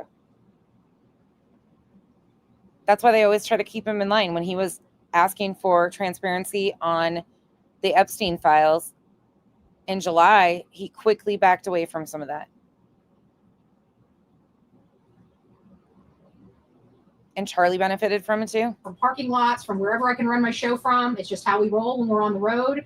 It's a little bit different because usually I suit up with all my cameras. I can say all that to say he still didn't deserve to die, but I feel that he was just like one thing that was said. Oh, let's take you guys. We're going to get into it. I'm going to show you guys a clip from the hearings today. Out for my searches and stuff like that. Because Corey put him in his place and he said Trump is loyal to no one when he was talking to Patel. It was excellent. This is not going to be something that I'll be broadcasting. It will be something that I'll have a lot to say about. Will I record it? I know everybody does record at these things when they're this big. Everybody's got their phone out. Nobody wants to miss a moment of it. I'll probably record portions of it for you guys, but I don't know if I'll. She is going and intends to record the memorial service for Charlie Kirk. She is driving from Florida to Arizona so she can record portions of Charlie Kirk's memorial service. Oh, yeah, Revival. Yeah. Should we do those press conferences tomorrow, Revival? Just all at once? Since this is so long. Would you guys be okay with that? Doing one in the afternoon tomorrow and doing the press conferences that have happened so far? Have everything being recorded. I'll have to talk to security when I get there and find out what I can get in. If I can get in my tripod, which they never let us bring tripods in, especially since she wants to take a tripod in. The fact that she would even ask to do that. And we can celebrate Pika's birthday. The president's going to be there. I'm going to have to hold it and trying to hold a freaking 2-pound phone for 2 hours. It's not easy. If you don't believe me, hold it for 2 hours. Unfucking real. I mean, she's just telling you right out front. She's going there to film this man's memorial because she respects him so much, right? Holy shit. I cannot imagine people like this feeling entitled to come to my husband's memorial to record. And she will just be one of many. It's going to be everywhere. It already had, like, oof. It's not easy. Ugh. So I'll see what they get there. I've got to speak to Secret Service. Once I get there, I'll speak to, I'll know people. Secret Service, yeah. Secret Service might be there because Vance might be there. Trump decided to go golfing instead of even go to the vigil. I mean, you tell me what he's interested in. And he was like, yeah, no, I'm going golfing. And he did. He took the weekend off and went golfing. Didn't attend the vigil. When he was asked about it the other day, he was like, yeah, I think I'm okay. Did you know about the remodel? I played that the other night too. The complete lack of give a shit from him is so apparent. So thank you, Pebbles. Thank you, guys. And just to let you know, I don't know what's going on for tomorrow. If we get up and I've got to get packed, I got to get on the road. I think it's Sunday. I've still got a couple things I've got to file. I've got I forgot to call freaking court and set up a time. Just a lot. I got a lot of stuff that I've got to do before I leave here. So if I do a live, it's going to be early. It's going to be before business hours, because once we're at business hour time, I've got to go. So when's Charlie's memorial service? It's Sunday. It's Sunday, the 21st. I could never. I am local. I could have taken you guys over to the memorial that's set up outside Turning Point.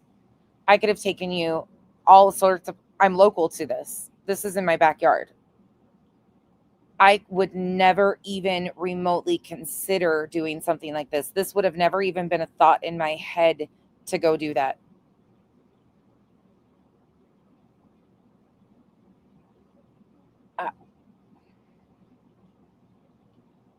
What?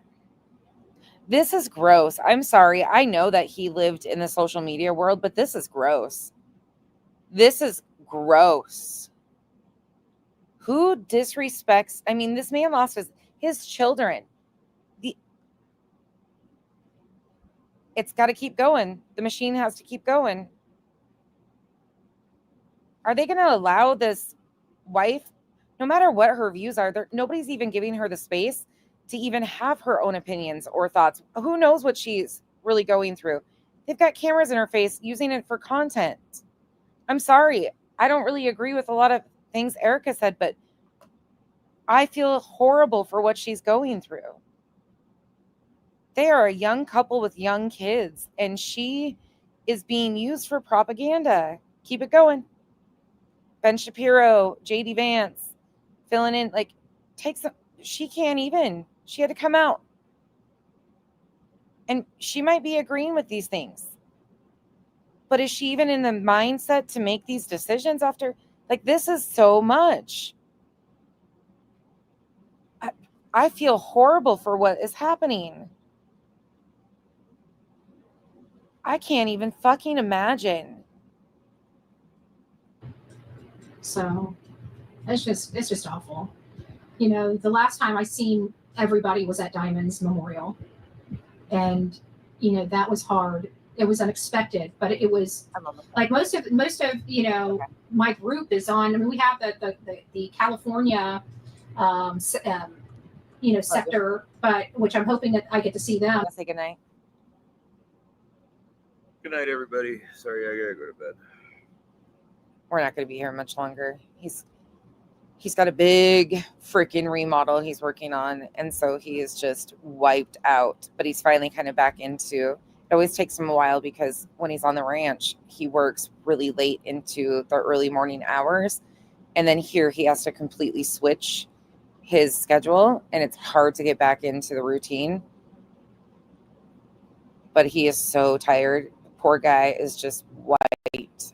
Because this is Arizona, it's closer to California. So I'm pretty sure I get to see some of our California family, but all my East Coast family that I usually am out with.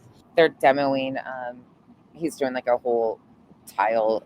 There's a lot to it, but they had to demo the entire place. So he's been so stiff and sore. He's walking. He's walking funny. Outside of a couple of them, they can't make it. Two of them have One of them is out of town or something like that. One of them's got their husband's going in for surgery because this was all unexpected. So people just can't undo surgeries and stuff like that. So we'll see. I'm tired. I may have to do a live like this tomorrow. Who knows? But if you have a kid, this is one thing I've got to ask. If you guys have a kid that's in the engineering program and they're going into college, if they're signing up for scholarships, guys, pull those questionnaires, pull the instructions for those Such bad advice. Fear mongering. Scholarship the scholarship forms. Pull all those. Start sending those to me. I want to start reviewing these because I've got friends that can tell me whether these are psychological profiles or not. She's got friends, you guys, that could tell her if they're psychological profiles. They're recruiting, for these transgender militia groups that she's claiming are out there. And somehow they have something to do with an engineering program. You realize, how much, oh my fucking God. This is so problematic, and she knows exactly what she's doing. Because she's coupling religion and politics, people don't like to talk about it because it gets really fucking heated. And she knows she'll get away with this shit. Fuck, it pisses me off. I need those. Or if you guys know where the scholarship stuff is, I'll go pull the crap myself. But I want to know what the perfect storm for her. And again, I don't fault anybody for not wanting to touch on these. It's a very, very dividing, hard, emotional topic for a lot of people. I don't blame anybody for not. But it's fucking frustrating because this is some of the worst bigotry, hatred, and she's able to do it all openly. Because the tone is being set by the very vice president of the United States. When you see somebody celebrating Charlie's murder, call them out, and hell, call their employer. If she doesn't like how we react, she can call employers and try to get people fired. Try it. It's an instant lawsuit, and you're not going to have anything left to lose by the time you already get your ass handed to you in the two that you are in currently. That is my opinion. But I'd be very careful because they're required to do to get those scholarships. So we need to look at transgender scholarships. And it looks like we're going to have to start looking at some of these engineering scholarships. Because that is ironic as shit that we have 3 bright men, young. I can't believe people are open season. Just start going in real life. We got the A-okay. What? Men. 3. All 3 affiliated or associated with engineering. One that killed a CEO, one that attempted to kill President Trump, and another one that assassinated Charlie Kirk. That is ironic. All 3, same age, around the same age, all seem to have some type of emotional issue, very, very highly smart and highly skilled, and has the engineer and the behavior of an engineer. Huh? One did 1 semester of college. Yep. We're getting a psychological profile of the real suspects here. Oh, are we? Are we? And how they are identifying the people that they are using to carry out these horrible acts. If you have a smart kid, keep them out of higher education until we find out what the hell is going on. Fear-mongering to keep people out of college. What do you expect? What? Why are we trying to stop people from going to college? This is fucking crazy. Okay, I would never tell anybody not to learn. I tell you guys all the time, never stop learning. But we watch Carrie Lake do it. Never stop learning. If you have a question, learn about it. If you don't know something, they're calling colleges and universities indoctrination camps. What? Learn about it. Never, ever, ever stop learning. Are you a grandma 70 years old? Are you a grandfather 70 years old? You should still be learning. If you're still not learning new stuff, you're selling yourself short. Learning, mind controlled by people like Betty. That's learning. Don't go to school and learn about science. Things that can disprove the bullshit that's being done right in front of your face. Always, always, always. Don't learn about medicine. Don't go to school to save people's lives. Don't do any of that. We don't need skilled professionals with education. Nope, we don't. Just stop Stop going to college. We don't need doctors, lawyers, nothing from here on out. We're good. Stop it all. Learn, okay? I think it's all the chemicals, Revival. It's in the chemicals. That's what happened to you. That's why your humor is so spot on, because you were indoctrinated with higher education for years and years. It's the chemicals that you were smelling. That's where it happened. Betty figured it out for us. That's why you write comedy strips. Yep, indoctrinated. Revival got a sense of humor. Betty didn't. She is the laughing stock. Holy fuck. Some shit blows my mind still. I'm almost a little bit speechless tonight. And this stuff here, I would never tell you to keep your kids out of college unless I am absolutely convinced that they are brainwashing our kids. We thought about it, but let's be honest. We all kind of thought it was a conspiracy theory. We all kind of thought, because it's so taboo to talk about. You know, nobody wants to believe you. Yeah, what she says is very harmful, Lil D. And she doesn't have really mainstream beliefs on either side. That's what we're talking about, is she's a radical. She is a radical. Yeah, we do talk about other facts around like what is actually happening, because we say expose them all. We don't protect anybody that harms children, women, shits on people for their race, gender. We're pretty open-minded, like, and everybody's entitled to their own beliefs, but what Betty does hurts everybody. Most of us are just live and let people live their lives. It's not that hard, but we got to start doing something. Betty's a radical. She likes to use things to hurt people. The Christians and the right wing that I know, or the old school conservatives, she does not represent in any way, shape, or form. I said it the other day, and I'll say it again. This is so far beyond right versus left. This is a insanity versus humanity when you're talking with Betty and these guys. And now we've got this smacking us up. And where she's getting her marching orders, I mean, you can't argue with this. There's just no arguing with this. She is emboldened by the fact that the vice president got on Fox News, or not Fox News, excuse me. He hosted Charlie Kirk's podcast and made the statement.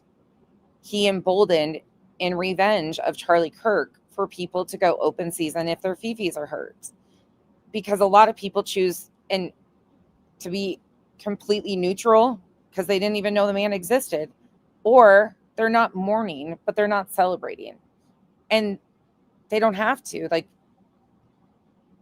but this creates chaos, and it's coming right down from our seated vice president. We don't have to argue about people's individual beliefs. That's between you and whatever. These are the facts of what's happening. But I completely understand why you don't like to even get into debates. I respect it. Thank you for being here. Upside. And I'm just saying that, like, my mind is fucking blown. She went after every gender, every race, like anything and everything she could in this live stream. Of the blessed head, and we are being forced to consume the fact that we realize what we were hearing is not just a talking point. It truly was happening. For scholarships, you'll find it. Wild. SNES, your child to a technical. Yeah, send your child to a check. That is right. He was a never Trump guy. I'm a never Trump guy. I'm a never Trump guy. There's a whole song. J.D. Vance's words. Technical institute or learn a trade. Yeah, construction people, they ain't getting into the politics. You know what they want to do? They want to go work hard. He was one of his biggest critics for the longest time. Drink beer and play hard. That's the construction field. So you want to be the boss of the construction field. It keeps you always reach for the top too, right? Don't ever. And people don't want to talk about Stephen Miller. People aren't ready for that. Stop being an employee. When you're out there and you're working your ass off, your number one key goal is either learn the skills so you can go out on your own, or work up the ladder so you can be the top guy. And if you think you don't have what it takes to be that top guy, you keep learning, you keep working, but don't go to university or college. But you look straight up. You get on YouTube or just ingest 3-second clips on Twitter all day long. You shoot for those stars. No training needed. Never look down and you never look this You can operate on a heart. way when you're working. You want to be at that top, you work your ass up and get to that top. There Coming from the unemployed bum. Amazing how that works out. are no free rides here, okay? People didn't get up there by sitting down and watching TV all day. They got up there. They worked their ass off to get up there. Anybody can do it if you put your mind to it. So never, ever, ever. You can do it. Put your back into it. Ever sell yourself short and get right with God. We all need to get right with God. I have struggles myself. Every single day, I have struggles with faith. I think sometimes And once again, she wraps it up with religion. So I hope people understand why we listen to differing opinions of Betty's in the Christian space that are okay to have. Like, that's okay. Those opinions are okay to have. We can validate that people have different experiences, but not with Betty. You just heard her shit on multiple religions. anger that I have going on right now, it's so easy to blame on this or that. And it's just in the times we're with. So we need to start. And I didn't know much about him postcards until recently. Oof. A little more faithful and giving ourselves a little more of a break. All right, guys, you guys take it care. I've been on here for over an hour and a half. All right, we're not done yet. I promised you guys. Okay, so we're going to segue really fast. We got 3 minutes until Pika's birthday. Background. I hope everybody's. This is today. We won't watch the whole thing, but I want to start this because I want to finish tonight out with one of Patel's breakdowns. I'm sorry, if you don't know who Kash Patel is, this is the director of the FBI. You'll understand. Doing well. I'm already tired of planning and stuff like that. He's on the road, headed to Arizona. Just been so numb and just at this point, I think I've been on the road 6.5 hours. Kash Patel. Oh, here we go. Folks, all I gotta say is I could kiss Kash Patel. Like that man. First of all, he pretty much shut down the Democrats. He wasn't playing their ball game. He stood on his record. They didn't want results. They didn't want results. You know what they wanted? Lindsay, that's what Kyle said too. He's the Antichrist. Fuck. They wanted to keep their greasy, slimy, slimeball FBI agents in power. They put a lot of those FBI agents. I want you to take into account what she's saying here, okay? Because this is not what is actually happening.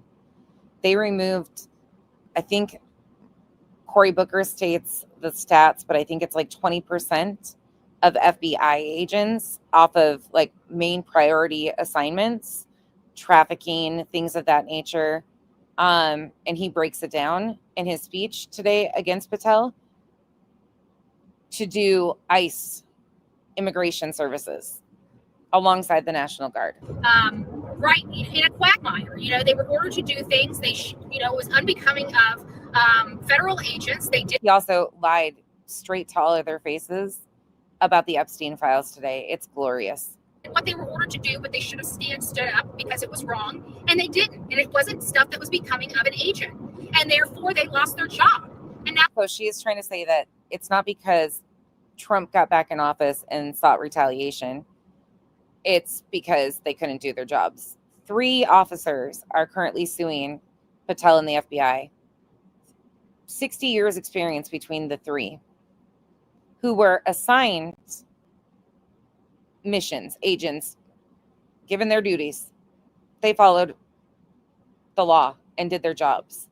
And as soon as Trump got back in office and Patel was under his wing, they got rid of them. And there is now a lawsuit, a civil lawsuit that's been filed from those 3 officers. they want to go back and sue, and it's like, hey, you guys got, you may have a major, Happy birthday to you. Happy birthday to you. Happy birthday, dear Pika. Happy birthday to you.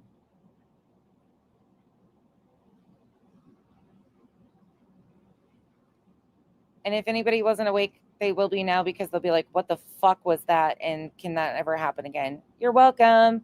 If you fell asleep with me in your ear, that is your wake-up call and reminder to take your headphones off. Relax. Adjust yourself in your bed.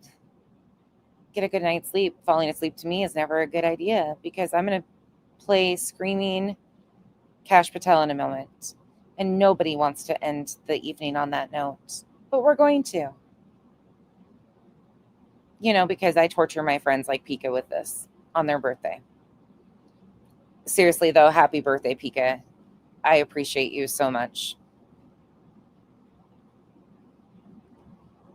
An amazing record, but you violated your oath of office. And tomorrow, maybe we'll have a dance party. Maybe I'll find some music to play or some funny clips or something to try and lighten the stream in honor of Pika's birthday. Because I've been nailing my mods with nothing but heavy shit lately, and they're probably like, okay, this is a lot. It doesn't matter when you did it. It doesn't matter what you accomplished. All that matters is you violated your oath of office. And so you've got to go. You have consequences for that. So she's trying to make excuses for why these field agents or these agents, like amazing records, incredible history, files, outstanding, very decorated officers were let go. She's trying to make excuses for that. So anyways, apparently but the one thing that really just resonated with me with this whole joint committee thing is that the one thing I will say is this situation made me force myself to catch up to what was actually going on. And it's because I try to like back away from the political side of things. I need a break from it. And to see all this that's going on right now, it's a mind fuck. Weren't interested in the results. Like he had record numbers, blew the top off with all of his numbers compared to other administrations or other FBI I'm sorry, Rubber. Directors. And he was stating their yearly stats, and he's outpaced them in some areas 50% or more in the work. He's reduced the FBI cost down $500 million. Again, I'll wait until those are fact-checked numbers. He likes to spew random shit when he gets up there. He doesn't ever care about lying and hearings. He doesn't. I'm sorry. He lied flat out about the Epstein files. The boot. And they're pissed off that he took $500 million away. I'm thinking it wasn't our guys. You know where that crap was coming from. It's coming from the left. And I'm not laughing because this is actually a really serious situation. I am actually going to play Jack. I don't know if you know who he is. We'll play the full hearing tomorrow, but this is a great kind of summary of what happened during the Senate committee hearing today. Is that what it was? No, it wasn't a study. Is going to be fired. Hold on just a second. Or at least he should be, after one of the worst appearances. The congressional hearing I have ever seen from one of Donald Trump's cabinet secretaries in front of Congress. It was an absolute meltdown in the Senate in which Kash Patel not only made a shock. I'll drop Jack's link. It's so amazing. Like most of you guys know, when I pull these guys up, it's so cool to see how many of you guys follow the same people I do. Really, it's actually really cool to watch how many of you guys know exactly who I'm pulling up and you're like, oh yeah, I love this one or I love that one. It always shocks me because I'm like, oh, we have the same algorithm. Admission about Jeffrey Epstein and his knowledge of the Epstein files that is blowing up in Trump's face. But he also got caught breaking the law in front of Congress and erupted in a screaming meltdown. Tomorrow we'll finish Betty out and add in Chico has done extensive. There's actually an AI transcript of Betty's live that I want to break down that Chroma Reels ran through Chat GPT of her stream last night. And it is absolutely wild. And she said I could share. Ooh, thank you, Pika.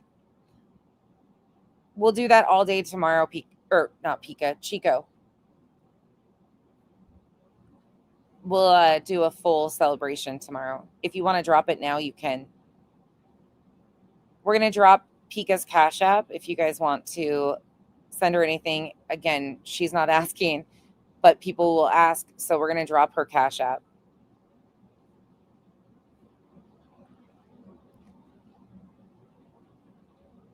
It's Chico, Pika. Don't yell at me. Hold on. Sorry, I was doing two things at once and got sidetracked. Okay. Was one of the craziest things I've ever seen. It was a complete embarrassment, and we are going to get into it all. But before we do, if I could quickly ask you to leave a like on this video, and if you haven't already and you enjoy our channel, to hit that subscribe button because it goes a long way in supporting our work. Now, before we get... And just for full transparency, he is left-leaning.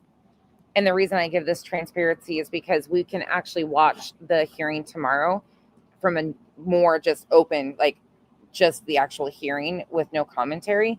But to kind of give a synopsis, this is probably the best one. And he pulls clips to explain what he is talking about. So you're not just taking anybody's words. Into all that happened in this insane hearing that is a nightmare for Donald Trump. I want to start with an obvious lie Kash Patel is telling about Jeffrey. Lil D, I'll play more of the hearing tomorrow, and like with no commentary, so we can actually see some of the interactions with him and Cory Booker and him and the other members. It was wild. It was heated. It was heated from multiple different angles. Epstein, and it begins right here. On multiple different topics too. You've seen most of the files. Who, if anyone, did Epstein? Hey, you could always send it to me and I can forward it. If there's another way, not through Super Chat, please don't do that. In fact, yeah, please remind me tomorrow. I'm going to shut my stuff off. If you need to, you can send it to me, preferably not in a Super Chat, but if I need to cover it that way, I can. I just prefer she gets, if you're going to send something, she gets all of it and doesn't have to wait. He trafficked these young women too, besides himself. You guys are so amazing. You guys, I love that. Like, no credible information. And most of my mods won't even tell me when their freaking birthday is, so I can't do this for them. None. If there were, I would bring the case yesterday that he trafficked to other individuals. And the information we have, again, is limited. So the answer is no. This is wild. No one. For the information that we have. In the files. In the case file. Now, this was not the...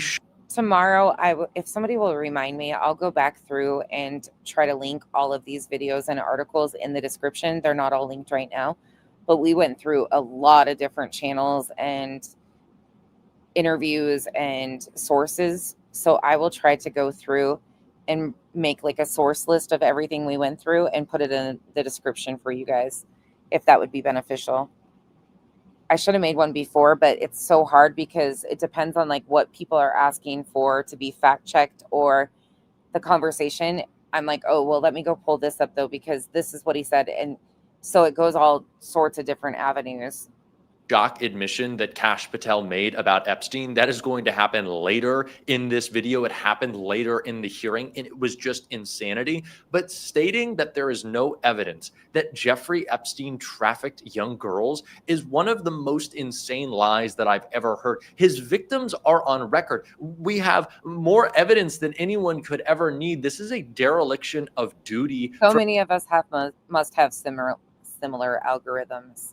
From Kash Patel, and just goes to show the cover-up that is taking place right now. And it was not the only cover-up that Kash Patel was confronted with. Good night, Lisa. He was also asked about how he covered for Judge Jeanine Pirro, the person who likes to have a couple on. This is the most ridiculous exchange that he can't even be direct about. This is what was so frustrating today. The job, and how he completely ignored her background check. It was absolute insanity. We got to check it out before we get to Epstein and the screaming explosion. The FBI does background investigations. In the case of a U.S. attorney, Jeanine Pirro. This guy that we are watching that did this layout, I love these guys because they use their own words. They genuinely, Adam, I watch a lot of Adam stuff too. Whoever sent me Adam today, thank you. That was my binge watch of the day. I watched so many, and he dropped so many videos today, but that was, I was like, holy shit. He says all the time, I use their own words, and hearing somebody else say that is like music to my ears. Oh, I like Luke too. Yep, I do. Oh, and the channel. Hold on. One more second. I think I did this. I'll play this while I'm doing this. I said a couple things last night. It has come to light that in a civil proceeding, that Fox News executives, prior to her confirmation, called her, I'm quoting here, a reckless maniac who makes, quote, insane comments, and said, I don't trust her to be responsible, and noted her penchant for what they called random conspiracy theories on weird internet sites. The video I was talking about last night, where he goes from the jump of JFK to Charlie Kirk with assassinations, not mentioning MLK, is by Paramount Tactical. I will not drop their link for, yeah, I actually went and listened again to see if I was being too critical. Nope. And I will not promote that anymore. Sometimes I try, sorry, excuse me, I had to cough and I didn't mute. I try really hard to gather one by one. For everyone on this side, I try to watch one of the same topic from the other side. That's what I try to do, back and forth. And he was one that I would go to for ballistics, things of that nature. But some of the things, I can't. It's completely invalidating people who are allowed to feel the way they do about the harmful rhetoric that was spewed. It's not taken out of context. It was his beliefs. Whether you want to identify that or not, that's on each individual person. But trying to discredit everybody's thoughts, feelings, and opinions because it's not yours is wild to me. While they're trying to tell everybody you're not mourning enough. How are we supposed to mourn a person that none of us knew? And how to, my question there wasn't a forced mourning for Melissa Hortman and her husband.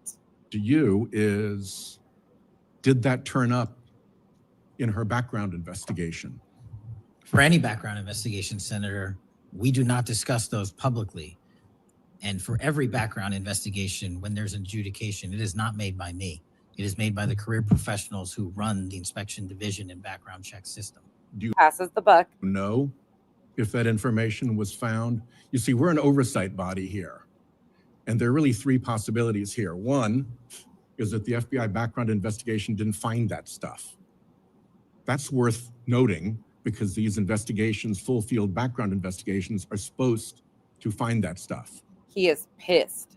That's possibility one. Possibility two is that the FBI did in fact find that information and then did not report it to the administration or to the committee. And the third is that you found it, you reported it to the administration, and they went ahead with her nomination knowing that she had been described as a reckless maniac who made insane comments, who wasn't trusted by colleagues to be responsible, and who had a penchant for random conspiracy theories on weird internet sites. Are you saying that this committee does not have any authority or reason to look into which of those things is true? This administration is being run by the stupidest and drunkest Fox host out there. This is who is running our country right now. People who can't put down the booze and can't put down the racism. And Kash Patel over at the FBI is checking them all off and saying it is fine. They do not care to actually do their jobs. And Kash Patel literally admitted that when asked about the Epstein files. These are people that are, if something was to happen, if there's a crisis, these are the people that are going to be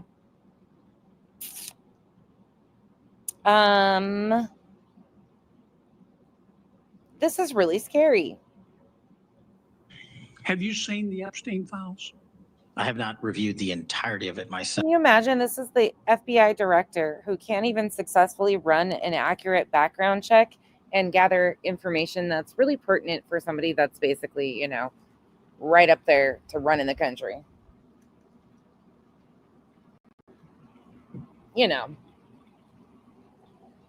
But a good amount.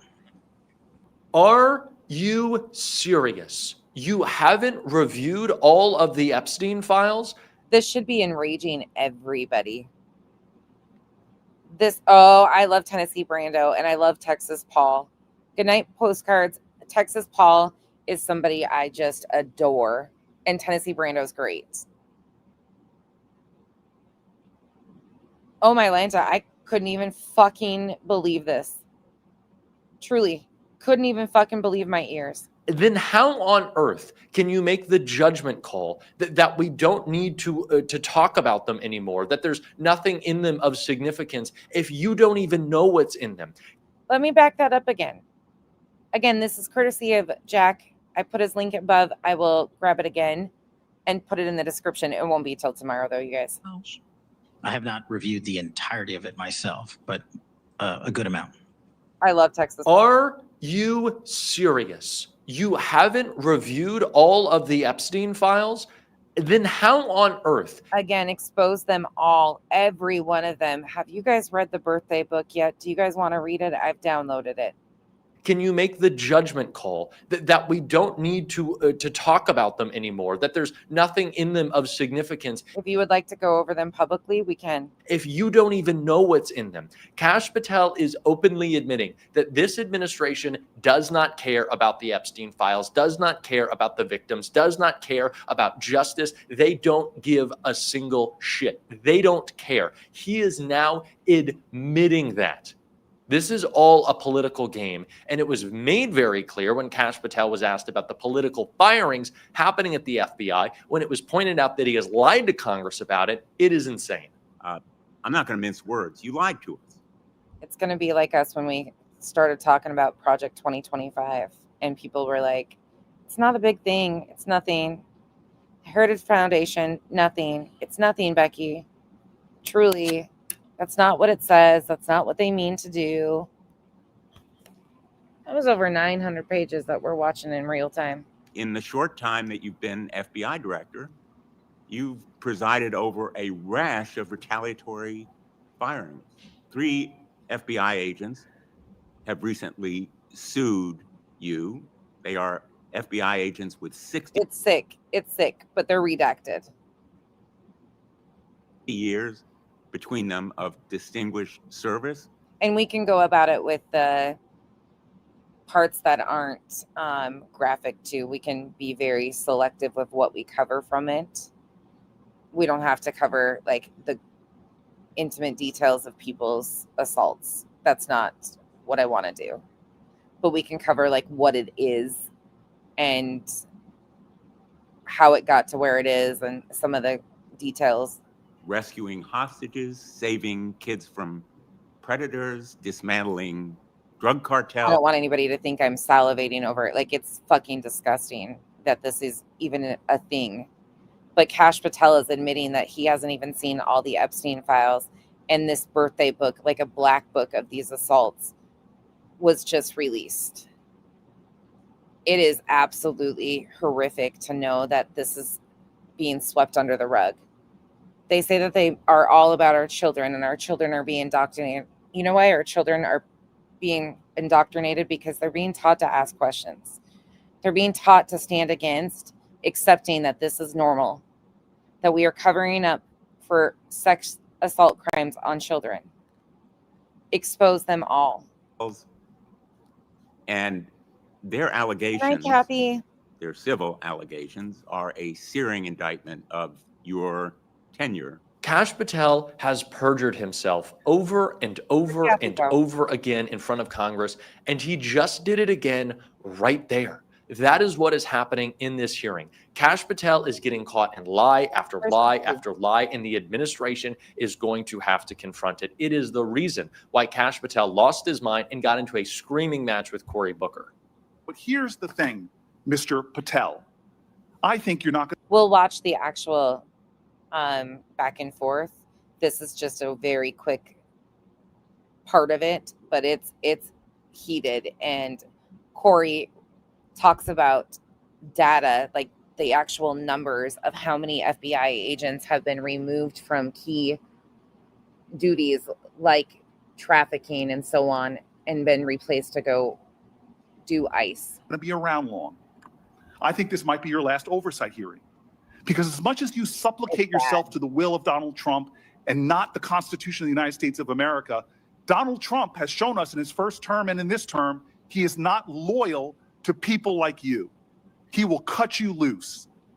This may be the last time I have a hearing with you because I don't think you're long for your job. But I'm going to tell you this. I pray for you. I pray for you that you can step up and defend your oath, defend the Constitution, and do a much better job of defending this country. Thank you, Mr. Chairman. Do you want to say anything? Yes, sir. Listen to his rebuttal. That rant of false information does not bring this country to. Corey, I don't know how he held it together.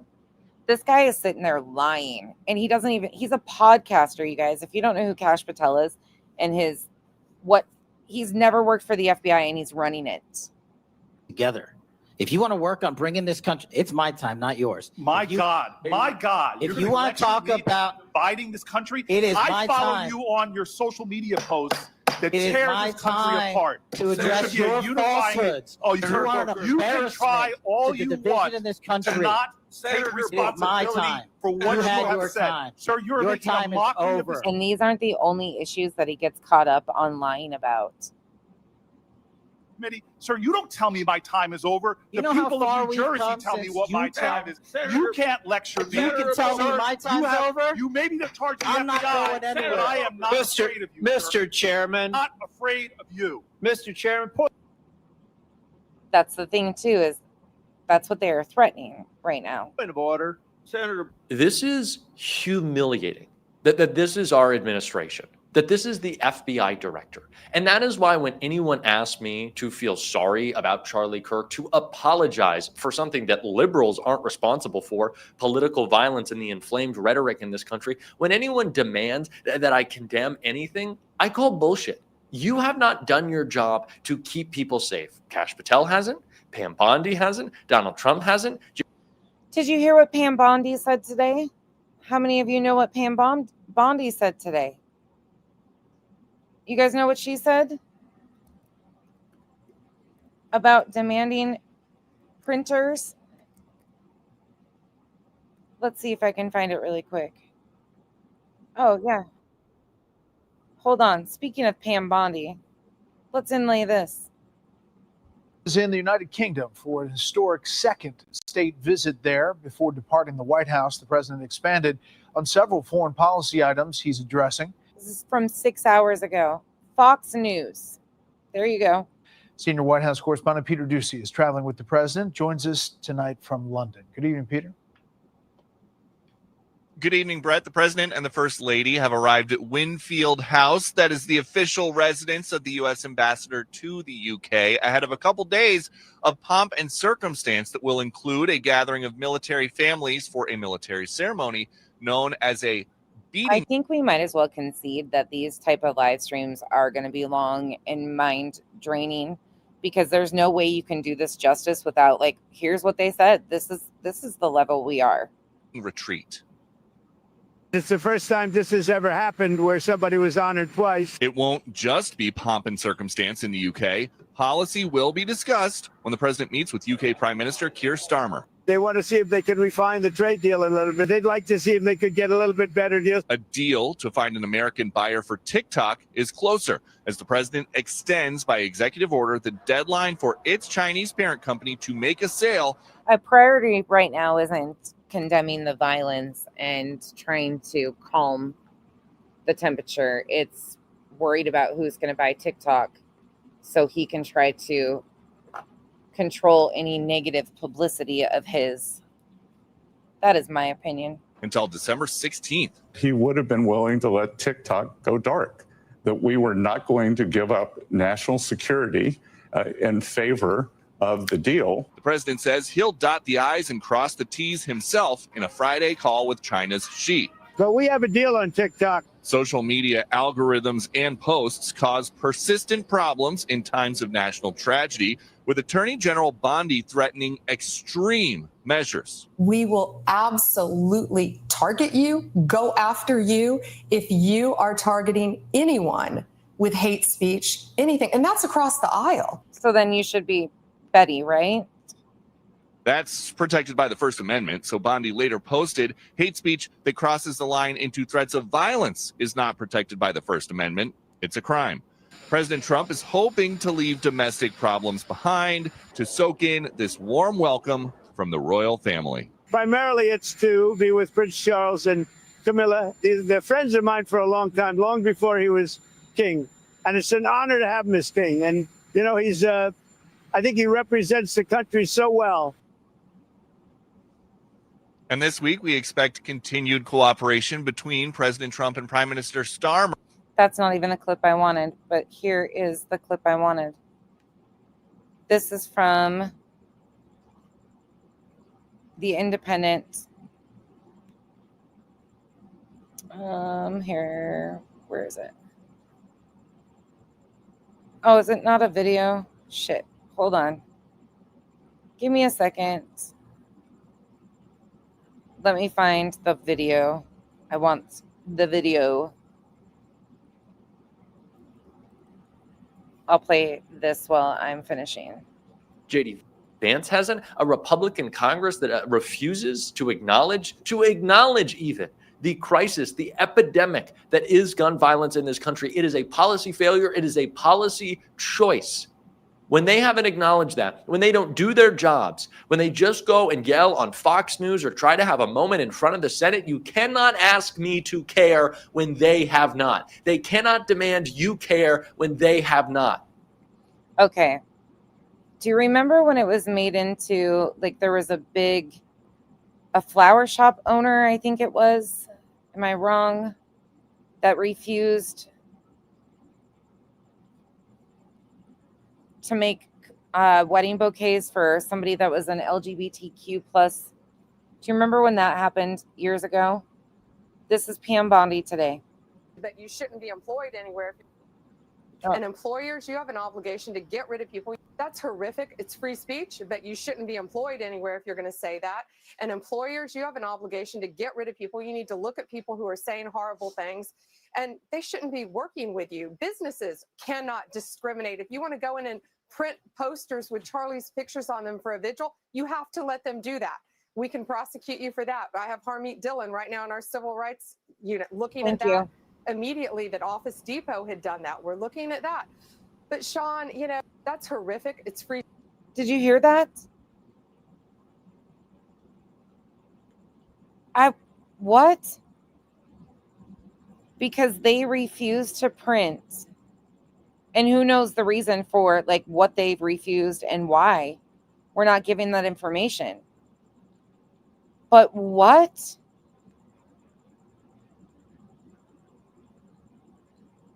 What are we doing? I was just horrified when I heard that today. I don't want to hear it.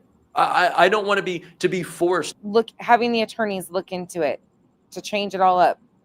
To care about these people, because I don't, and they fundamentally don't care about them. They are political opportunists trying to exploit this moment for a Fox News hit, to expand their authority. Oh, is she? This one's wild. This one gets wilder than last night. Betty is on a fucking mission. And I'm trying so hard, is she, to pull it back that it's okay to have differing opinions and have different temperature and different opinions on religion and politics. This shit with Betty isn't that. Thank you for the support. And happy birthday, Pika. This one's hard. If you're just starting, Project to try to intimidate me, to try to intimidate every other. Betty is a menace to society, and all these people just like her. This is bad. They're journalists, whether mainstream or independent, into not talking about Charlie Kirk and his bigoted or racist. And how are we just letting this go? Like, what the fuck? A podcast, how he went to college campuses and that he said shouldn't exist and exploited the kids there for profit. He didn't want to care. He didn't care about free speech. He didn't want to engage with people. He wanted to get clips so he. And we're not sure, I don't know the context of why somebody refused to print. We don't know that part of the story yet that I could find. So I'll look tomorrow before we do a stream and see if there's an update to like what was denied that they're threatening now. Could make money on the internet. Charlie Kirk was not some free speech absolutist. Right now, the administration is exploiting his death to make sure that people can't speak out. They're firing anyone. Everything Charlie was against.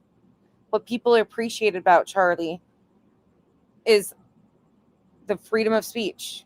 That's what they say he stood for. And they're trying to silence everybody. Posting his own words. To this administration, it is a crime if you post Charlie Kirk's own words, when you point out how blatantly racist and big. This emboldens people like BJ. Look at her. She's going to compare herself to Charlie Kirk.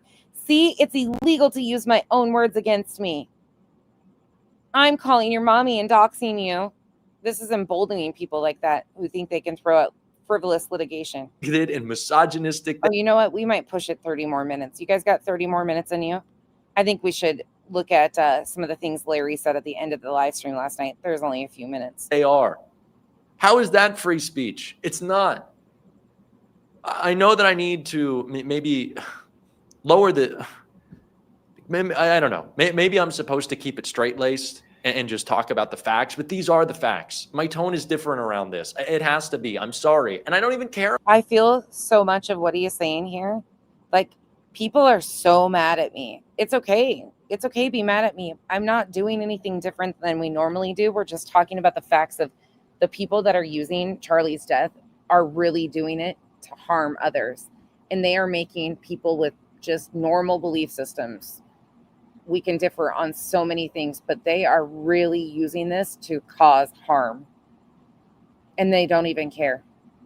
Like, the vice president to do that was so negligent, in my opinion. Like, it emboldened people like this. About apologizing. I don't have to. This should be the tone that everyone takes. It is insane. It is insane.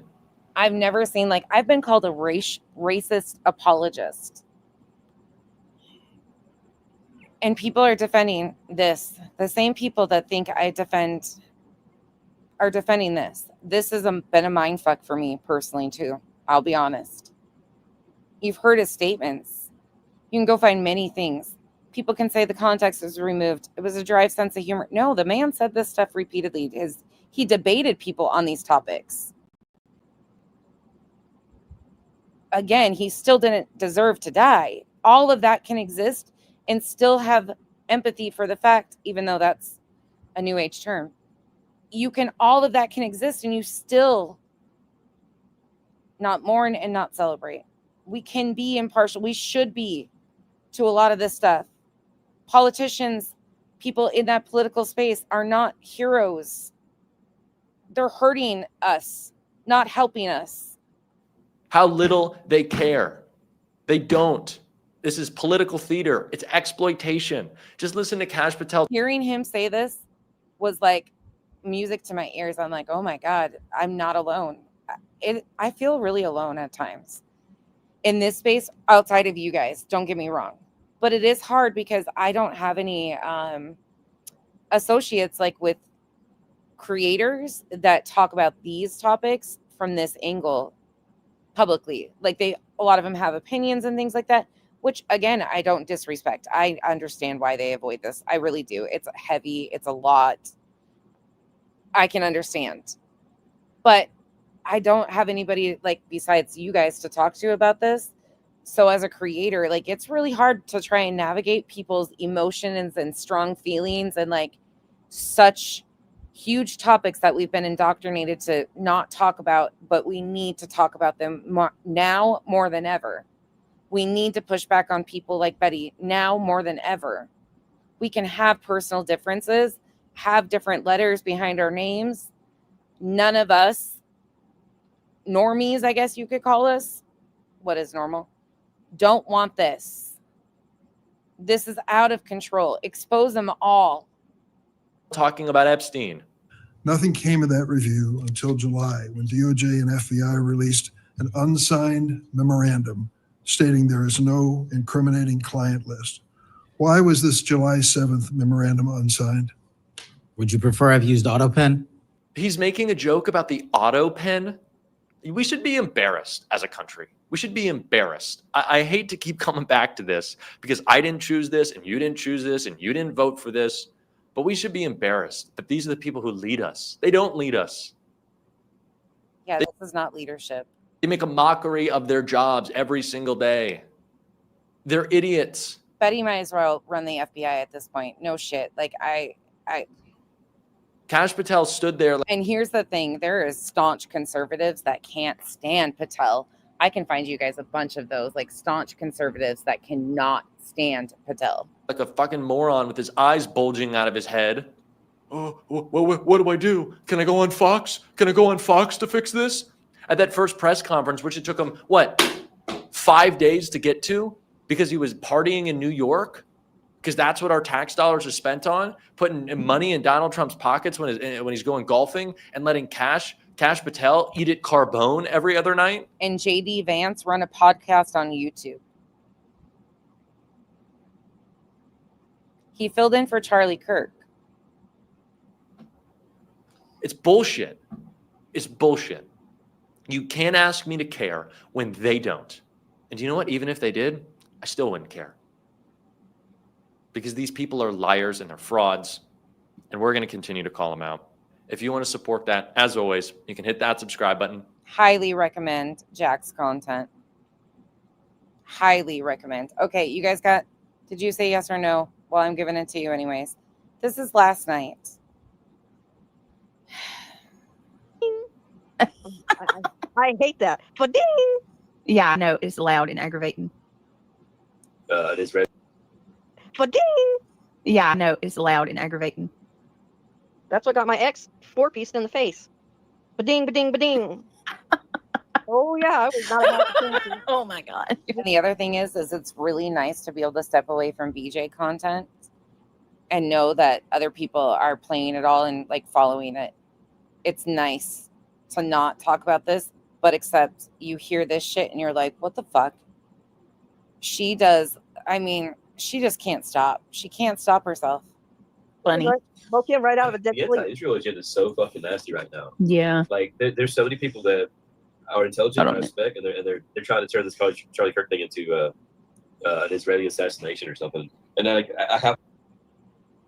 Again, they were listening to Candace Owens. I cannot fucking respect you anymore. No, I can't do that. That's who they're talking about losing respect for is Candace Owens. You can continue to fucking respect you. It'll be easy with what you say. Butterflies? Okay. He actually starts to play a clip of her coming up. That's how I know it's her. So weird. Butterflies wasn't a member, showing up as a member earlier. Why are you showing up now as a member? But you were. Library, somebody came over here and said that earlier. I noticed it, but I was just like, I don't know what's going on. Earlier. No. That butterfly's free to fly is a wild ass fucking woof. That's so weird. Butterflies. It does. It was so crazy. Like when you came in, first you didn't have your membership. I didn't say anything because I didn't want you to think like, Amy, if you ever want good suggestions, this chat, that's how I found most of these people is this chat. Janice in Accounting follows a lot of amazing creators. She has shared so many different creators with me in these spaces. But there's a lot of suggestions either side in this chat that are wonderful to have for sources. And I always say, go back and forth. Don't take it just from one side. Watch back to back. I always work with the theory of trying to debunk my own thoughts and opinions. And today I worked myself into a hole because there's just no turning what we are seeing. People think I'm trying to push an agenda. No, there was no agenda except we as humanity need better. I want better for my fellow humans. It's really simple. When BJ called me a simple bitch, she was spot on about something. She was absolutely spot on. I want better for the human race. I don't give a shit about this shit. This is dangerous and this is out of control. And our country is headed in the shitter. We are hearing all this America first while our veterans can't even live. And then we have Fox News correspondents saying that we should rid of homeless people. I played that clip the other day. It is absolutely disgusting.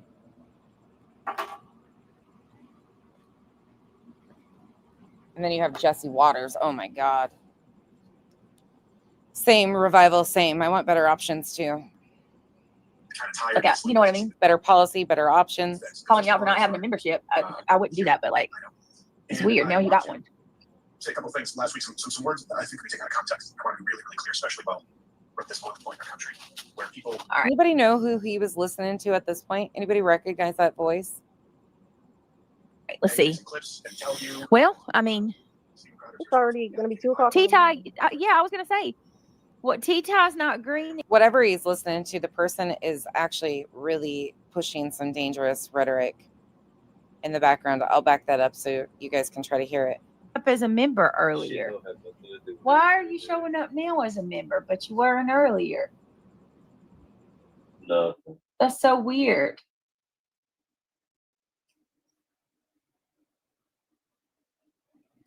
Butterflies, it was so crazy. Like when you came in at first, you didn't have your membership. I didn't say anything because I didn't want you to think like, you know, like you know what I mean? Calling you out for not having a membership. I wouldn't do that, but like, it's weird. Now you got one. Say a couple of things last week, some words that I think we take out of context. I want to be really, really clear, especially while we're at this point in our country where people. All right, let's see. Clips and tell you. Well, I mean, it's already going to be 2 o'clock. T-Tie, yeah, I was going to say, what, T-Tie's not green either. And like, T-Tie's a member of mine. I am advocating the person that Larry is listening to. That's the problematic part. The person Larry is listening to is saying, I am advocating for lawful violence defensively That has been abandoned for years. And I want it to replace where grace was afforded. And he wants it to replace where grace was afforded. That's what Craig is listening to. Anybody recognize that voice? Before. So I want to be clear, I'm not calling for anyone to go out in the street and commit random acts of violence. But he says he's not calling for anybody to go out in the streets and commit random acts of violence. But I'm close. Just shy of that. But I am calling for lawful violence to protect you and your own. Lawful violence to protect you and your own. You afforded grace. No, that's not right. Hold on. She mutes because she just realized what he's playing. Because she pretended to stand against what Betty said the other day of calling for bloodshed while trying to defend Betty. It was quite ironic. And then while saying I was exploiting her because she's the only thing I cover. Yeah, okay. You couldn't handle this arena with me, truly. That's why it's best you do avoid. You would be upside down and inside out. I noticed that you never defended my claim that your other half is as extreme as he is. You won't let him come on here and talk about that. That's why you refused to play me and you played me reviewing Betty. Because he would stand there because he gives it away here again when you come back on. All right, hang on 1 minute, y'all. She's got to try to get him in line. But wait, she doesn't really do a good job of it. I want to find out who he's listening to. If any of you, as I said, it's getting ready to go on 2 o'clock in the morning. And my dear sweet Brit needs to go nighty night. Okay. If anybody listens to this and knows who that is and what podcast that is or who that is speaking, please reach out to me or put it in the comments below if you have any ideas of who it might be. I really want to find out who that is and the full context of what he's listening to, because that's concerning. Because he's about to make a statement to the left. The rest. No, I'm good. Hold on. I'm going to go in a minute, but I'm going to pull something up. Yeah, but you got to hold on 1 second, y'all. That much to tell him that you got to get some rest too. Yeah, I'm going to play a part of this and then we're going to end it. Hold on. This medication, man, is making. Yeah, but you got to hold on 1 second, y'all. That much to tell him that you got to get some rest too. Yeah, I'm going to play a part of this. Hold on. Listen closely. I'm going to mute. As I said, it's getting ready to go on 2 o'clock in the morning. And my dear sweet Brit needs to go nighty night. Okay. This is cringe as fuck. Snoots the rest. No, I'm good. Hold on. I'm gonna go in a minute, but I'm gonna pull something up. Yeah, but you gotta hold on one second, y'all. Care about her that much to First. tell him. He mentions neo-Nazis right there. Yeah, but oh, I didn't go back far enough. Hold on. My ears to the speaker. Okay. Snoots the rest. no, I'm good. Hold on. I'm gonna go in a minute, but I'm gonna pull something up. Yeah, but you gotta hold on one second, y'all. Care about her that much to First. Somebody, they divided us. tell him that you've got to get some rest too. Yeah, I'm gonna play a part of this and then we're gonna end it. Hold on. This medication, man, is making me sweat. Something about they're dividing us now. Oof. Oh Lord, it's making you sweat. Yeah, it's good though. Maybe it's helping break what's happening to me. Yeah, that's Maybe it's I wish I could hear what he's actually saying. helping it get out. yeah. And these lefties, they don't know what's coming. Like, Yeah. And these lefties, they don't know what's coming.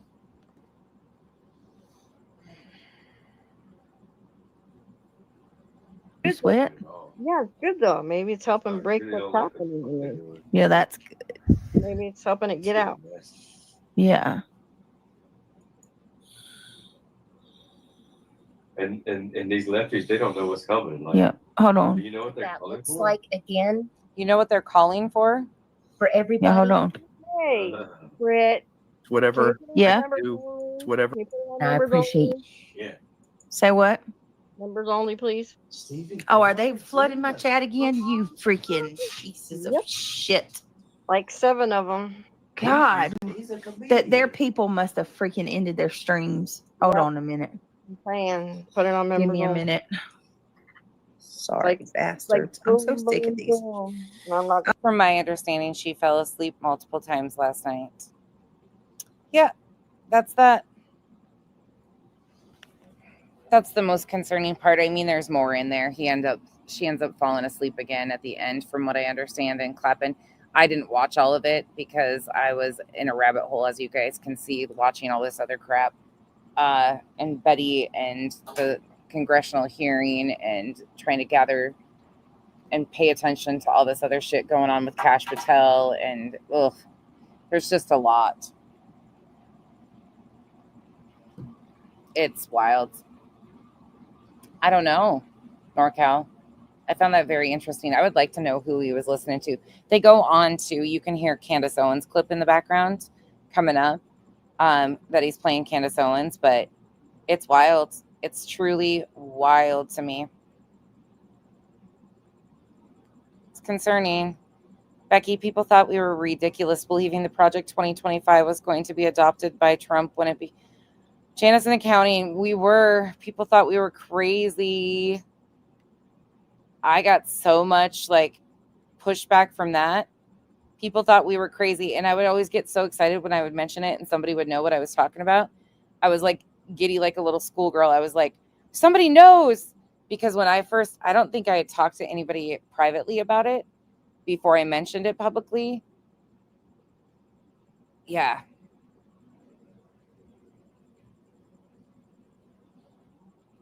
Vibrator, I don't know who that is, but I'll go check. I don't know who it is. I don't recognize the voice. Nope, because they mentioned Steven Crowder in that Schoolie Mom, unless he was saying his name, but I don't think so. But I can go look. I'll look at some of the different ones.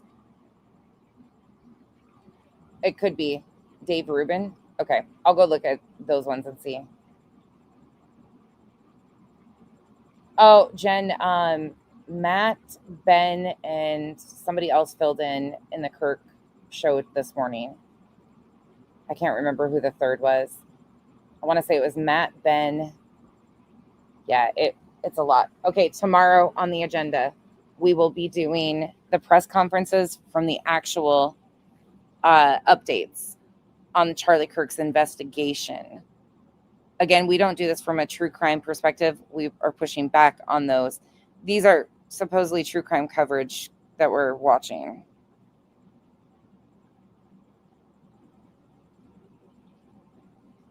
This is so concerning. Oh, hold up before we leave. We'll go over this tomorrow too. Look at this. This is that AI report that Chroma Reels ran through Chat GPT on Betty's live stream. This is the breakdown. What's really concerning though is it like breaks it into categories. Threat heavy moderation. Boot you quicker than I can say boot as an audience intimidation. Baseless, dangerous claim that medical staff might let political opponents die. Like it breaks it down with the timestamps of all of this.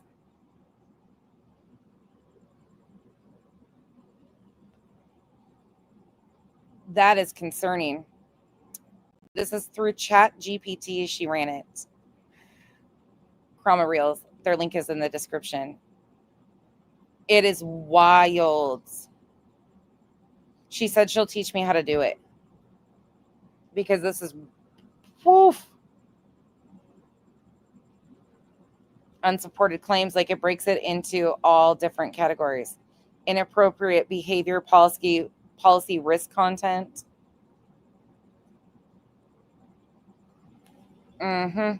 Yeah. Crazy. And I was checking the timestamps with what we watched, and it's really accurate with what it was saying. Yeah, we got a lot to watch tomorrow. So we're going to do the press conferences and then the congressional hearing. And we'll fall way behind because Betty and BJ will do more shit.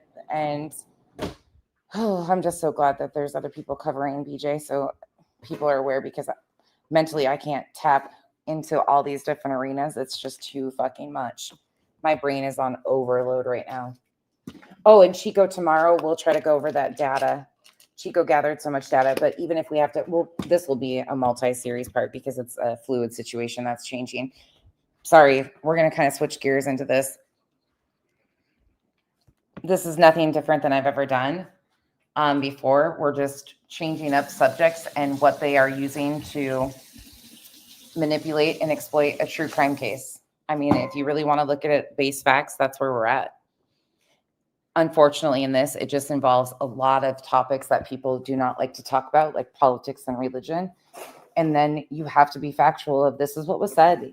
All of these things can exist, and we need to continue to have people understand that they can have strong emotions, strong feelings. Those are valid.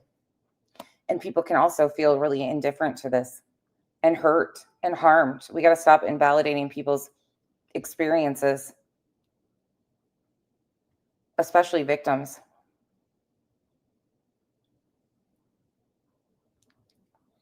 I don't believe Charlie would have wanted the ones that continue to claim he was such a stand-up human.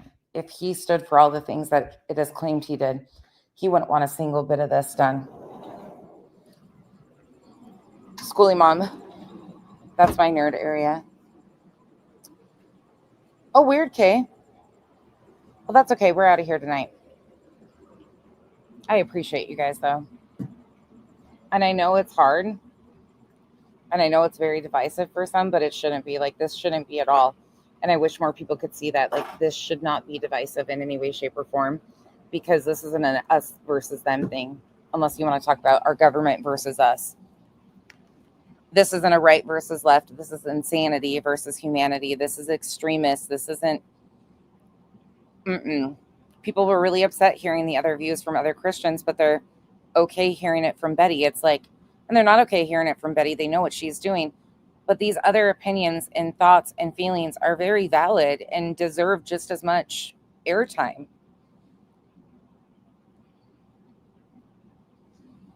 Same, Amy. Yep. What?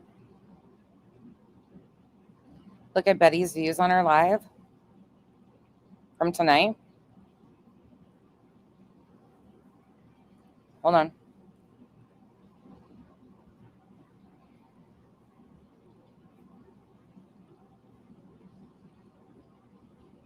I guess I can unsub. She's not going to unblock me, right? I'm sure she won't. I've been blocked. I probably don't need to. Whoa. 172,000 and 120.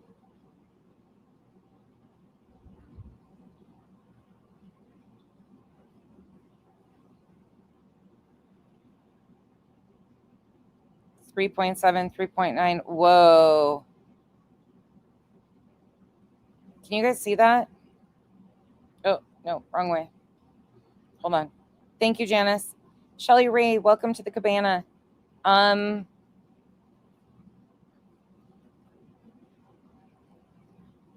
Is it because those are vertical? Did she hit the algorithm on? That's vertical.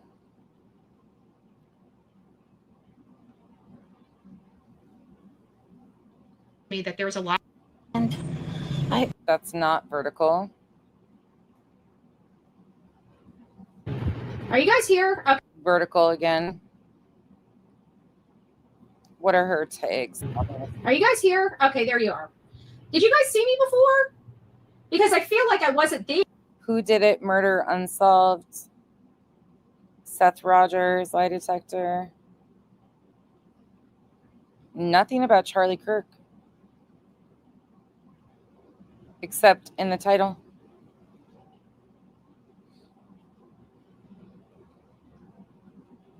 Oh, hold up. No. You know what's really fucking weird? Look at this. Nope. Her likes, she's only got 346 likes to 172,000. Nope. Sorry, that's not vertical. No.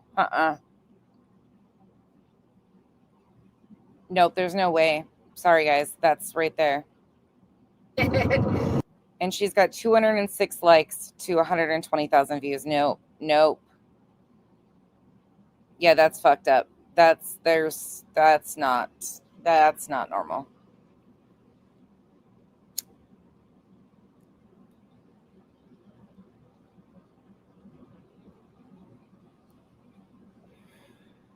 Yep, Kay, they are. Yep. And I expect if my channel disappears, don't be shocked. I've also heard that could be, we're going to talk about it as long as we have opportunity. I'm not going to be quiet on this stuff. I can't sit silent. That's a disservice to everything I believe in. This is harmful religion. This is harmful politics. This is re-victimizing victims.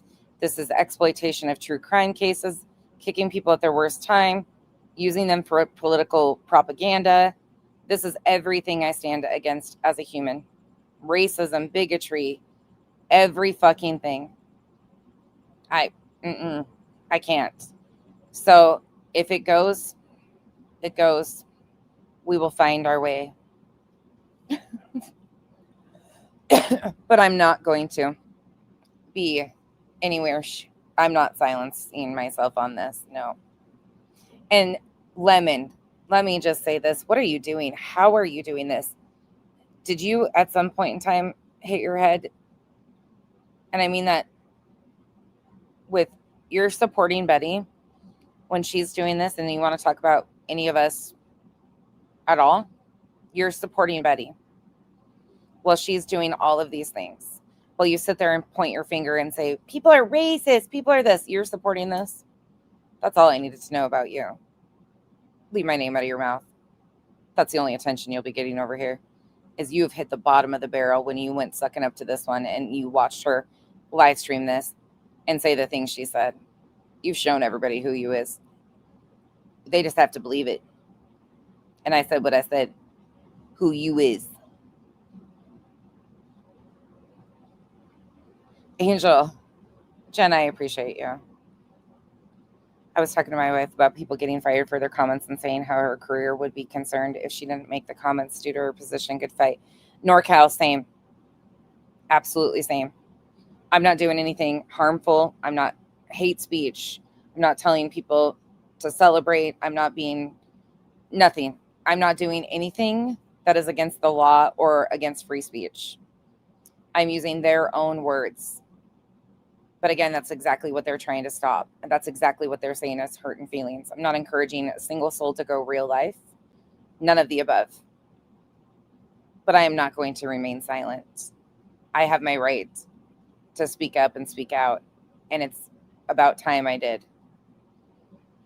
I pretended to be, well, I was ignorant for years, many years. I didn't even venture into because I had so much pain around these subjects that I couldn't. And once I started like allowing myself to heal, this has become just part of it for me. And I'm not about to start or stop now. Becky, you may have missed it, but I want you to know how delighted and impressed I am with your courage, temperament, and of course your brain. Thank you. I appreciate you guys. Honestly, it's you guys that have made this so palatable and effective, because you guys mention things that I'm like, oh yeah, let me go show this, or I know what you're talking about, or if we don't, we go look for it. Like, you guys have been such a amazing part of this conversation, all of you, because we're not even trying to take it political or religious. Unfortunately, that's just where they landed this right from the get-go. And to even get to the facts of the case, which you can see she's not talking about the investigation. She says she's covering this from a true crime perspective. That's not what she's doing. It's all this other shit. And this is hateful. That's all this is hate.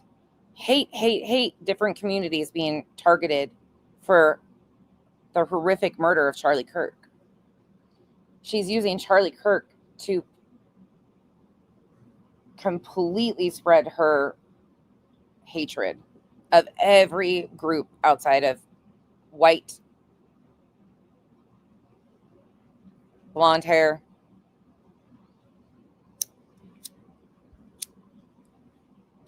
that pure bloodline. Fucking weird.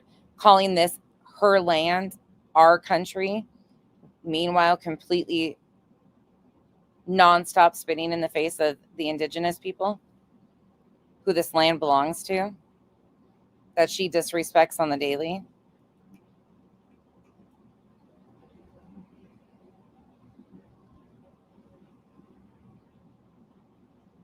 You guys kept us on track though too. You guys added a lot to it. Even people asking questions and like being on the other side of things, talking about like, oh, I didn't know this, or this is where I thought, like, we went and pulled other clips and then people could talk about it. That I am open for any of that.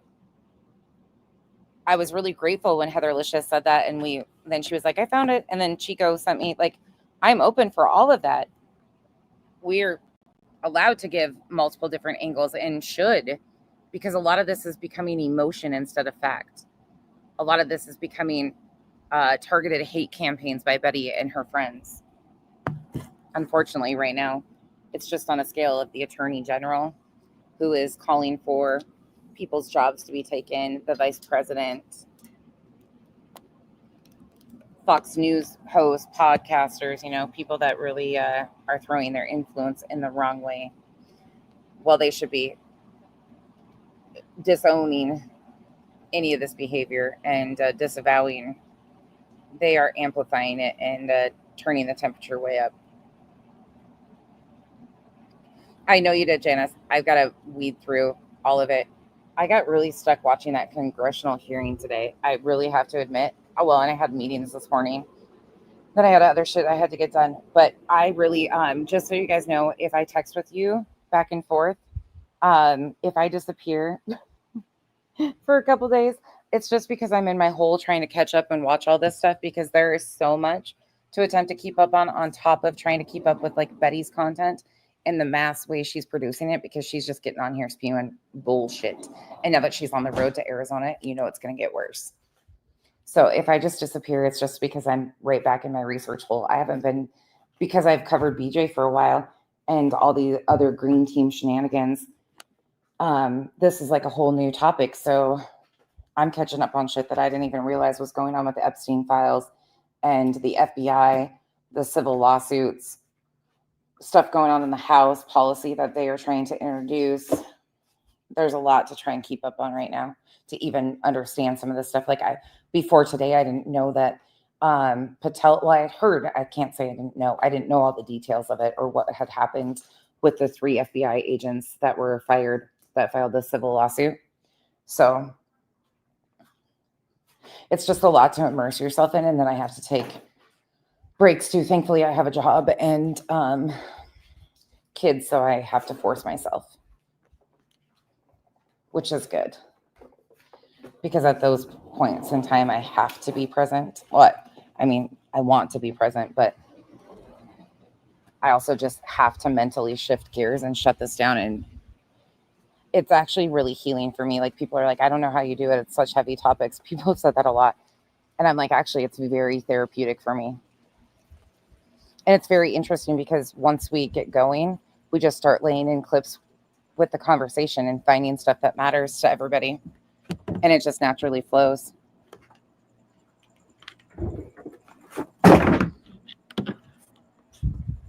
Revival. That's the shit I don't understand. You know that. Sorry, I was throwing pizza box. We don't leave them around for 9 months for cats to have babies on. Oh, wait, my cats are all fixed too. Goddamn. NorCal, absolutely. Thank you for being such a huge part of it, NorCal. Oh, I'm going to have Mallory reach out to you tomorrow. I got a question for you. Kyle was asking me something. I got to do that. All right, you guys. Thank you so much. Oh, vibrator. Could you even? I couldn't even believe that shit. Truthfully. Good night, Nisi. I could not believe the shit I was hearing. Trantifa. They've. I hate even saying that, but this is like, it's so disrespectful and unnecessary. It is. Why? What? Okay, let's say you don't agree with it. What is bothering? Like, what is affecting your life because of it? I don't understand when people say, and they can tell you like they want people to be included. We're fighting for inclusion. We're fighting for people to live authentically their lives with their choices. But yet, why target communities like this? And not just transgender. We're talking, oh my gosh, let me mention this. Trey Reed. On Monday, Trey Reed was found hanging on Delta State University's campus, a young black man in his 20s. The first initial coroner's report was released today. There was another black man, 36 years old, both in Mississippi, the same day, hanging. The initial coroner's report on Trey Reed came out, and they said no other injuries or anything, but the family is requesting an internal investigation and a secondary autopsy.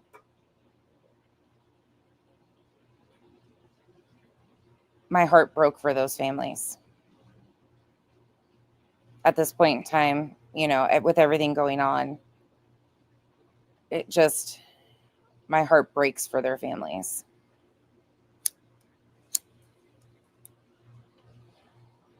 Okay, it does me too. Truly, it does.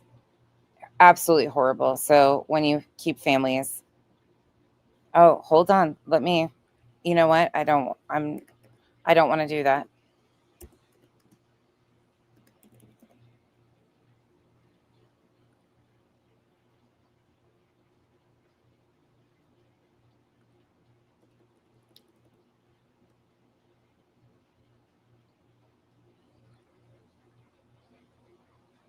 This is from the Economic Times.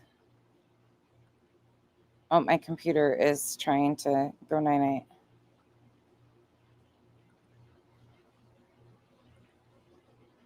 Oh, it's not going to let me pull it up, you guys. I've got too much pulled up.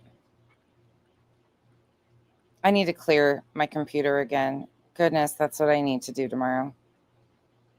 I need to clear space. This is bad. Let's see if I can do it.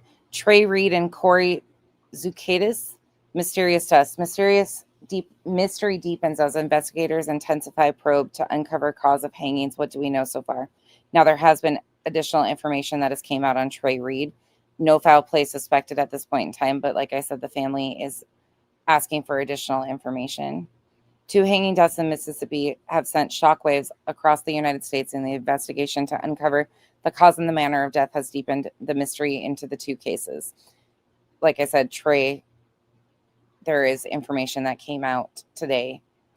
If you want to follow that, just search Trey Reed updates.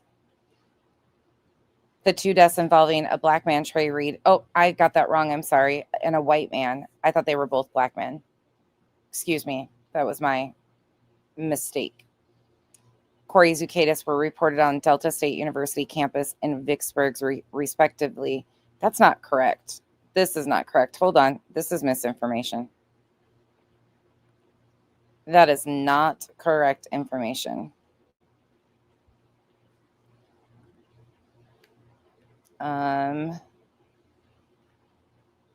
Here you go. Jackson, Mississippi. It happens. Dozens. It happens. Dozens of. Sorry about that. The water. Oh, what's going on in the stacks? Going everywhere. No more carpool lane for you. The big change coming for California drivers. We got to listen to the ad. LA Icon returns. The original pantry will reopen. ABC 7 Eyewitness News, Southern California's news leader. Well. That's not it. Where is it at? Oh. There we go. Why isn't it playing? Why is it giving me Wheel of Fortune? Do you see what it's doing?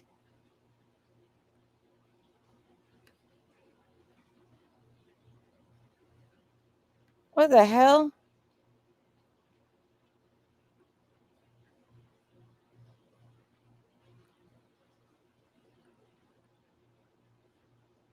We'll just read through it. That's weird as shit.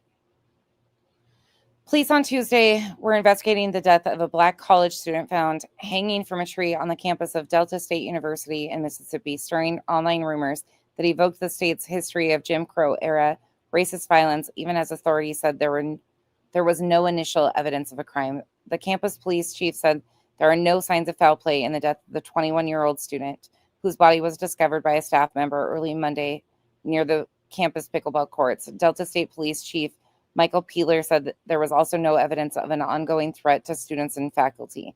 He told reporters Monday the death investigation was being assisted by the Mississippi Bureau of Investigation, as well as the local police and sheriff's department. A woman who answered the phone at campus police department on Tuesday said the agency had no further information to release. Online rumors that the student was found with broken limbs were disputed by Bolivar County Coroner Randolph Seals Jr. in a statement cited by local news outlets. Seals said his office conducted a preliminary examination and concluded the student did not suffer any lacerations, contusions, compound fractures, broken bones, or injuries consistent with an assault. The coroner did not immediately return phone messages Tuesday from the Associated Press. Attempts to reach the student's family weren't immediately successful. A woman identifying herself as a cousin told the AP in an online message that the family wasn't speaking to reporters. 2 others who said they were distant relatives declined to comment when reached by phone. In a video posted Tuesday to the university's Facebook page, Delta State President Dan Ennis said the university was resuming operations while continuing to mourn. He said campus officials were staying in touch with the student's family. We know that we can never fully heal this wound, Ennis said. We continue to cooperate with investigators. We continue to make sure that all the information necessary is given to authorities, and we continue to hope for answers. Classes were canceled Monday at the university, as were events to celebrate the 100th anniversary of its opening as Delta State Teachers College in September of 1925. Located in the heart of the Mississippi Delta near the Arkansas state line, Delta had a fall 2020 enrollment of more than 2,600 students, 42% of them Black. Numerous social media posts about the case evoked a darker period in U.S. history when killings of Black people almost exclusively at the hands of white male vigilantes inflicted racial terror in Mississippi and other parts of the Deep South. The Delta State campus in Cleveland is located only about 30 miles from a city closely associated with the infamous lynching of Emmett Till. A sign at the Tallahatchie River landing near Glendora commemorates the discovery 70 years ago of Till's mutilated body in the water. So, yeah, it's an absolutely horrific tragedy. Good night, Jazzy.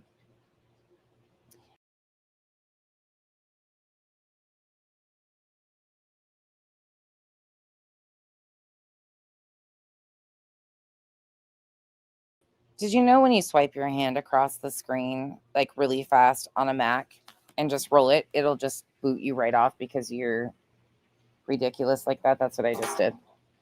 Anyways, sorry about that, you guys. But yeah, that's Trey Reed. So if you want to follow that, so far the preliminary investigation says no foul play. But a horrific tragedy, especially in this environment.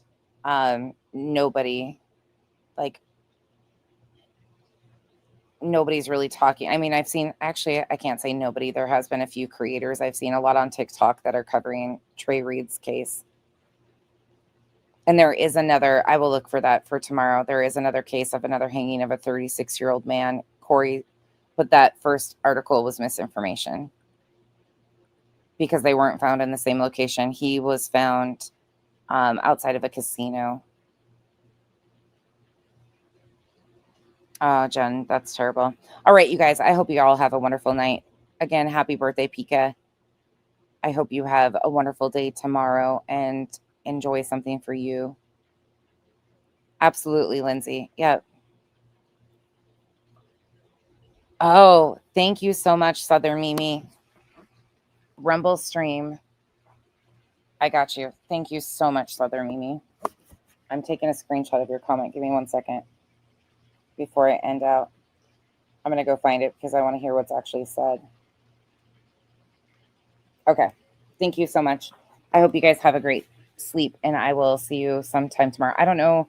Don't quote me for sure tomorrow. I'm going to try to get on here tomorrow, but if we have to, I have appointments tomorrow. So as long as everything goes well, then I will have time, but I have a few things I need to get done. Good night, you guys.